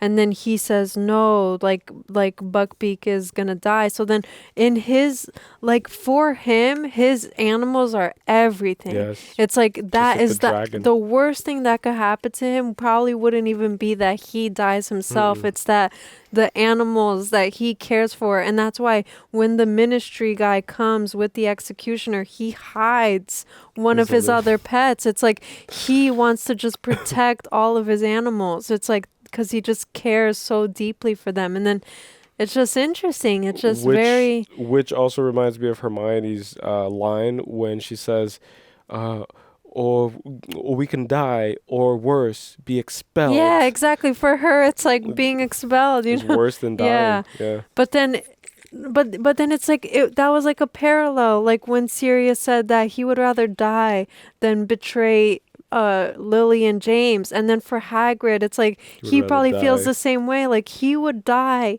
in place of Buckbeak, probably. You know, Or any of his animals. Yeah, or exactly. Harry or Hermione or Ron. Exactly. Yep. And it's just like shows the kind of people that Harry attracts into his life, the kind of like, you know, role models. Which, just like a quick comment, is that Hagrid is the groundskeeper. So Hagrid is the equivalent of the janitor. And then most teachings is like, oh, like you should teach your child to treat the janitor with the same respect as you would treat the CEO of Apple, right? And so Harry's parents, probably most likely from how highly Hagrid speaks of them, treated Hagrid with the same kind of like prestigious treatment, or just viewed him as like another being. An equal, yeah. An equal, yeah. So it doesn't even have to be like put Hagrid on an altar and like worship him, but just view him as an equal minimally.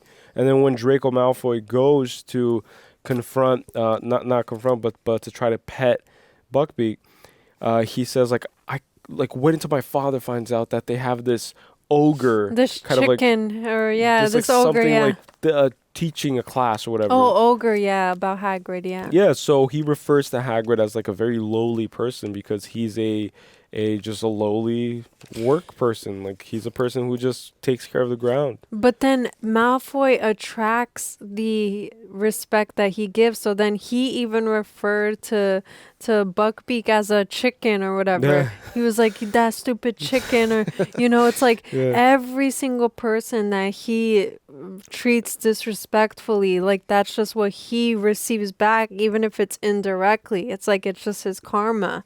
And like, it's how he views himself. Yeah. Because he sees himself as a chicken because he's scared. Yeah, he's scared. And he views himself as like a monster, ogre monster, Yeah. because that's who he is inside. Exactly. So everything's a projection. What's sad.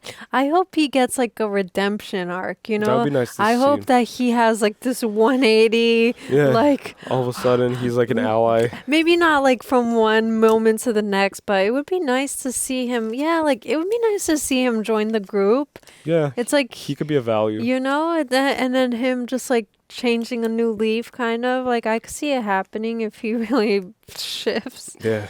But anyways, that was it about Hagrid.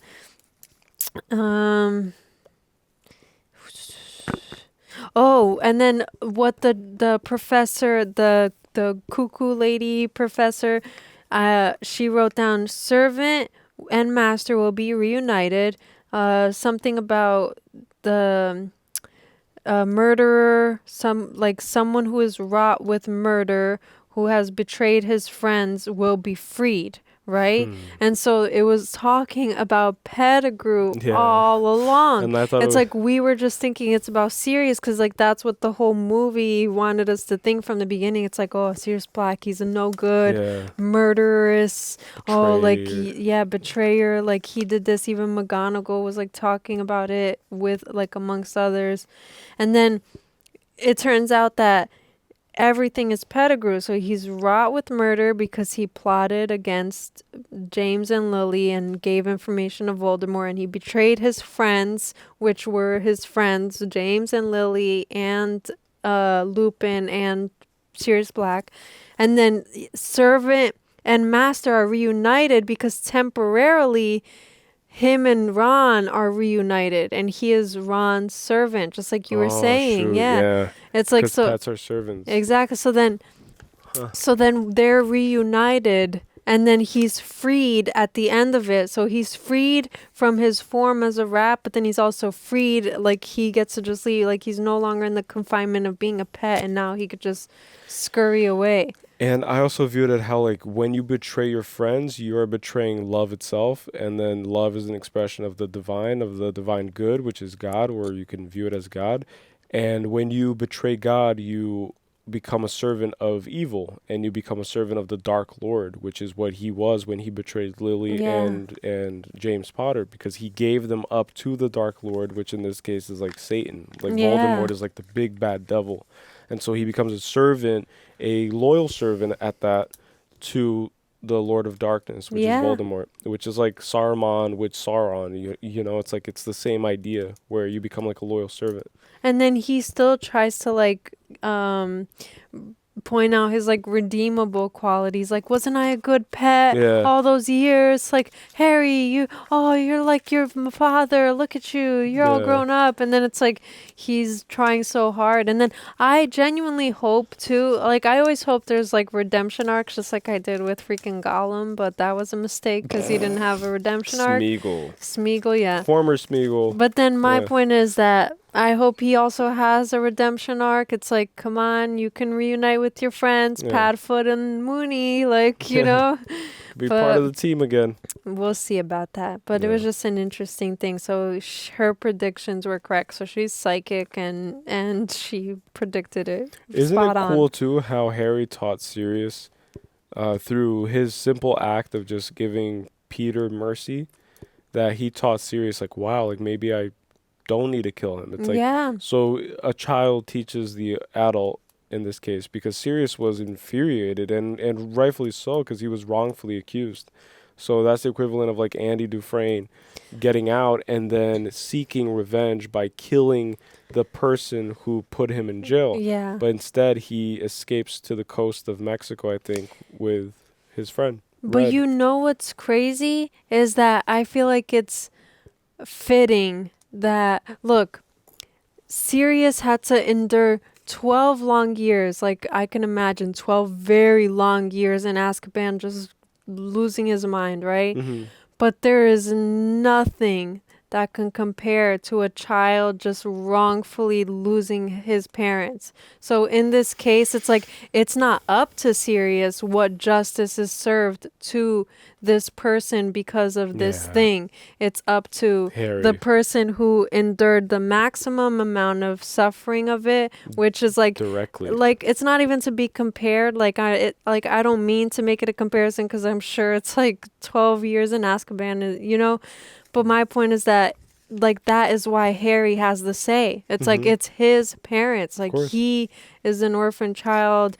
His parents are the ones that were killed. And so he is the one to decide the justice. Yes. It doesn't matter that you served 12 years. It doesn't matter that you're a werewolf and you, whatever.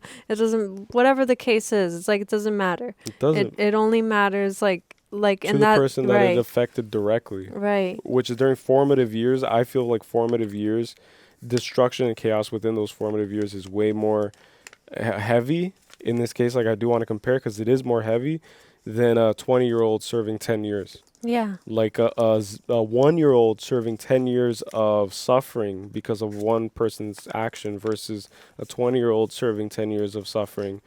Like, it's two different things. Because you see, like, now he's free with Buckbeak, whatever. Yeah. Like, he's he free. has a whole life ahead of him. He can kind of resume wherever it is he left off. But like, Harry will never get this thing he can't that pick he up lost where he out. left off. He can't replicate it in any measure. It doesn't matter who comes into his life. He'll never be able to replicate or even know, because he never even had his parents. It's like, that's crazy. Weird. It's very strange. It's the craziest thing.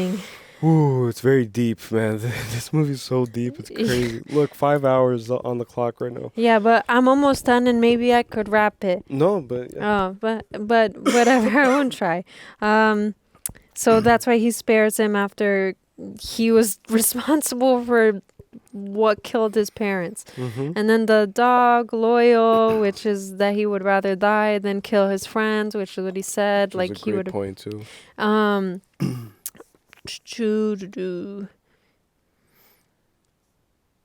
Even though he was wrongfully imprisoned, it's like, that's crazy. He was wrongfully imprisoned, and then he gets the greatest redemption arc in this whole movie. It's like, he's painted out to be this villain. Everybody hates him because it's like, you are responsible for killing Lily and James Potter, and you worked with who will not be named, and you whatever, and you should stay in Azkaban, and he's just wrongfully accused from the beginning, which I can understand the frustration. Like, you could tell he's like mentally breaking, because it's like, and just like you said with Andy Dufresne, it's like, you don't belong there, But the irony is that like Andy Dufresne really keeps his composure and stuff and just like finds his way out like slyly and whatever. But then it's exactly what you said. It's like the innocent will not stay imprisoned for long. And that's why Sirius Black is the only one to ever escape Azkaban, because he never belonged there. Yes. And that's why Andy Dufresne is the only one to ever penetrate a freaking tunnel through the walls of Shawshank prison, crawl through shit and escape, which probably no prisoner has ever done in that prison ever, because he didn't belong there. And he made the warden shoot himself. Yeah. Because in order for a life to be gained, a life has to be given. Exactly. Yeah. But anyways, that was interesting. But this will be my last stretch. No, take and your then time. you could jump in, whatever you think of. But the one thing I want to point out, now we're at the end of the movie, Can I say one last thing about Yes, the part you were saying? go. No, that I was just gonna say that I can only imagine that after a certain amount of time, the prisoner becomes convinced of their sentence. Yes. So they become convinced that they are what their environment is dictating them to be. And I'm a big fan of Virgil Abloh, who was the founder of Off-White and became the director of Louis Vuitton. I'm sorry, guys. It's been 5 hours and it's already almost 1 a.m. Yeah. But so my brain is like running Getting on fumes hazy, right now. Yeah. But Virgil gave this great example, which always stuck with me. He said that you could put you could put this water bottle in the middle of a junkyard, and it becomes less than a water bottle because of its surroundings. Like it becomes even less because it's in a junkyard. Yeah, and so it's just a water bottle that nobody really is thinking of like, oh, I'm going to open this up because it's probably clean and it's probably okay and I'm going to drink it. Nobody's thinking that remotely unless you're dying of thirst. But then my point is, if you place this water bottle, this Kirkland brand, not sponsored, obviously, Costco water bottle, inside in the middle of an art museum, then all of a sudden it changes. Wow. This water bottle becomes something completely. And so that's what humans are, is my point. And so if you put humans inside of a... No, yeah. But if you put humans inside of a certain environment that isn't prone to like conditioning them into being better, but only reassures them that they are this piece of shit, like there's no other way of saying it, then they convince themselves of that story over time. Exactly. And I think that that's why you have to have a pure soul in order to be in that environment, but know that you are in that environment, but you're not of that environment. Yeah. And that's what, even in the Bible, it talks about that too. It says that be in this world, but do not be of this world. Yeah. And that's a huge, huge kind of like teaching, and it reverberates throughout history and throughout spiritual teachings. Is be in this moment, but don't be of this moment. Be always detached, but in a very present way. Yeah. And it's kind of like very paradoxical, but it's interesting. No, exactly that.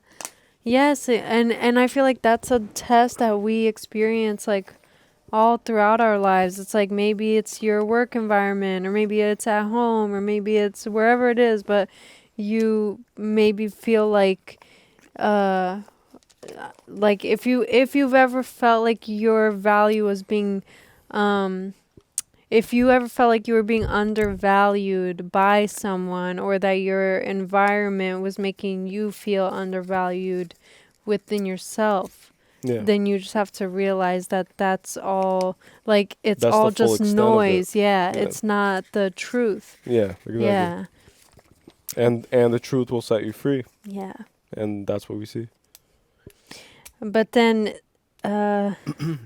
one thing I had was that at the end of the movie, Harry receives a broom, right? Firebolt. And then it's crazy because the kid that we saw on the broom in Quidditch, the end of his broom got lit on fire basically by the lightning bolt. By a bolt. A lightning bolt. Yeah, and that's literally on his forehead in the middle of the storm, and I thought that too. And then Harry, I was gonna say Callie, and then I was gonna say Callie. It's so weird. And then Harry, no, because I was. But then Harry, and then it's burning. And then Harry receives a firebolt broom. It's like, it's so crazy. It is wild, right? Oh, I almost broke my glasses. Or Harry's glasses. And then I just wanted to go through this like quick thing that I like realized.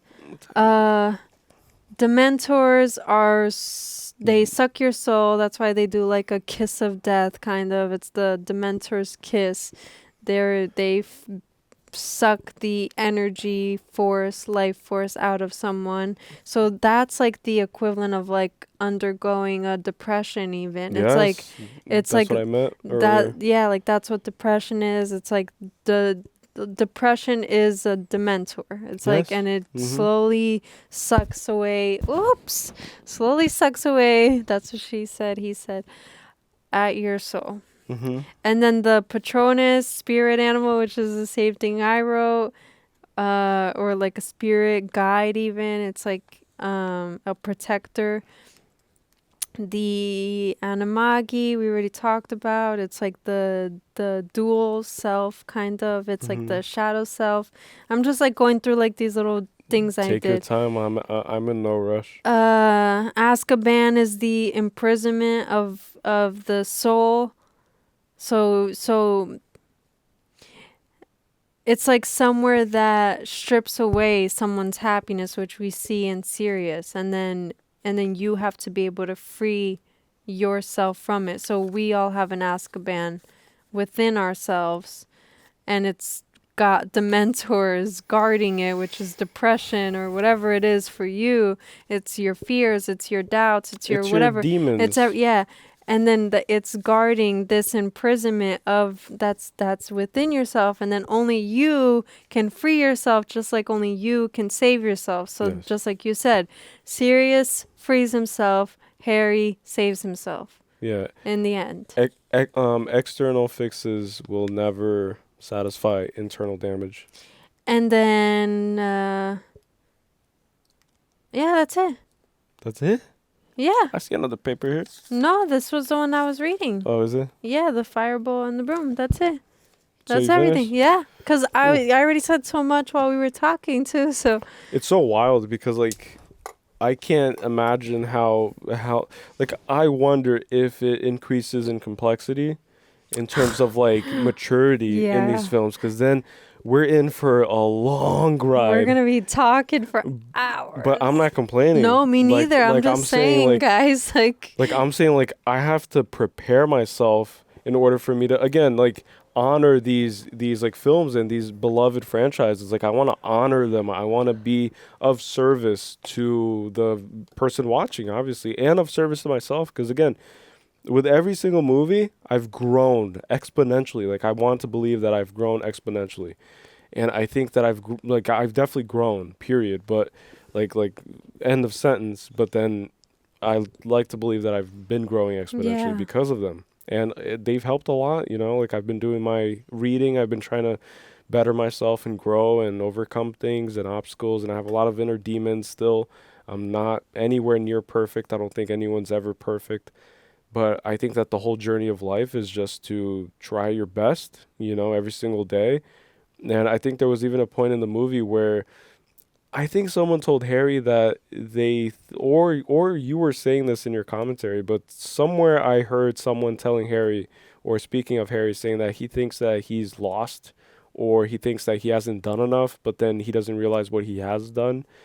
Or maybe I was just like, I don't know, like maybe that's from like a different thing. No, it was when he said that it wasn't all for nothing. No, like, yeah, there you go. Right. So like it's easy for us to go about life telling ourselves that we're not enough and we're not good enough and we're not doing enough. But then when we really stop to realize how far we've come, and I know that's so cringy and you can roll your eyes to the back of your head just like I usually do when I hear these things. But when you start like really living it and witnessing it firsthand and coming up with these conclusions because of your own life, then you realize that it's not just these empty, what do people call those things? I forgot the word, but,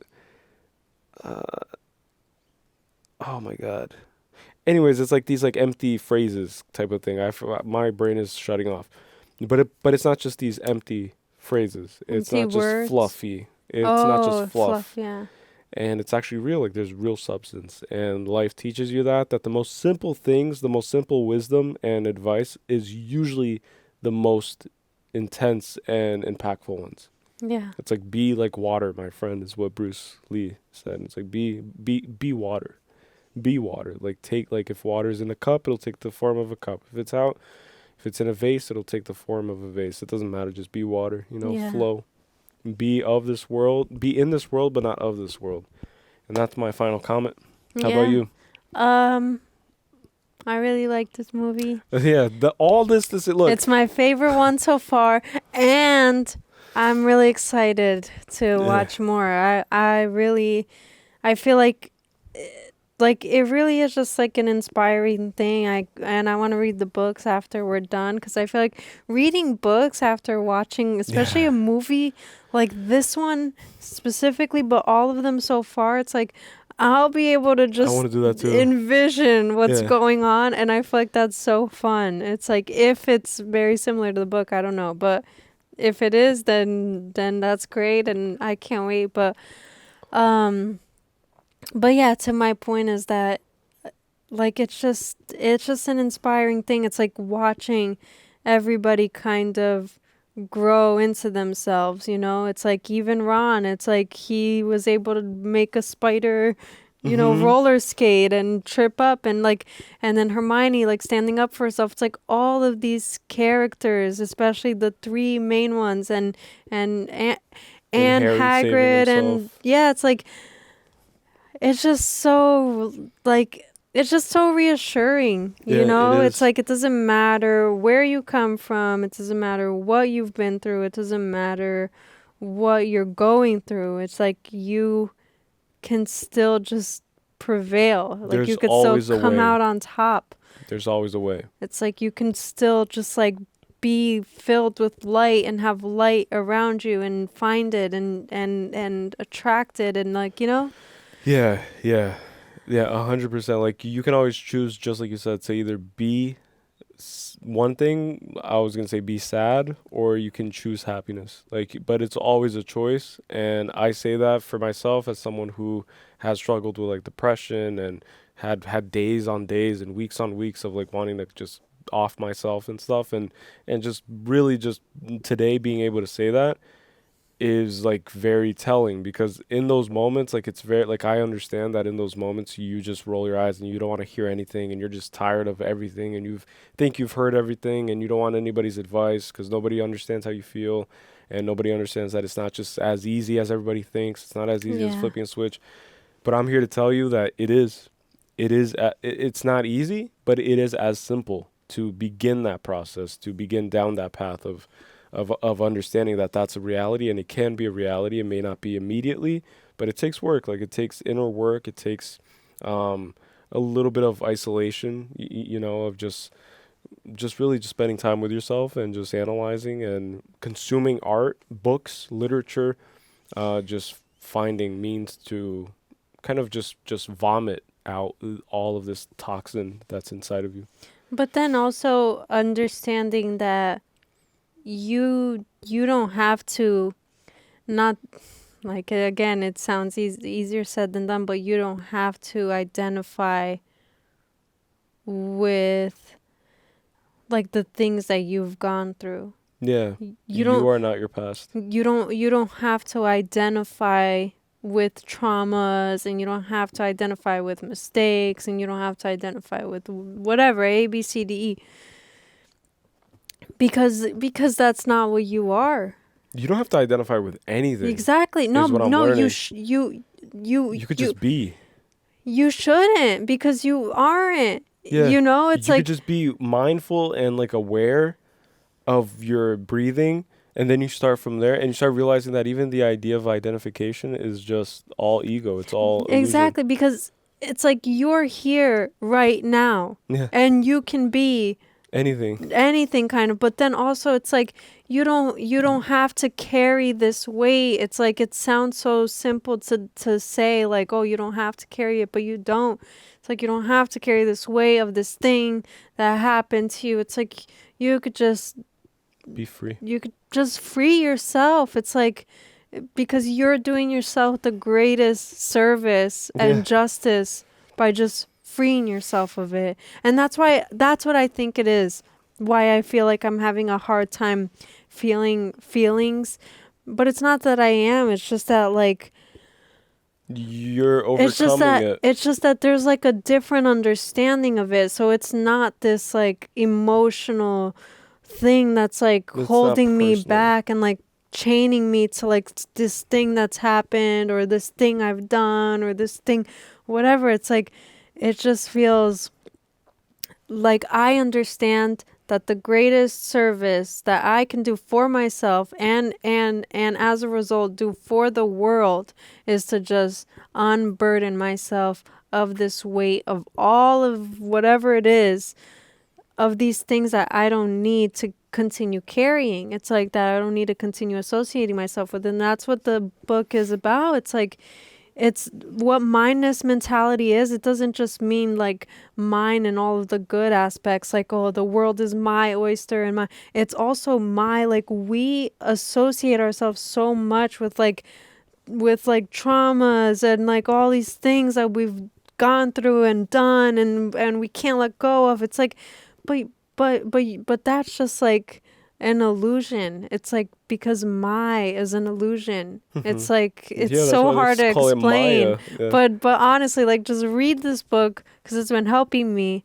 It's like, I can't talk to you about childhood stuff and I don't think I could cry about it now. It's like, I don't think that I can because I've unpacked so much, even like things that I'm not proud of that I've done. It's like genuinely not proud of, that's driven me to points of what you're saying, that I'm like unworthy of life. You know what I mean? Yeah.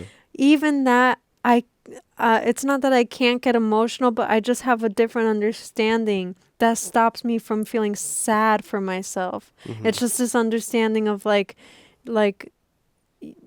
I know who I am in the sense of like, I know kind of like, I don't know, like I'm just like discovering a different piece. If that makes sense, you know, it's like a different level of awareness and consciousness. It's where you just arrive at understanding itself and you don't have to understand anything specific. You just understand things as they are and then you move forward. But that's what it is. It's like, you know, like I have instances where there's like triggers or whatever, but then I'm like, what is it triggering? Like, is it just something that I'm telling myself that it's triggering, or is it actually triggered? Like, because it is just all you. It's everything is you. Yeah. You are telling yourself that something is triggering you.